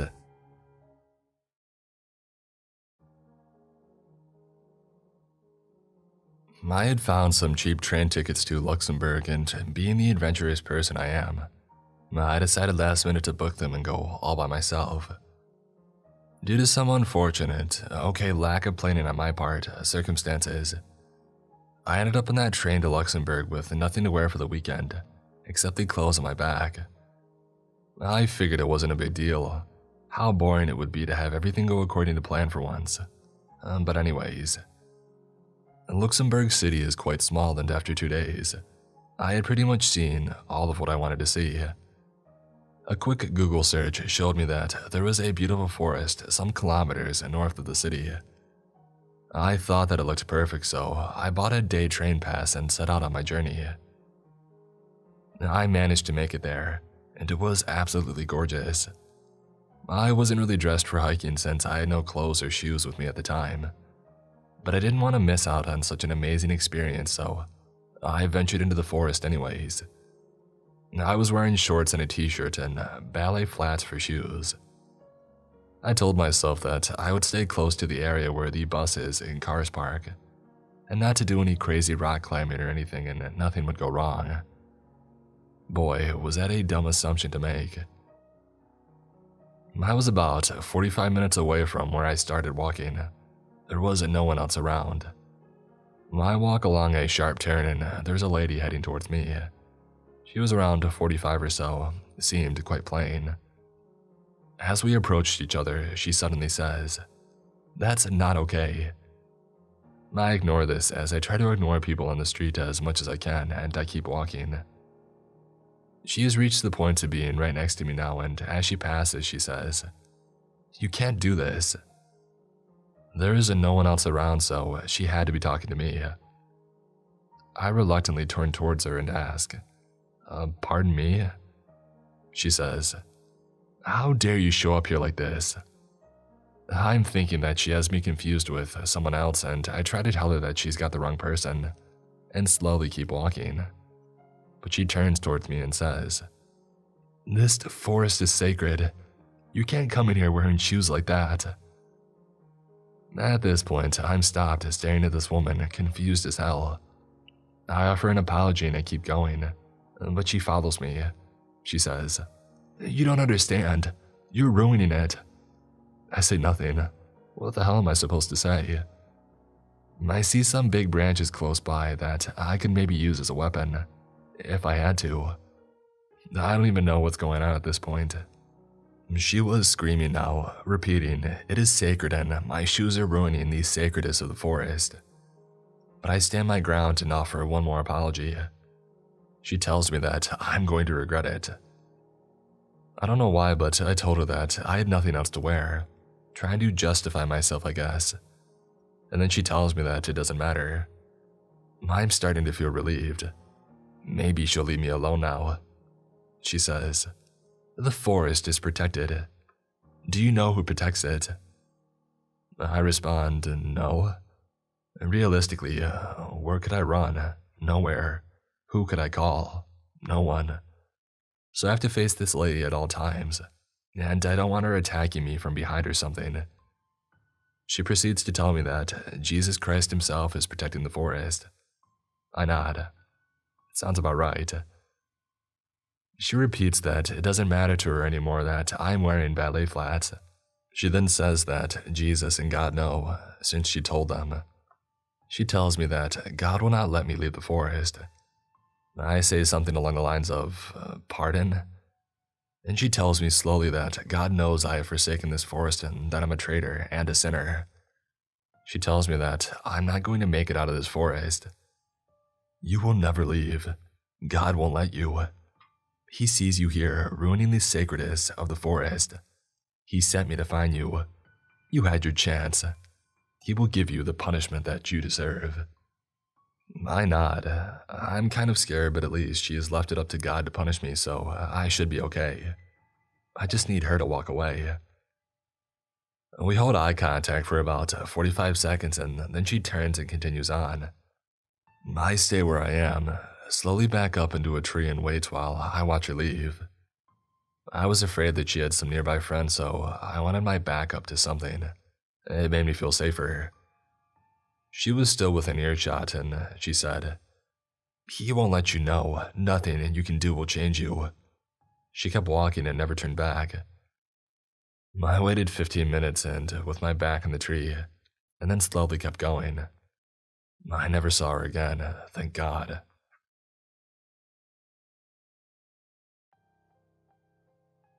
A long-time lurker, so I figured I would share my story.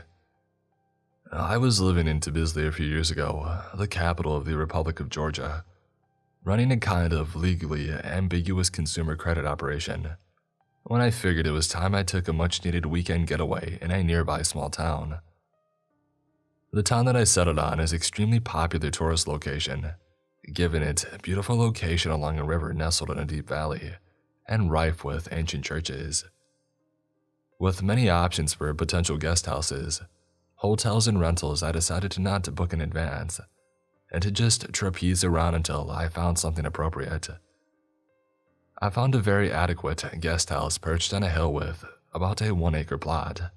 Upon entering the guest house, I was greeted in typical Georgian fashion by an incredibly hospitable woman, in her 60s between 90s, and her son who was in his early 30s who resumed his yard work of filling a large hogshead with a septic tank, with a foul-ingrained smell after a brief introduction.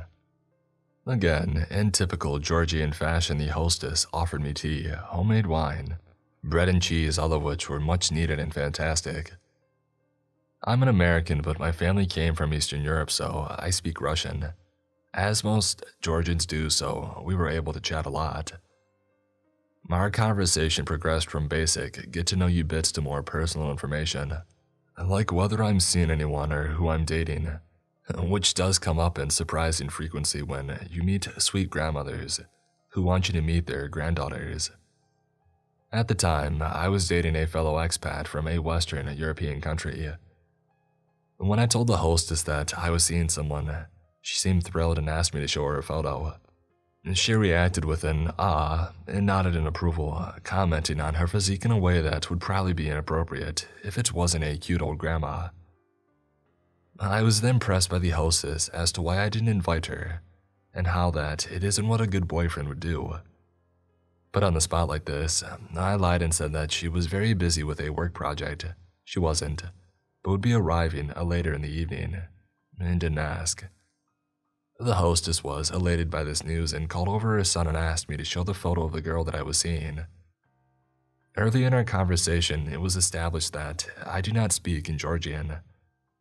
The son saw the photo and affirmatively nodded and spoke in Georgian to the hostess, and then turned to me with a beaming smile and a thumbs up and said in English, "Very pretty, your lucky brother."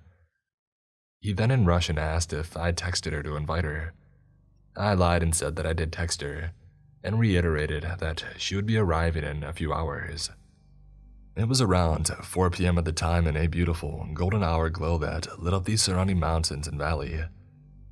The son said that he'll join us and asked if I liked cha-cha.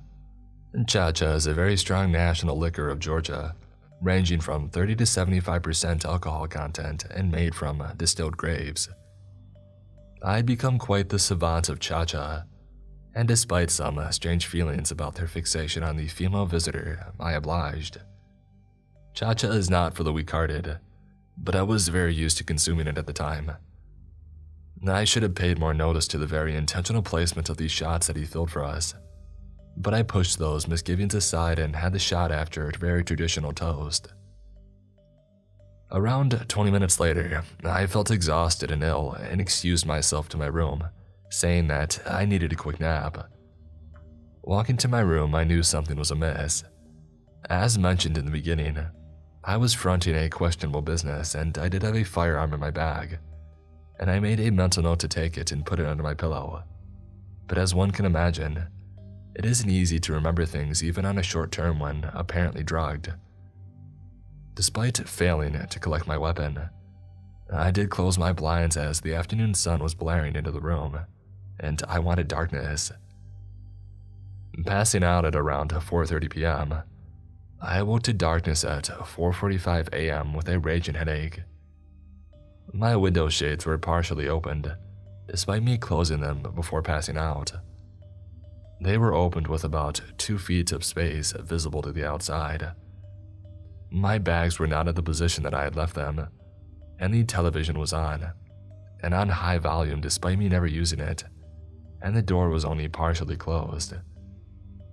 I peered out the window and didn't see anything, so I quickly went to my bag, retrieved my firearm, and went to the bathroom, with the intention of calling my coworkers or a driver to pick me up. I had no cell service and no Wi-Fi, despite having perfectly fine reception the day prior.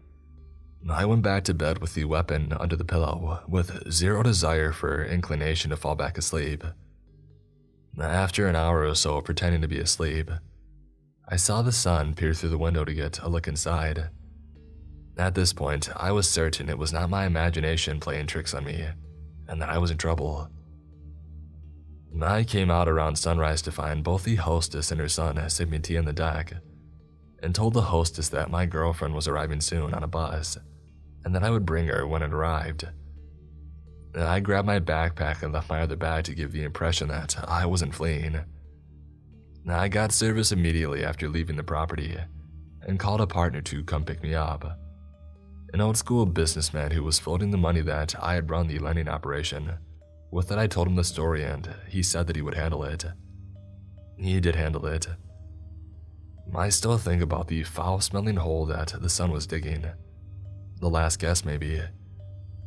Weeks later, I decided that it wasn't the place or business for me, and applied to law school on the other side of the world.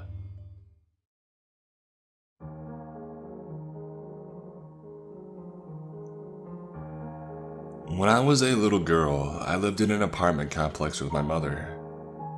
The entire complex consists of 2 buildings that sat side by side, less than 100 feet apart, with 4 2-bedroom flats upstairs and 2 downstairs. We lived downhill about 100 yards from a major 5-lane road, but you would never know due to the thick woods that bordered the complex on 3 sides. The last side was an area cut for power lines that ran next to our driveway, with a graveyard directly behind it. It should go without saying that this setup was a recipe for many childish shenanigans as well as creepy encounters. On the front side of the complex and along the power line side were thick blackberry brambles. They weren't quite as thick along the power line area, but in front of the apartment, you couldn't stick your arm in without being torn apart by the thorns. And it was so thick that it was nearly impossible to push through. This is relevant later. I was the only young child that lived there full time, and all the neighbors were, to the best of my knowledge, fond of me.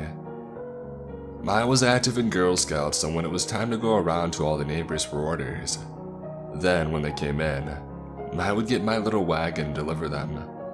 Because my mother knew and trusted all of the neighbors, I would do this myself.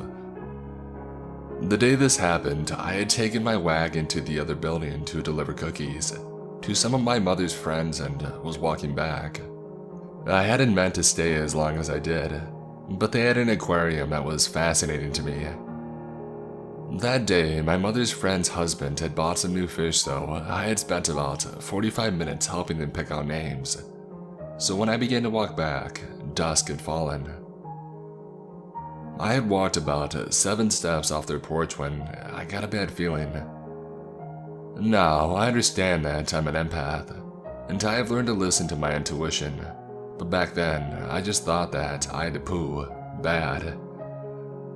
I stopped for a second to settle my stomach and I heard a noise. When I looked to the front of the apartment, where the blackberries were the most thick, initially, I couldn't see anything and I wanted to say he had flicked a lighter or something, almost like he was trying to purposely alert me of his presence. The second that I saw him, I froze. He had shoulder-length, stringy black hair, bad skin, and looked like a skeleton. He was so skinny. Knowing what I know now, I imagine that he was probably strung out. I realized when he knew that I saw him because his face split into a wicked, not at all friendly grin. Then he began tearing his way through the blackberry brambles towards me. I began running towards my house while screaming bloody murder as I heard his feet slap the pavement behind me. I got to my steps and my Uncle Mike, who lived next door, flung his door open to see what the heck was going on, but the man had disappeared. I began screaming and crying about the man that had chased me out of the woods, because Mike hadn't seen him. Initially, he had thought that I let my imagination run away with me, but when he looked at the area I said that he had emerged from, there was a clear path and blood from where he had been cut by the thorns. After they took their machete to cut away the brambles and investigate where he had came from, they discovered a small area he had been standing in, with a small pile of cigarette butts like he had stood there waiting for me when he saw me walk across initially. A few weeks later, deeper in the woods, my mother's boyfriend and I discovered a small tent with assorted, inappropriate paraphernalia. No one mentioned the connection, but I was very mature for my age, so when I thought about it, it disturbed me very much. So, disturbing stranger that departed your tent to watch me from the woods. Let's not meet again. I'm a university student now, but this incident happened when I was in 8th grade. When I was around 14, I studied a subject focusing on outdoor pursuits. For our final assessment, 2 teachers took my class on a one-night camp, where we would do activities like rock climbing, kayaking, trail walking, and so on. I live in Australia, around an hour from a state forest that was notorious for the backpacker murders. Several bodies had been found and several more remain missing. I'm pretty sure all of the murders were linked to the same killer.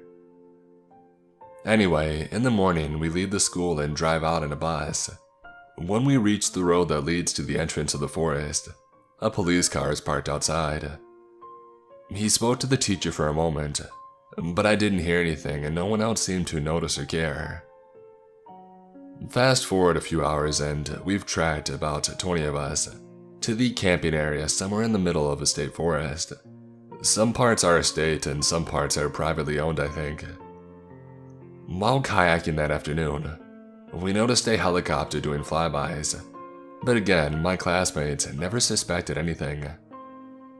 A couple of mates and I were the first to leave the water and helped the teacher with some equipment and started building our own rafts. I was standing off to the side when one of the national park guides walked over to one of the instructors and talked in a hushed, slightly stressed out tone.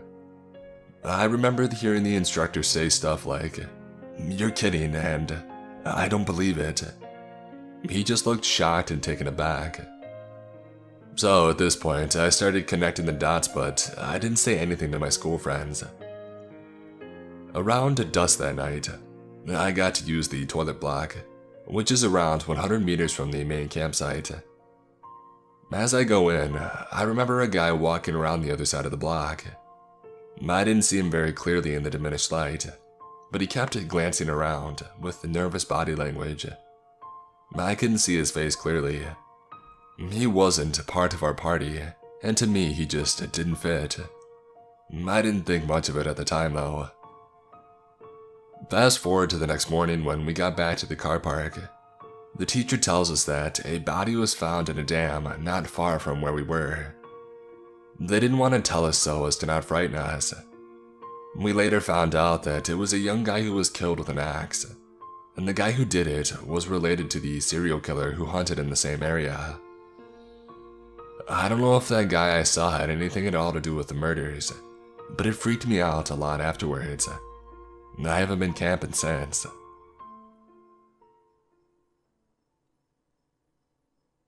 This happened to me when I was 17, around the time when most of my friends were just getting their driver's license. We all had that rush for cars back then, so it was quite common for us to skip school and go for a ride out of town. The city where I live is surrounded by forests and 2 mountains, so we basically had a lot of places to go and chill. One day, my friend was very excited to show us a place that he had found about online, and possibly here on Reddit, for which people said was quite odd. We looked it up and apparently it had a reputation for being a paranormal site. Being the typical group of teens, we collectively agreed to check it out ASAP, including me who more or less believes in spiritual stuff. Going up the mountain, we were listening to the radio until we lost the station to static, which for obvious reasons is what the radio does when you go deep into the woods. This entire experience is happening during a summer night, so we were feeling pretty careless and as excited as a person can be. Having no music to listen to, we started talking and discussing our expectations for this place, with most of us having no expectations at all. Our conversation was suddenly interrupted by the loud static coming from the radio that we had just turned off a few minutes ago. We were all a bit startled, but still nothing out of the ordinary. It happened again a few minutes later. We all looked at the radio and it was still off. We quickly dismissed this as something that radios do for some reason, and again didn't pay much attention.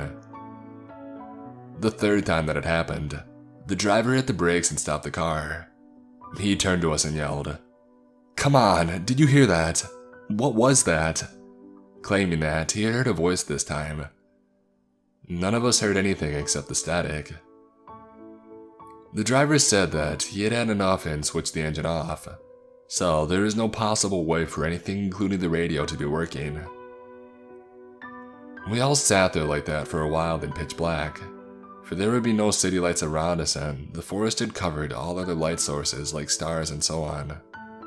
You couldn't distinguish a night sky, that's how dark it was. The light indicating the radio turned down and soon, the static came again. I could tell that we were all feeling a bit anxious by then. Through the static came a female voice singing and it was very silent.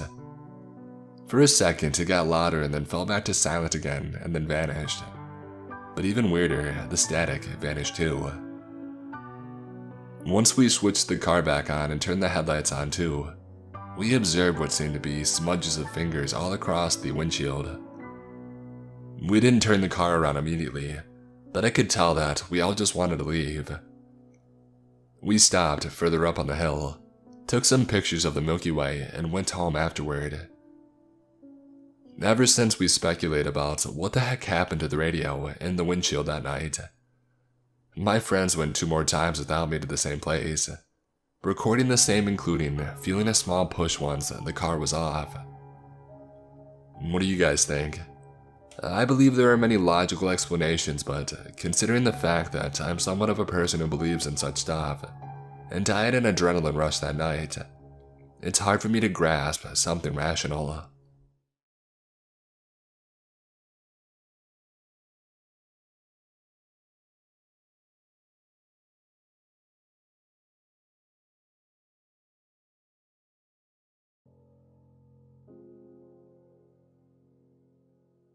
I wasn't sure about sharing this story. It still gives me shivers every time I remember what happened. This happened in the Amazonas, in the border between Brazil and Peru. The jungle is an amazing place to live.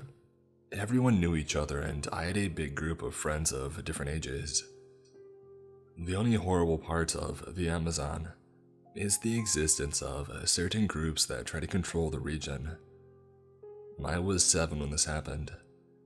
Every kid in the village knew we had freedom to go anywhere, as long as it wasn't close to these certain groups, and that we could never leave the village at night. My parents taught me since I was very little how to hide in case something happens, and to run if I see things that get dangerous. I remember all adults of the village were celebrating something.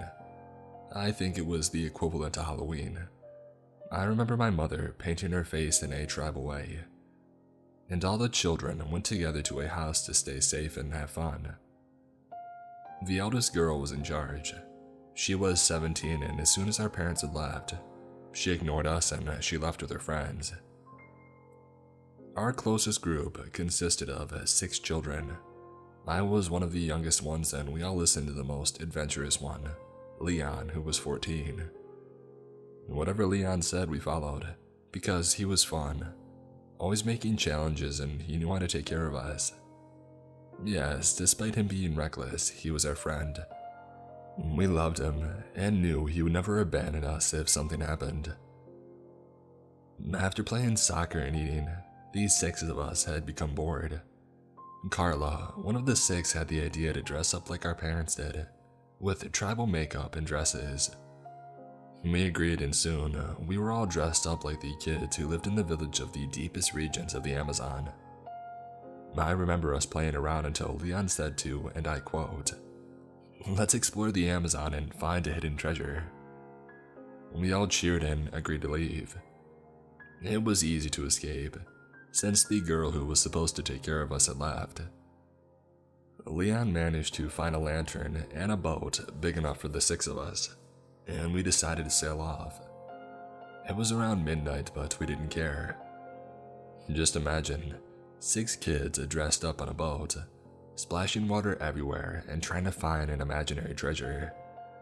No phones and no adults, just the jungle and us. It was life at its purest. Everything seemed to be perfect until we heard people calling. "Who's there?" And we saw a lighted boat approaching. Quickly, Leon dropped the lantern and instructed us to lay down on the boat's floor and stay very still. It was one of the scariest moments of my life. I remember clearly how we were all with our bellies to the floor, grabbing our hands and not even daring to breathe. But it was too late. "Stop hiding, I see you," a voice said as the guy illuminated our boat. We stood up and I saw 4 men with guns. I'm not talking about small pistols pointing at us. They laughed and said, "They're a bunch of kids." Leon put himself in front and said that we were on a hurry because our parents were expecting us home. The biggest guy, who had a red bandana, laughed again and said, "Little kids shouldn't be out here alone at night. You could disappear in the jungle and no one would ever find you." At this point, I was super scared and Carla started crying. "You can go. You're just tribe, hua hua," which means baby in the language. And they laughed. I remember all of us hugging each other, crying and sailing as quickly as we could. Once we got home, we entered the house and closed all the doors and windows. We all slept together on the floor, but before that, we agreed not to tell this to anyone in the village, not the elders or our parents, even though no one knows what happened that night. Years later, I understood why they let us go. They thought that we were kids from the local tribe. We had no value to them. If they had known that we were dressed up and were from the village, I probably wouldn't be typing this story.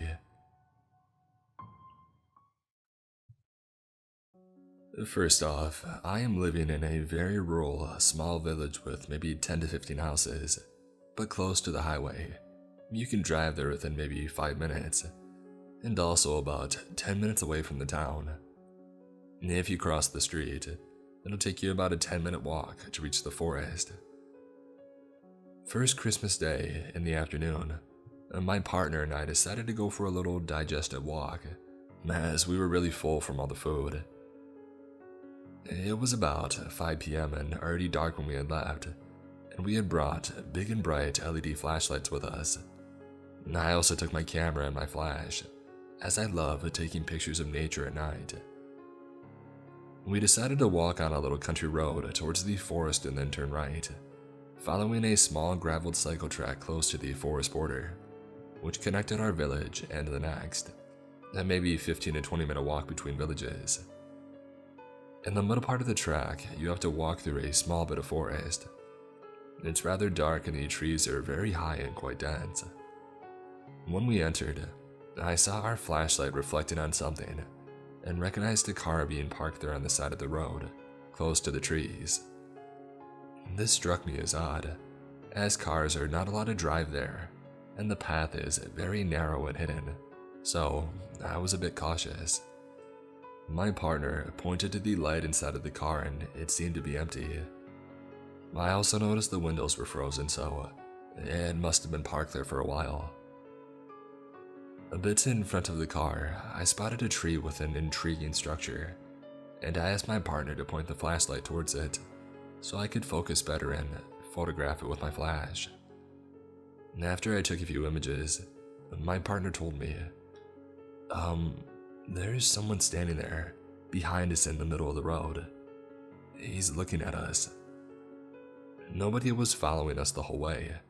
I kept looking around and behind us occasionally, because at this time in the evening, and close to the border of the forest, there are boars sometimes. It is mating season, so they're more aggressive than usual. And indeed, there was a man standing behind us, staying out of the flashlight's reach. He wasn't saying anything, just standing there and facing us. At first, I thought he might be startled, as it may seem a bit weird if someone's just taking photos around your car. It wasn't even legal to drive in that path with a car. I decided to get up and confront him from a distance, explaining to him that I was just taking photos of that tree. He didn't react and he just stood there. I then went on to ask him if he needed some light, and he replied that it wasn't necessary. It was odd, but I was calm, sure about there being a normal explanation for his behavior. Nonetheless, my partner and I decided to GTFO and followed the path leading to the next village. It was maybe 5 to 7 minutes until we reached it. I remembered the letters on his license plate, not numbers though, unfortunately, and I googled it, and it turned out that he was from a city about 6 hours away from our village. Mind you, the country that I live in is in a very strict lockdown right now, so you are only allowed to travel even by car if you have very urgent reasons. After we had reached the first lantern in the next village, we looked back and observed the car driving a bit out of the forest, turning around and going back inside. I was able to see that he had parked there again and turned the lights off. He didn't leave the forest. We then went home on a much longer way than initially intended, as I didn't want to go back there for obvious reasons. Our flashlight battery had died on the way and my phone battery was low, so I didn't want to call the police back then. But I called them as soon as I had arrived back home and gave them all the details. A big regret that I didn't memorize the whole license plate, but it was just so surprising that I seriously didn't think about it. Also, it only occurred to me as really strange when I thought about the frozen windows and that he couldn't possibly have walked behind us. plus him having no light and not responding. He did seem to be sneaking up on us when I sat down to take the photo. I think that I was very lucky to have my partner, the camera, and the bright light with me. I don't want to imagine what could have happened if I was alone. This happened to my roommate and I 2 years ago, when we had drove into the national forest just outside of the town that we live in. We go to a small college in New England, about 3 hours from any major city. For context, this forest has quite a few urban legends surrounding it, and the local community, although they do go there often, have a lot of superstitions about how to be safe while there. I had just broken up with my partner, and my roommate could sense that I was feeling down. Finals were just around the corner, so she decided to help me get my mind off things, and suggested that we go to a nice spot that she had found last week, and just chill and de-stress. We took a couple of beers with us and drove to the secluded spot in the forest. From the moment we left the main asphalt road in the forest, I saw a couple of things that unsettled me. You could see the abandoned houses of a ghost town from the higher ground the road was on, and we saw this old rag doll hanging from a rope on a tree. It's creepy stuff, but we didn't really give it a second thought and we kept driving. We got to a clearing and parked our car behind some trees, popped open the back of our SUV and started just talking and playing music. About 10 minutes into this, 2 cars appeared from the road and parked in the clearing. My friend didn't pay them attention and instead she kept talking, but as I was facing them from where I sat, I couldn't stop seeing what they did. A guy popped out of each car, talked for a few minutes, and then I saw them take out a long object covered in a dark plastic bag from the back of one of the cars. This is when I noticed these guys had guns, and not like shotguns, which I see often in this town, but handguns. And then they started lighting the bag on fire. I told my friend to get down, and she turned around and saw them for the first time. Black smoke was rising from the bag. In between trying to keep my head down and steal glances at them, I saw them take out a second object, and I heard them shoot at it, right before they had set it on fire. I don't know how long my friend and I were lying there in silence, but it was definitely enough to let the terror sink in, and whisper to each other how much we loved each other in case this was what we thought it was. At some point I looked up, and saw that they were pointing at our car and saw them walking into the woods, maybe trying to follow our tracks or trying to look for us. All they know was that right then, I told my friend to jump into the driver's seat and make a run for it. I shut the back door in between that and the car starting up. The guys heard it and started running towards us, and then ran towards one of their cars and hopped in. We went over a hill and, driving way above what was safe for dirt roads on a hillside, we lost them. We drove to a neighboring town and roamed around for a while, just to make sure that no one was following us, before we went back to our dorm. That day, we tried to make fun of the whole situation, and got really drunk before finally breaking down and crying from knowing we had seen something we were not supposed to. We were at first terrified of telling anyone, but eventually did tell officers on campus who contacted the police, but never found anything.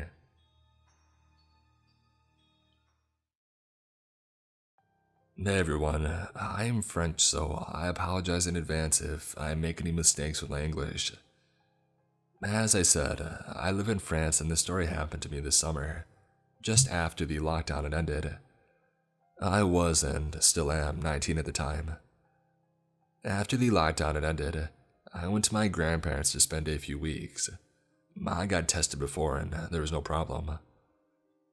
My grandparents live in a small city in the north of France, and they have a dog who's quite big. When I was really young, I lived at my grandparents for a year, and at the time, the dog was only a puppy. Her name is Chippy, in French, which kinda means little devil in English, but in an affectionate way. Considering when I was living there, I played with her a lot. We were both really close, and that will have its importance later. Two of my hobbies are having long walks and running. Thus, every evening, I was going out for a long walk with the dog. There's a track that follows a path through the forest, and there's a small hill, and on top of that, there's a big place with a lot of fields there. I run there a lot, so I have a pretty good idea of the place. The air is fresh and the view is quite beautiful. So, I was going there with the dog every day. It was also helping my grandparents to have her doing lots of exercise. The first time that we went there, nothing special happened. We had just enjoyed our walk. It's about 6 to 7 kilometers, so it was around an hour basically. The next day, when we had arrived on the top of the hill in the field, it was probably around 10 p.m., but there was still some light outside because it was summertime. There were 3 other people walking in the field. They were younger than me, probably about 15 or 16, and I also noticed that they were smoking. So my guess was that they had used to come here so they couldn't be seen by their parents. We went past them. I greeted them and they greeted me back. Once again, nothing special there. For a whole week, I did this walk around the same time at 10 p.m. and passed by those 3 guys with nothing special happening, and it was perfectly fine to me all the way. The second week, as usual, I went for the walk with my dog Chippy and arrived at the fields. There was only one of the 3 boys, but he wasn't smoking this time though. When he saw me, I was at the entrance of the field, just after the little hill climb, so the entrance of the forest was just behind me. He did a sign with his hand to catch my attention, and asked if I had a lighter, which I actually did in my pocket. So I told him, yeah, sure. And so he walked to me, the hand in the pockets of his hoodie. When he came near, for some reason, I felt a shiver.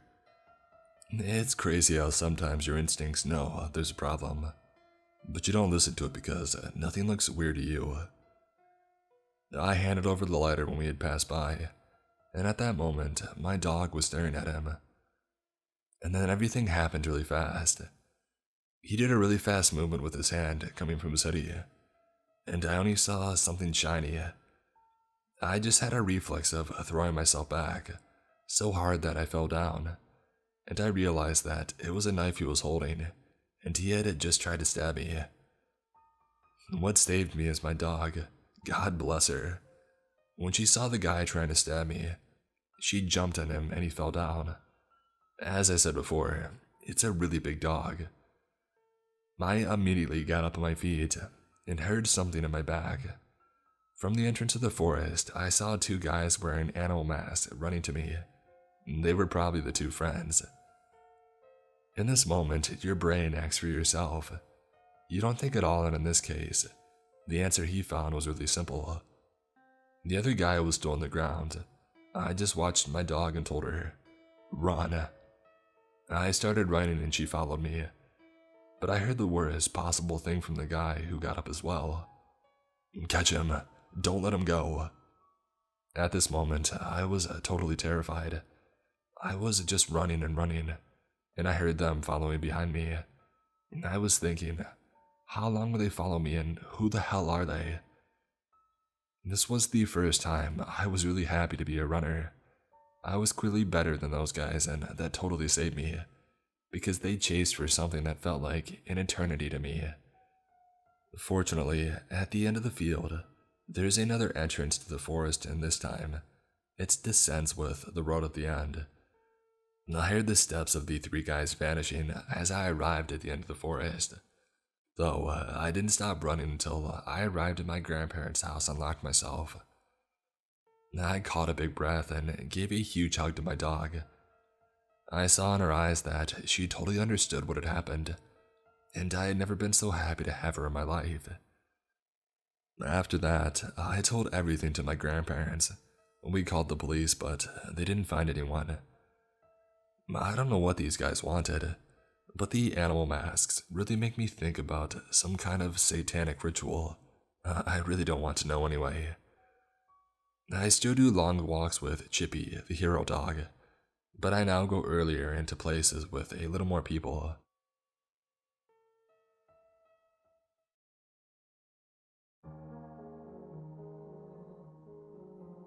This story is quite short, but it really traumatized me so much when I was a child, and I actually succeeded to forget about it for a long time.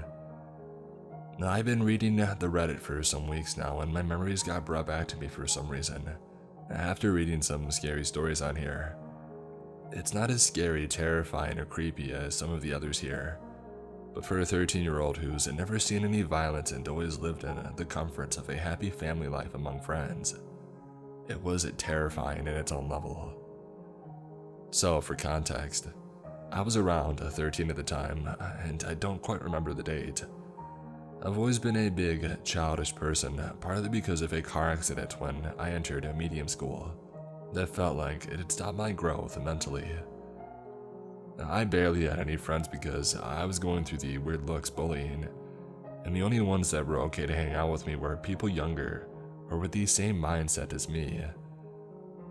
Every couple years, my parents would send me to a summer camp lost in the mountains, where there were basically mountain activities like hiking, exploring forests, and all that.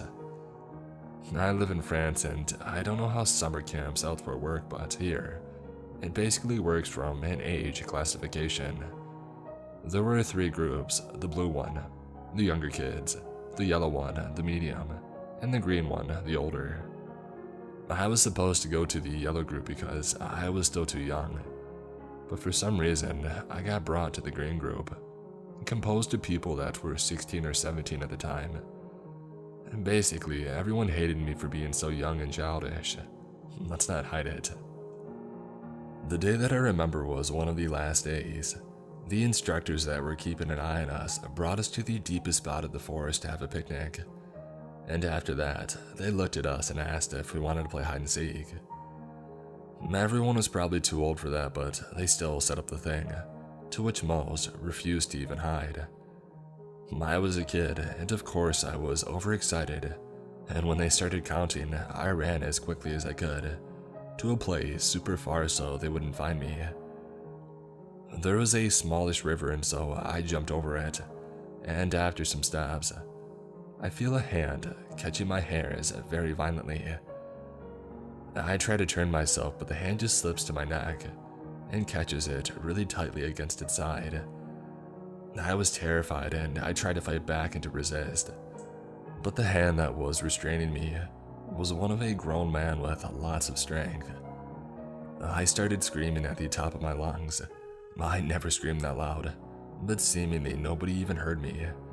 And the guy started talking while dragging me to the forest. He was completely mad and kept repeating, "You'll see. I'll hurt you so much you'll cry and scream even more." I remember him talking about harming me. I was 13 and I was terrified. I had never been through anything like this.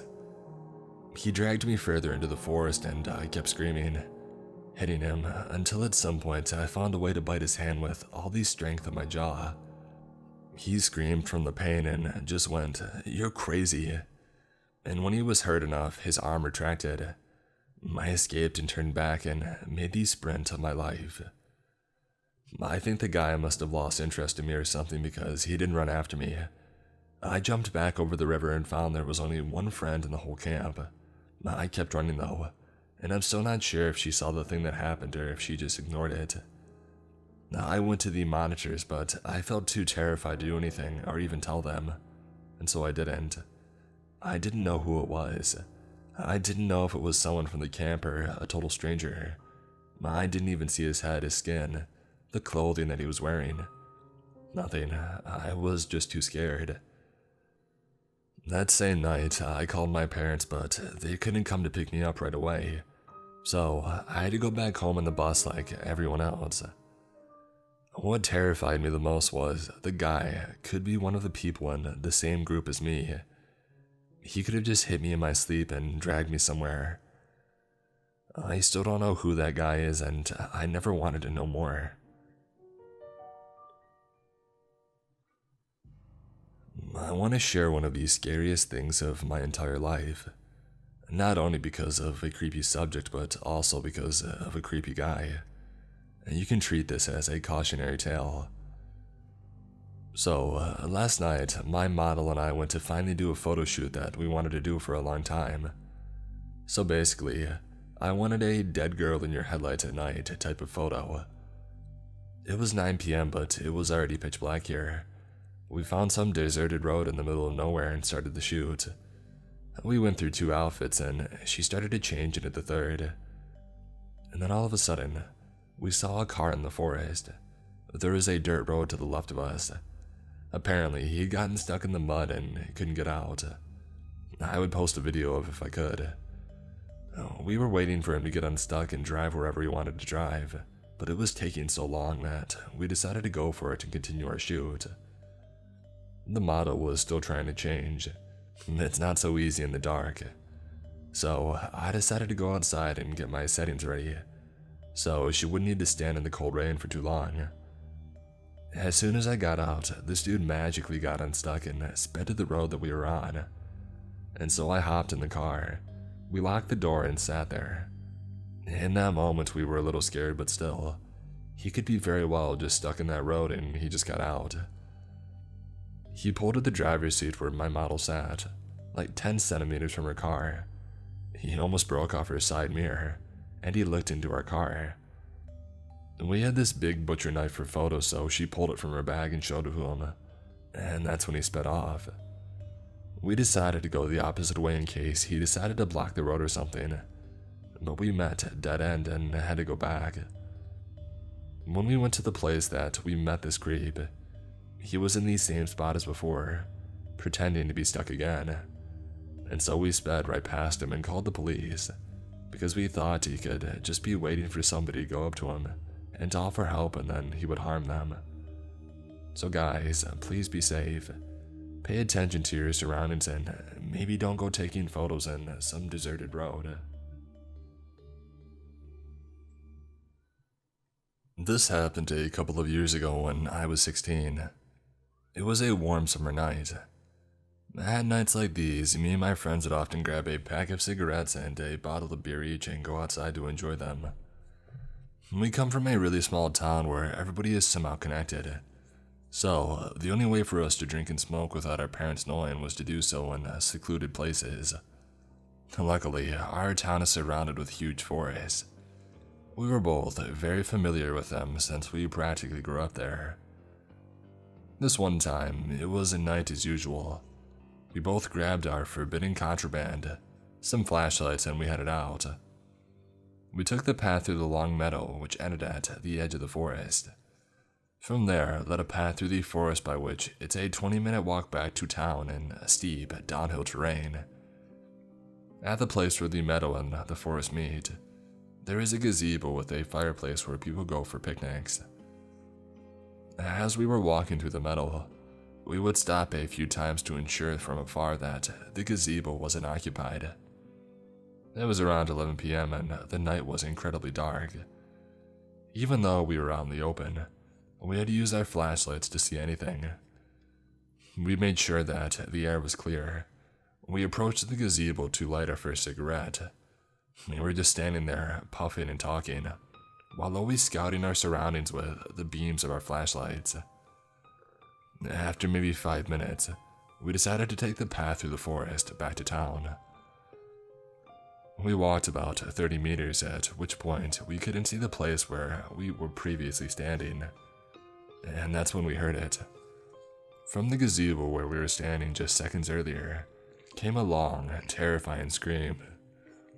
It sounded as if somebody, a man by the sound of it, was being cut to pieces while still very much alive. The kind of scream that turns your blood to ice instantly. After the first scream, there is a pause for a few seconds. During this whole time, we were both so scared that we couldn't even move. Then, it started again, even louder and more terrifying. The second scream snapped us back to reality. Without a word, we just started sprinting through the rough terrain, not once looking back. At this point, I was so pumped up with adrenaline that I couldn't hear anything except my own heartbeat resonating in my ears. We've never run that fast, and we didn't stop until we had reached the lights of town. When we finally did, we both just sat on a sidewalk under a lamppost, panting and gasping for air. Nobody said anything for a good 30 minutes, until from my friend came a single but quite eloquent word. Crap. After a while we started talking about it. We came up with a conclusion that either somebody was having fun at our expense, or somebody really got hurt. At the end, we decided to head back there the first thing in the morning. But surprise, surprise, no signs of anyone being injured or anyone struggling. We decided that it was just someone playing pranks on us. However, to this day, it keeps gnawing at me. Something just doesn't add up. We were standing there for quite some time, so the person must have been very well hidden. On the other hand, it would be almost impossible for anyone to just walk in there without any light, since it was so dark. And even if he had some kind of torch, we would certainly spot him. Anyway, Screaming Man in the Forest, I'm glad I didn't see you.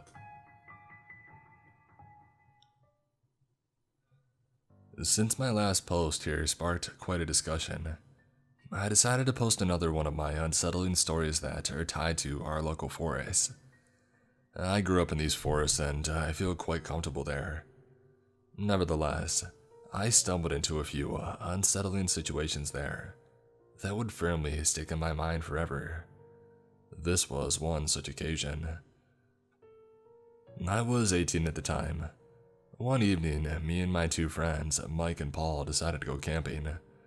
Well, camping maybe isn't the right word, since we didn't intend to spend the night. Only to chill and have some fun around the campfire for a while. The plan was simple. Head out, build a campfire, drink a few bottles of wine, eat something, and head back home for a good night's sleep. We met at my house when it was still sunny outside. We got ready and we headed out. Our destination was an old abandoned quarry in the middle of the woods, which was maybe 40 minutes from my house. Even though the quarry has a tragic and frankly creepy history, it's a popular place for such occasions. When we got there, the sky was already colored red as the sun slowly sank behind the hills. We quickly gathered all the firewood that we could, so we wouldn't have to look for it later. As the darkness fell and absorbed all of our surroundings into impenetrable blackness, we already managed to get the fire going. We were in a great mood, and we were getting ready for our first toast.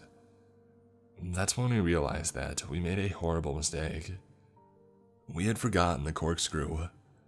We were trying to open the wine without it, but we quickly gave up, because the bottles were quite expensive and we didn't want to damage them. At this point, it was clear that one of us would have to sacrifice himself and jog back to retrieve the corkscrew. After a bit of haggling, I volunteered. However, I had two conditions. Firstly, they would give me a hatchet in case something went wrong along the way. And secondly, no pranks when I got back. Mike and Paul agreed without hesitation.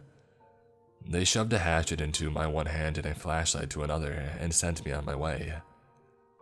As I was jogging through the forest, I heard a noise resembling a wild boar. Suddenly, I remembered a warning I had received from an older hunter a few days ago. He said that this time of year, the boars were getting dangerous, especially at night. I was a bit nervous, but luckily, I had managed to survive with no harm. I arrived safely to my house, much to the surprise of my mom, who didn't expect me so early. I explained the whole deal and she just laughed. I grabbed the corkscrew and was back on my way. Not wanting to experience an unpleasant boar encounter, I chose another slightly longer path, this time through an open field. After a while, I got to our spot. It was a small clearing surrounded on one side by massive rocks, maybe 70 meters tall, and on the other side by a thick forest. Somewhere in the middle of the clearing was our campfire. When I approached it, I realized that there wasn't anybody, although our backpacks were still on the ground and the fire was burning bright. Great. We specifically agreed that there would be no pranks when I got back. Those dicks think that they're funny, I thought to myself. I resentedly sat down near the fire while facing the woods. That's the only place where those two assholes could have hidden, I thought. I was really tired and all I could think about was the taste of that exquisite Pinot Noir that we had brought with us. I really wasn't in the mood for their games and I was getting quite mad. And that's when I heard a snapping of twigs and rustling of leaves from the edge of the forest, maybe 30 meters from where I was sitting. The sound was rhythmical and was undoubtedly the sound of somebody walking. I aimed my flashlight to the spot where these sounds were coming from. In between the trees, I spotted a tall person wearing a dark hoodie. As I shined my flashlight on him, he stopped walking, turned to me, and just kept staring motionlessly. Even though he was directly facing me, I couldn't really see his face. I shouted, "Hey Paul, you fatso. I know you're trying to scare me. We agreed on something, so stop messing around and come on out." As I finished, the hooded figure had just turned around and walked deeper into the woods. Exactly at that time, my phone started ringing. Hastily, I took it out of my pocket. It was Mike. I took the call and I started barking at him. "Really funny, dude. I thought we agreed on something." "What are you talking about?" "I'm talking about you trying to mess with me. I clearly saw you, so you can come out now." Mike, as if frozen for a minute. For what seemed like an eternity, all I could hear was his heavy breathing, and Paul mumbling something in the background. When he finally snapped back to reality, he just said, "Dude, we're at your house. We heard some footsteps. At first, we thought you were trying to mess with us, but then we got scared and decided to look after you. I forgot the phone at your house, so we couldn't even call you. Just get the heck out of there and we'll come back for our stuff together." It's BS. Just another one of your funny pranks and I'm not buying it. Hold on a second. For a while, all I could hear was some incoherent mumbling. "Hey, what's going on?" said the voice of my mom coming from the phone. My head suddenly spun and my heart skipped a beat as I realized that they weren't kidding. Suddenly, a freezing wave of fear ran through my body. However, I managed to convince my mom that everything was fine, that she didn't need to worry. She gave the phone back to Mike. "Just leave everything and come back. We're heading out now. We'll meet you halfway there." "I'm not going anywhere alone again. You better get your butts here and do it quick. I'm waiting for you." But... And I hung up. I didn't wish to make any more noise than I already did. I quickly turned off my flashlight and started to back off from the light of fire. I moved all the way to the huge walls of rock. I figured that if I had my back covered by the rocks, I would eliminate one of the possible ways the unwanted visitor could approach me. I was standing there in complete darkness, trying not to make a sound, more tightly clutching my hatchet, which would be for the next half an hour my best friend. I had to constantly convince myself not to curl into a ball in fear. Even my own body started to betray me. As my hearing got worse due to my savagely beating heart, I was trying to calm myself. But then again, in worst case scenario, every little bit of adrenaline would help. After it seemed like an eternity, I spotted 2 weak light beams coming from the forest. I heard Paul shout my name. I've never been so relieved. I finally ran out from my hiding to greet my 2 friends. For quite some time we were just standing there, laughing like maniacs from relief. We were even getting a bit cocky and we thought about saying, after all, there was just one supposedly creep lurking between the trees, and there were 3 of us. Funny, just minutes earlier I was crapping myself in fear, and now I was suddenly full of tough macho BS thinking, what could possibly happen? In the end, healthy judgment got the better of us and we decided to leave. We packed our things and put out the fire and got out. We took our bottles of wine to enjoy somewhere else. Somewhere where it's nice and brightly lit.